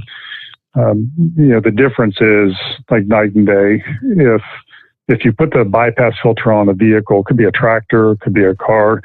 We do a lot with classic cars and people that have rebuilt old cars because they want those to last long. Plus, they look really cool. But the idea would be after about 200 to 300 miles, the oil running through the engine would be as clean as brand new oil. And we've done tests and proved that out. So, I mean, the whole time that the oil's in there circulating, it's always kept in brand new condition. So it just keeps all that abrasive wear out of there. It's a really inexpensive, I think, way to make an engine last forever. The basic kit is around $99. When you start getting all the different fittings and things to hook it up, it runs into the $300 to $400 range. But it just depends on how much hardware you need to get it plugged in. And that's always been the biggest drawback with it is you have to do some mechanical work to make it work. So we'll take some oil off where we have some pressurized oil, like off the either a port or the oil filter itself, and then run it through the filter and then put it back through the cap where you put the oil in. So it just takes a little bit of work to install it, but it's a really good way to make an engine last a long, long time. And then, of course, how'd I do on that, Steve? In correlation with the bypass, then you've got the oil samples that you send in to check on whether your oil is, when does it need to be changed, and then you've got the product that you add into the oil, which is just like the biggest thing is the detergent is what you lose in the oil over an extended period of time. Yeah, so that's correct. So we recommend oil analysis. I know a lot of people do it already. We do have oil analysis kits available. They're prepaid. You just put them in the mail, and what they send you a copy of the result. They send us a copy, and if we see anything that jumps out at us, we call you right away. But one of our lesser known products is called TVM Booster, and it's the additive that you could put back in there to kind of bring it back up to newer condition. And the reason we came out with that had to do with the extended life of, we were doing extended drain intervals. It started with our synthetic oil, the PO synthetic. Once people were running that, we realized through the oil analysis that they were changing oil that was really perfectly fine. It just had a little bit of dirt in it. So that's when we came up with the bypass filter. Then we had this oil that wasn't worn out at all, was really clean, but the additives were depleting. So we came up with a TVM booster, which everybody criticized me was a bad name, which probably is because I'm not a marketing guy. But the idea with the TVM booster, when we looked at what was on the market for oil additives, nothing actually had any detergent in it and didn't really give you what you needed to make your oil last longer. Like the Lucas oil supplement, it had less than 1% active ingredients in it. So it's just like, all right, there's nothing, if I'm an over-the-road truck driver and say I don't want to change my oil now, I want to change it next week, and there's nothing I can really dump in there that's going to give me what I need. So we designed that product to have everything in it that you would need, like viscosity improvers, detergent, the friction modifiers, everything you need to make the oil last longer. And, it's really the only product on the market that I know that does that. It's not, you have to really know what it is to be able to use it, but, there's a real need for that. I know a lot of drivers would rather get home this weekend and change their oil on their own instead of changing it, at some place that's going to charge them more money or take more time. Mm-hmm. So this kind of gives them what they need to get that extra life out of the oil. That's very good. And all that detail is available on the hotshotsecret.com website, correct? Correct. And if you get on there and you get frustrated, feel free to call and have somebody go through it. We struggle with that a lot on how much information to put on the website without overdoing it. You want to tell the complete story, but at the same time, how do you put the simple one on there for the guy or girl that just wants to read for 2 minutes versus the person that wants to know every detail about it? So we try to balance that. So if if you get frustrated with that, you'll know the backstory. Just feel free to call us and say, this is what I need, and we'll walk you through there. Okay. And I'm thinking along the lines for like the owner operator. That's most of the time they're looking to keep their truck as long as possible and keep them running. And that's the ideal product for that. It would. It would. And the TBM booster has the FR3 in it also. It gives, we try to make the best, the absolute best oil additive that you can put in there. So when we were just thinking this through, again, my thought process was I'm driving a truck and, I'm in Florida and I don't really want to pay to have the oil changed here. I want to get to Ohio. What can I grab and put in there that's going to give me a boost, literally give me a boost? It's the only product that I know of, and we looked, that if you did an oil analysis before and after, you'll see a difference. So if your TBN, which is your total base number, that tells you how much detergents is in the oil. If it, normally they start off at a 7 or 8 now. If it got down to a 3, you'd put this in there and it'll go back up to a 7. I mean, the instructions are right on the bottle.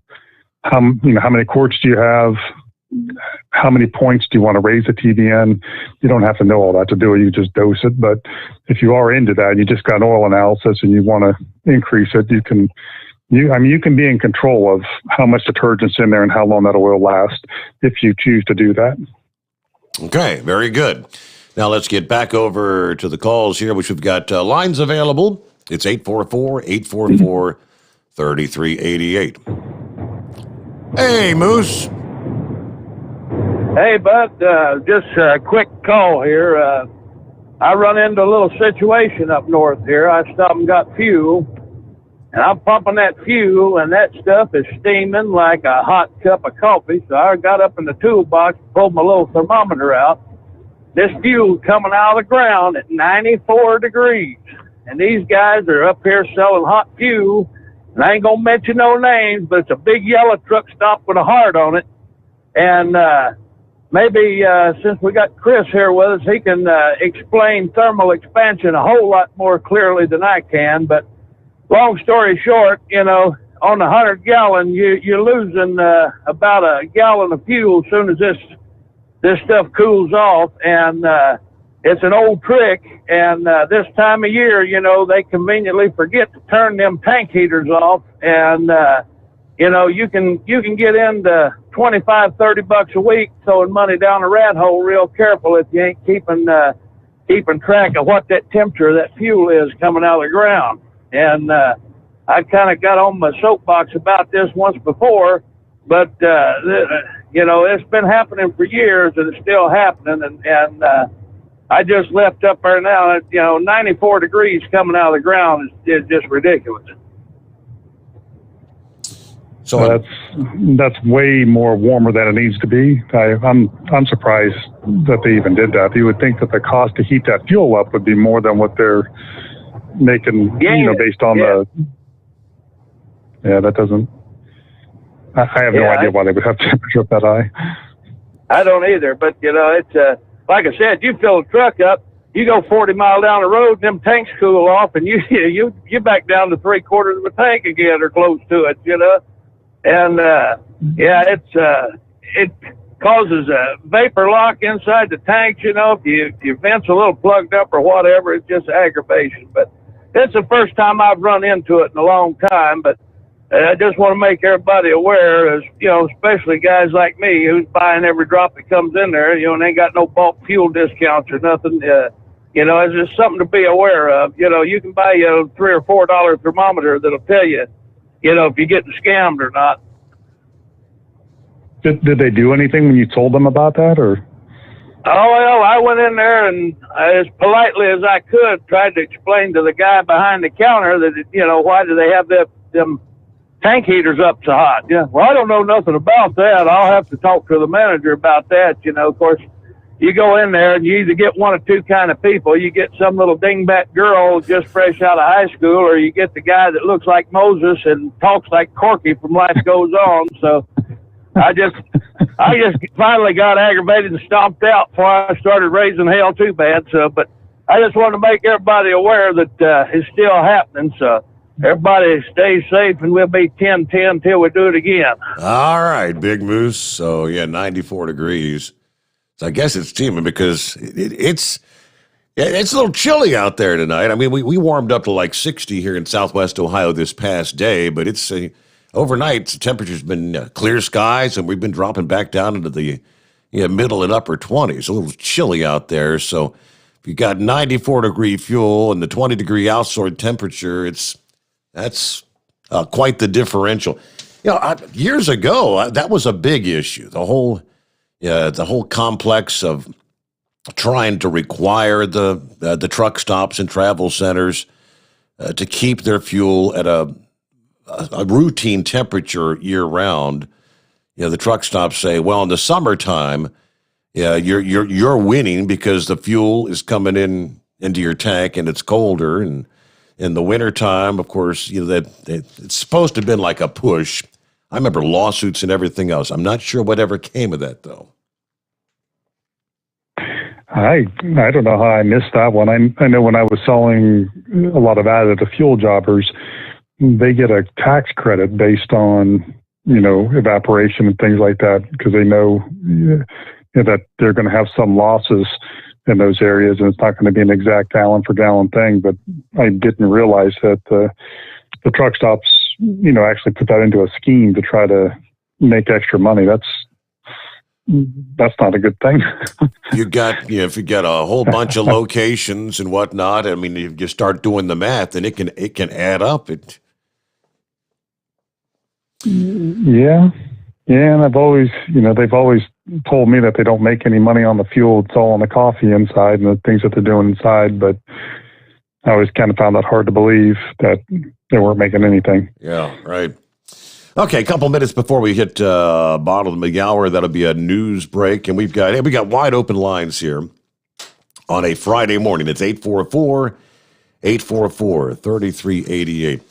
Yeah, not trucking related, but I found this rather interesting because with all the COVID talk in recent days, and the new White House press secretary, circle back girl, Jen Psaki.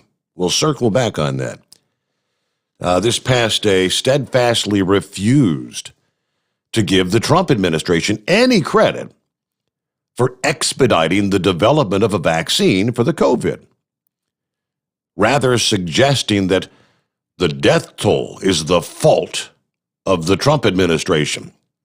She said, quote, "I don't think anyone deserves credit when 500,000 people in the country have died from this pandemic." This is at the White House press briefing. Now, this was following a question from a reporter seeking a reaction to a comment by the former Health and Human Services Assistant Secretary, who posted on Twitter that he was exasperated by the Biden's administration trying to characterize the vaccine program. "I'm so tired of the continuing lies that the President of the United States, Joe Biden, inherited a COVID-19 vaccine mess," as they keep trying to call it, when in fact 99% of the current vaccine manufacturing and distribution is exactly as planned and explicitly described by the Trump administration's Operation Warp Speed. Operation Warp Speed was the Trump administration's program. He used $10 billion of the CARES Act, that first round of stimulus money, provided support for pharmaceutical firms to do research development, which accelerated production of a safe, effective vaccine. And what he did with Operation Warp Speed, he reduced the normal vaccine development time from, in some cases, 10 to 15 years down to less than 1 year. It's kind of funny that Joe Biden's out there trying to say that Donald Trump didn't have nearly enough vaccines ordered and all that. I don't know if you caught that this week, but I went back and pulled up the numbers. Hell, it was March of 2020 when which one was it? Was it I think the Pfizer? They hadn't even approved a vaccine yet, and we're a long ways off. But he actually put down the money to order 100 million doses. He's putting out the money for a vaccine that they didn't even know would work. And then he had another $500 million kind of locked in once they got approval. And so that was all in place. But well, what has Biden done differently? I mean, there's nothing different now. I mean, he's just like the article said, 99% of what was already set in place is still going in place. All they do is just complain about it all the time. All right. With that, let me see here. To jump on board, we got open lines at 844-844-3388. It is the Steve Summers Overnight Drive, live from the Hot Shot Secret Studios. USA Radio News with Wendy King. A federal judge has ordered a 2-month continuance in the case of the man who sat at Speaker Nancy Pelosi's desk during the January 6th riot at the Capitol. Richard Barnett erupted at the judge during the virtual hearing. The adjournment means he'll be detained until the next hearing. A Dallas police officer with 13 years on the force has been charged with capital murder. Police Chief Eddie Garcia says Brian Reiser was charged after a man came forward claiming that Reiser had ordered him to kill a man and a woman in 2017. There's an old adage in police work that says that no one hates a bad cop more than a good cop. We hire individuals from the human race, and when we find individuals such as this, it's the actions that we take afterwards that we should be judged by. We will hold ourselves accountable to the highest levels. Reiser is now on administrative leave. This is USA Radio News. Hey travelers, do you want to save money on your next flight? Then pick up the phone and call. That's right, call, because the best prices are not online. They're with SmartFares. See, SmartFares has special deals with the airlines. When they have unsold seats, they use SmartFares to fill them. So you get airline tickets at ridiculously low prices. Our prices are too low to publish online. With the extra money you'll save, you can book another trip or treat yourself to dinner or shopping. So stop searching all of those travel sites to find the lowest price on your next flight. Let one of our SmartFares expert travel agents find ridiculously low prices for you. Call SmartFares today and get the best price on your next flight. Guaranteed. Also, save up to 50% off business and first class tickets. 800-871-3291. 800-871-3291. Again, that's 800-871-3291. The Overnight Drive with Steve Summers. Live from the Hot Shot Secret Studios. Call Steve now. 844-844-3388. That's 844-844-3388. At Hot Shot Secret, we share the science behind common diesel problems and their solutions. For example, ultra-low sulfur fuels. The primary function of diesel fuel is combustibility. One of the little-known aspects of fuel is its role as a lubricant to metal-on-metal moving parts. The introduction of ultra-low sulfur fuels diminishes the fuel's ability to lubricate because sulfur, which has been mostly removed, has lubricating properties. Hot Shot Secret Everyday Diesel Treatment with LX4 delivers unmatched lubricity. Third-party testing confirms that it takes 3 times the amount of leading fuel treatment to match the lubrication benefit of 1 dose of Hot Shot Secret. Everyday Diesel Treatment is a fully formulated 6-in-1 premium fuel treatment for every fill-up, every time. Everyday Diesel Treatment is available at truck stops, Tractor Supply, O'Reilly's Auto Parts, and online at HotShotSecret.com. Hot Shot Secret, powered by science. Dean Michael, the tax doctor here. Are you one of those truck drivers that came home after a long haul and found the only thing waiting for you was a stack of IRS letters? Your significant other was gone, but your newfound IRS problem is still there. I've heard this story many times over the years. While I can't help you with your broken heart, I can fix your tax problems. If you owe more than $10,000 to the IRS or haven't filed for many years, call me for a free consultation at 888-557-4020 or go to mytaxhelpmd.com. Like I always say, you keep your eyes on the road, I'll keep mine on the IRS. Whether you're a diesel pickup performance enthusiast or just looking for a small upgrade, when selecting common rail fuel system components, look no further than Exergy Performance. At Exergy, you'll find injectors, pumps, and more, engineered like no others on the market using state-of-the-art equipment run by people that have been in the business for decades. So if you're in the market for common rail components at any power level, contact Exergy Performance or one of the many dealers listed on our website at Exergy Performance. HighPerformance.com. Do you have a Dodge pickup and hate your automatic transmission? Of course you do. Levon Miller at Firepunk Diesel here, and we specialize in heavy-duty and performance transmissions for your 3-quarter or 1-ton Cummins-powered truck. So if you're interested in turning your stock slush box into a towing monster, call us today at 614-733-3744 or visit us online at shop.firepunk.com. Getting a good night's sleep while on that long haul can be quite the challenge. That's why Commercial Vehicle Group has partnered with Serta Mattress to bring you the Bostrom plus Serta mattress for the best night's sleep possible while you're on the road. The Bostrom plus Serta mattress, manufactured with Serta's patented Cool Gel memory foam, acts to dissipate body heat and eliminate pressure points, which reduces the tossing and turning that can be so disruptive to your sleep. The Bostrom Serta mattress comes in 2 thicknesses, 7 and 10 inches, offering support to drivers of all shapes and sizes. The mattress comes in the standard 80-inch length with 4 widths, 32, 36, 39, and 42 inches. For more information on the mattress or where to buy, call us at 800-459-7328. That's 800-459-7328.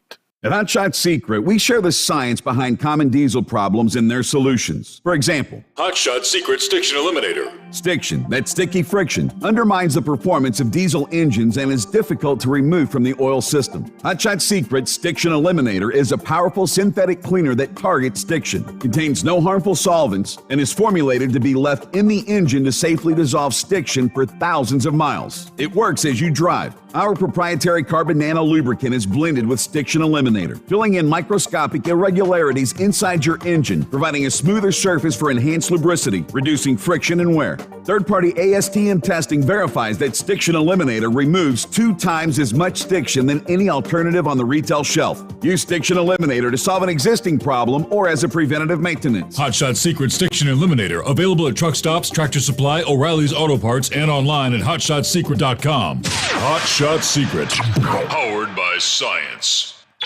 And now, back to the Steve Summers Overnight Drive.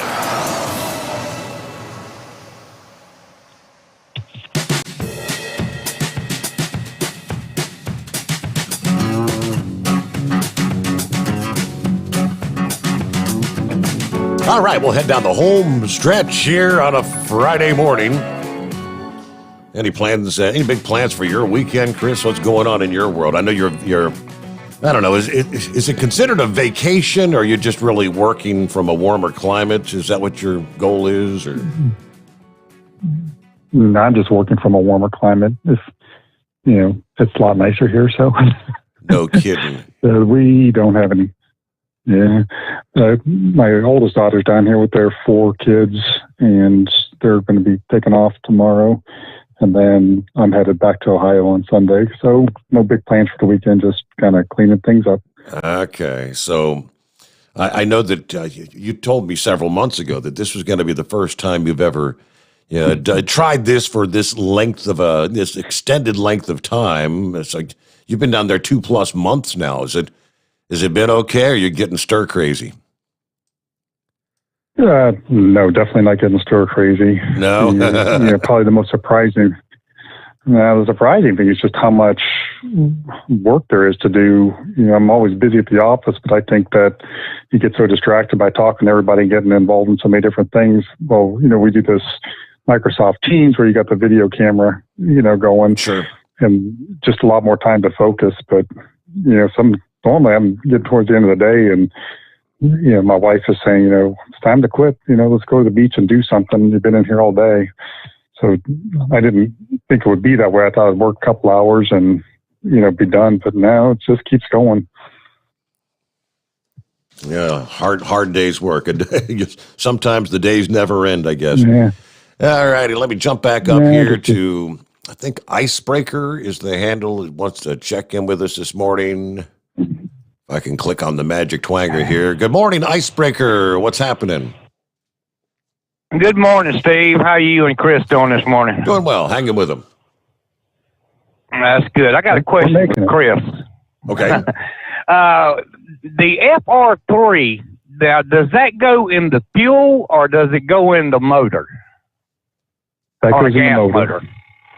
Okay. Or now, diesel. Do you leave room for it, or can you add it in after, say, you've already put, say, 5 quarts of oil in your car?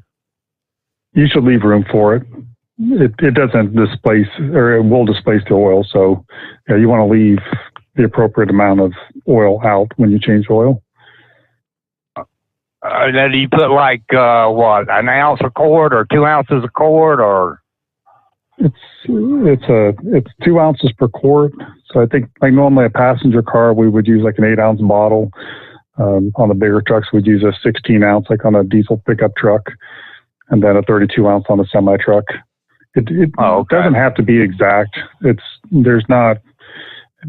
try to come up with some good general rules, but if it's a little bit more, a little bit less, it's not critical to the operation. Okay. Yeah, I was just wondering. So in other words, if I change the oil and it's a 5-quart system, I want to put 4 quarts in it, then pour 10 ounces of the FR3 in it, and then go back and add the additional quart if there's room for it, or no? It's exactly what you just said. So you just normally you're going to start putting in that last quart and checking the dipstick to see when to stop. So just put the FR3 in halfway. Yeah, that's exactly the way I would do it. Okay. And what did you say the name was of the gas treatment that you pour in the gas tank? I'm sorry, Gasoline Extreme. Okay, Gasoline Extreme. Okay. Just like we had Diesel Extreme, we have Gasoline Extreme. And it basically works the same. Yeah, it basically works the same way as the Diesel Extreme on a diesel, correct? Exactly. Okay. It's going to clean it up considerably.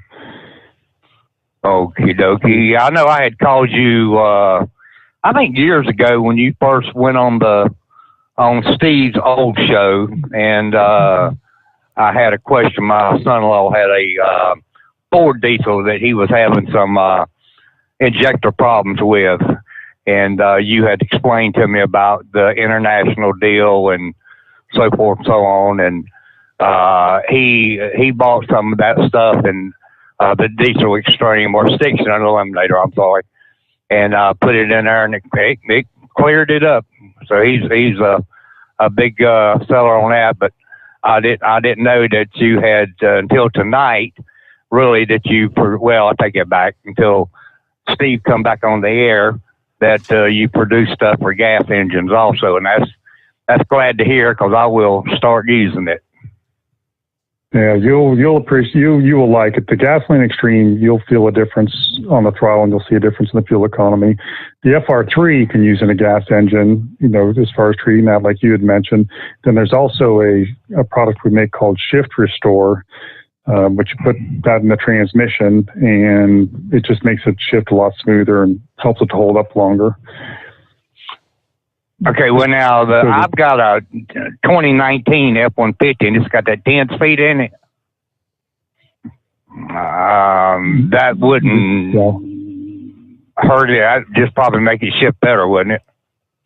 Correct. No, it will not hurt it. It just kind of improve the base oil in there. So, and I think it's a 16-ounce bottle that goes in, but I can double check that. But it does a really good job on the transmissions. And if you can, just put a little bit in the power steering pump too, just like a capful. Okay, all right. Yeah, well, I'll give it a try and see how it does. Like I say, it sold my son-in-law on that Station Eliminator. But I just want to thank you for putting Steve back on the air, because that does keep us truck drivers going at night. I don't know what we'd do without King Steve. And he's the king of late night radio. He is that. Well, thank you for your time and your information, and we'll talk to you later. Hey, thank you so much, and thanks for supporting our sponsors. Thanks for supporting Hot Shot Secret. There you go. So you've been down there, like I said, and we talk, normally we hear from Philip, who lives down there in Florida, works down at the Mickey Mouse's place in Orlando, and he keeps us up to date with what's going on with the space launches and all that. I think it's about 3:20 yesterday morning. They launched the latest, the SpaceX Starlink satellite launch and all that. Have you had the opportunity from where you're at? Can you see the launches going up or anything, or do you get the sonic booms when they're bringing those boosters back? I'm on the West Coast over on the Gulf side. Okay. And no, I have not seen anything. Yeah, okay. And I know, so we've been coming down there for like 20 years. In the wintertime, we come down and camp for a couple of weeks. And one time we did go over towards on the Atlantic side by Cocoa Beach and watch them launch one of the space shuttles or some satellite. I don't know. Yeah. It was like 4 a.m. Everybody went out and watched. It's kind of cool. I mean, to see the big fire tail and all that. But over here, I haven't seen anything. Yeah, I wasn't sure what part of the States you were in. I wasn't sure, but on the West Coast side, you're too many miles away to get the sonic boom and all that. But yeah, I've always been fascinated by space flight, and yesterday, of course, since I was doing the show live when they were launching, I after the show I went over and watched the replay and the launch, and it's pretty cool what they've got going. They've their launch schedule. I mean, they're launching one of those SpaceX things every few days. It seems like. Yeah. You going to go to Mars when they get it ready? No. No, I don't either. I don't think they're going to have it ready in my. it. I don't think they're going to have it ready in my lifetime. But yeah, we'll see. I don't know. They got a long way to go. Would you take one of the flights up? I don't. You know what? Mars, I'm not even. When I go to Kings Island now, I'm like the old fart that just goes up, like my grandpa did when I was a kid. I don't get on the fast stuff anymore. The big roller coasters and all that. I guess I'm a wimp. I don't know if I could handle the G-force of going up. Kyle was talking about getting me in one of those daggone hotshot race cars for a pass or something, and I said, I don't know about that, Kyle. I don't think I can handle. What is that, 3 or 4 G's or something? That's. I don't know if I can handle that. It's pretty cool. Have you been down to Disney World? I have not. If you get a chance to go down there, they've got a couple of rides. One of them's called the Space Shot, and it simulates what you would go through in a spaceship, and it's pretty real. I mean, it's all fake, but it gives you the impression of being real, the way they swing you around and the visuals and all that. Yeah. It's pretty cool. If you ever get a chance to do that. Okay. Yeah, I'm 56 and I've never been to Disney World. Can you believe that? Yeah, I just started the last couple of years we've gone, and I've come down here all those years, never went to Disney World, and then we had a trade show there, so I asked my family if they wanted to go, and of course they did, so they enjoyed it. But once I seen some of those rides and what they're able to do, it kind of makes sense now how crowded they are all the time. Mm-hmm. And it's amazing. You have to give it a try sometime. It's amazing how they've been open all this time. And, all this talk about, you're gonna get all these people sick with the COVID. Disney World's been open, for months and months now. There have been, no outbreaks, people going down to Disney World. Philip makes it sound like, although they're running at reduced capacity, their reduced capacity is about as full. They're running as as many people as they can get in there with their reduced capacity. We were there last week, there was no reduced capacity. I mean, it was as full as it's ever been when I've been there. Really? So they are right on top of you about your face mask. I mean, you take it off for a minute. I was walking down the middle area and took it down just to get a drink of water. And one of the workers came up, "Sir, you have to put that back on." It's like, well, can I get a drink of water first? Like, if you want to eat or drink, you have to go off to the side and be stationary. And as soon as you're done, put your mask back on. They're on top of it. Wow. Which is really annoying when it's 82 degrees out and you're trying to wear a face mask. It's like, phew, you're killing me. So just last week, how about that? Hey, good morning, Larry. What's happening?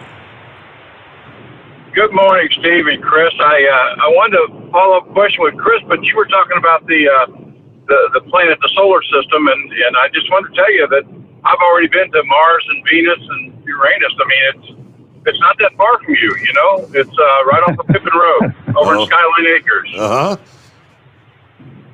Well, I tell you, back when I was a police officer, and this kind of went around the police community in Hamilton County big time. One of the guys at night was pursuing a suspect on foot, and the suspect went down Venus and then turned up Uranus. That's I know where you're talking. That's the name of the streets there in Skyline Acres. Absolutely, all the Planet Street names. Anyway, Chris, have you had a chance to follow up on our conversation last month with Arnell or Rumpke? Yes, we tried RNL and Rumpke many times. We've not been able to get through or get anybody to take an interest or call us back. So we switched over to a school system, Delaware, and we're going to try and do a test with some of their buses that are running CNG, and then maybe that can get some attention. We're not going to give up on it. I'm going to keep working on it. And Home City Ice was the other one I think you mentioned. Yes, sir. I talked to a fellow yesterday here in Sellersburg, Indiana. The company is Rulon, and if I'm saying it, pronouncing it correctly, it's RAUN. They have a pretty large fleet of CNG vehicles. The individual was telling me about the different oil that they use in the CNG, and there's a component, and I'm apologize, that they use in addition to the different oil for the CNG engine, and it's something that cleans up the oil even better, and you have to drain the water, the moisture off of it daily. Are you familiar with that component? No, I'm not. Sounds interesting, though. So the component they're putting in there is causing it to draw more moisture? It's pulling, theoretically, what the guy told me is that it's pulling the moisture out of the oil and pulling it off, and then you have to drain that. In fact, he opened the petcock for it. I put my hand up there, and I could feel moist air coming out of this component. And I'd never, ever seen that before. I thought it was pretty interesting. The company, I don't know where they're based out of, but it's RAUN. So there's a demulsifier that we put into oil sometimes to get, or into fuels even, but to separate out make the water separate out. Maybe that's what they're putting in there to keep it out. I'll call them tomorrow. I'll call Monday or Tuesday and find out. Sounds interesting. Yeah, the fellow that was go ahead. The fellow that was the truck driver seemed very knowledgeable about the product, about the engine, about the CNG whole process, and he said it's really extended the life of the engine by this component that they're using. Now, you may have an additive that does what that component is doing without the added expense of that component and the daily task of draining it. Yeah, I'll have to check that out. I'll follow up and see. He chuckled with me. He says, not everybody does it. You know how truck drivers are. He says, I can get in somebody else's truck and I can drain that, and I've taken a pint of water out before. And he said, you get in my truck, he said, you're lucky to find anything like that at all. So it was very interesting conversation. I was going to follow up with their head mechanic here in Sellersburg, but that was just yesterday that I learned that. Well, I'll do some research this week and see what I can find out. I appreciate that. Because I really do think, when we were talking about this last time, I think we can affect change in those engines, considerably, because they have such a low amount of detergent in them. Because I think it has to be almost not an ashless product, but it has to have very low ash, so it doesn't, create difficulty for the plugs. And we can fix that. I mean, the friction modifiers are, they're not metallic. They don't leave any residue behind. So it'd be a great place to do a test. gotcha. Hey, Steve, on another note, yesterday I had to go down to where one of our trucks was involved in a little minor incident, but he got on the radio and said, instead of saying I'm on the street name, he said, I'm Smallwood. Everybody got a laugh out of that. Have a great day. All righty. Thank you much for checking in this morning, Larry. Speaking of outers, Moose, Big Moose said, I took a trip to outer space once in the back seat of a 72 Le Mans, thanks to some smooth talking and some Mexican oregano. Took me 18 years to pay for that round trip. All right, one final question here quickly from the email bag. Isaac says, have a question for Chris. I'm building a new engine. I hope it's ready to fire up in the next few weeks. What do you suggest to you? Would you suggest to use fuel in the oil for startup? It's a big Cam Cummins, he says. Fuel in the oil? Maybe no, he means, what would you fuel. suggest for oil? Maybe he meant to say for the startup. Okay. So usually they try to use a lower detergent oil for startup, and then get rid of it right away. After a few hours, whatever the procedure is, like 5 or 10 hours.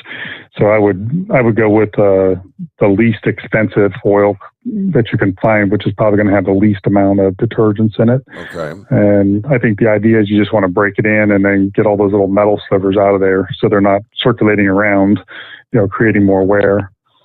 And then after that, I would put the FR3 in it. Okay. Or use the synthetic oil like the Blue Diamond or Green Diamond.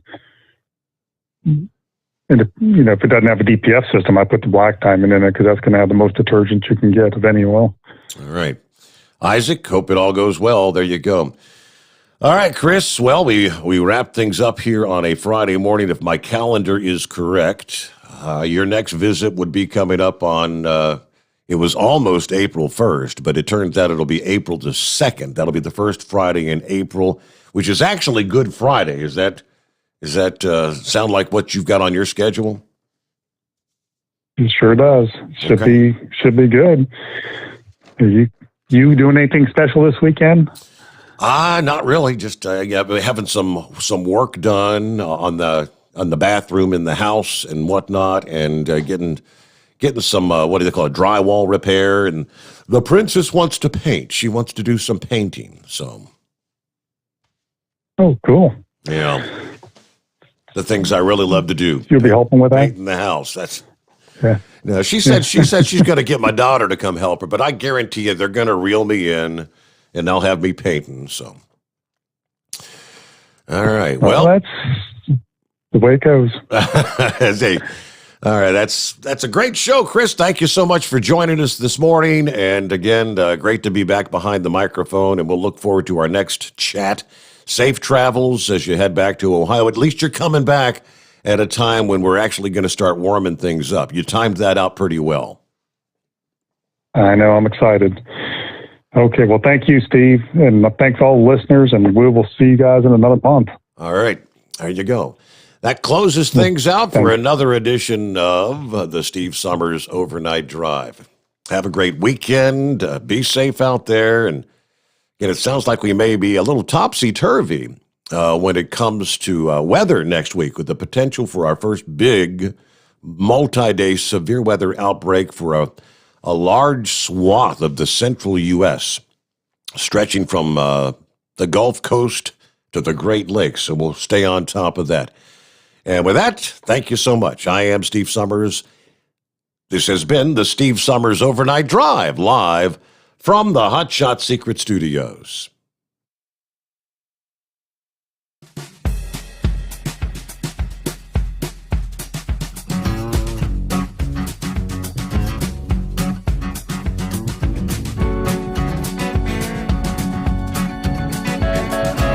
You'll never guess the places that I've been. You never guess the places that I've been. 'Cause everything is like a dream, yeah, but only in that dream that I live in.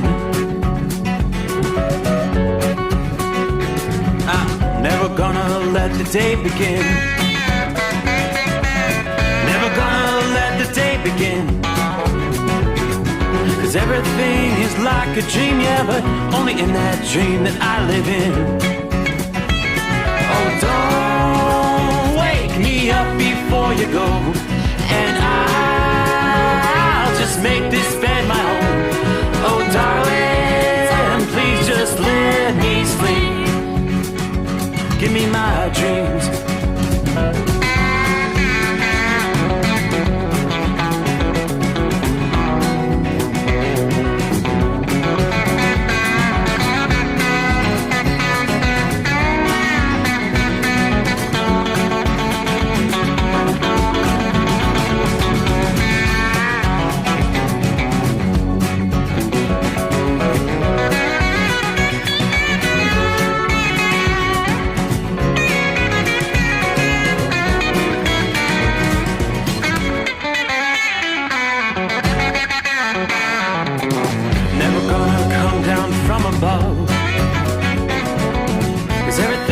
Better from above.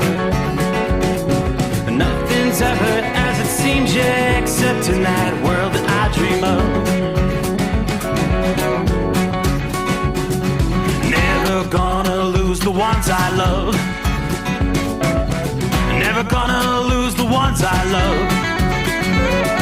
'Cause everything is like a dream, yeah, but only in that world that I dream of. Oh, don't wake me up before you go, 'cause I can't face this day alone. Oh, darling, please just let me sleep. Give me my dreams. Give me my dreams. Give me my dreams.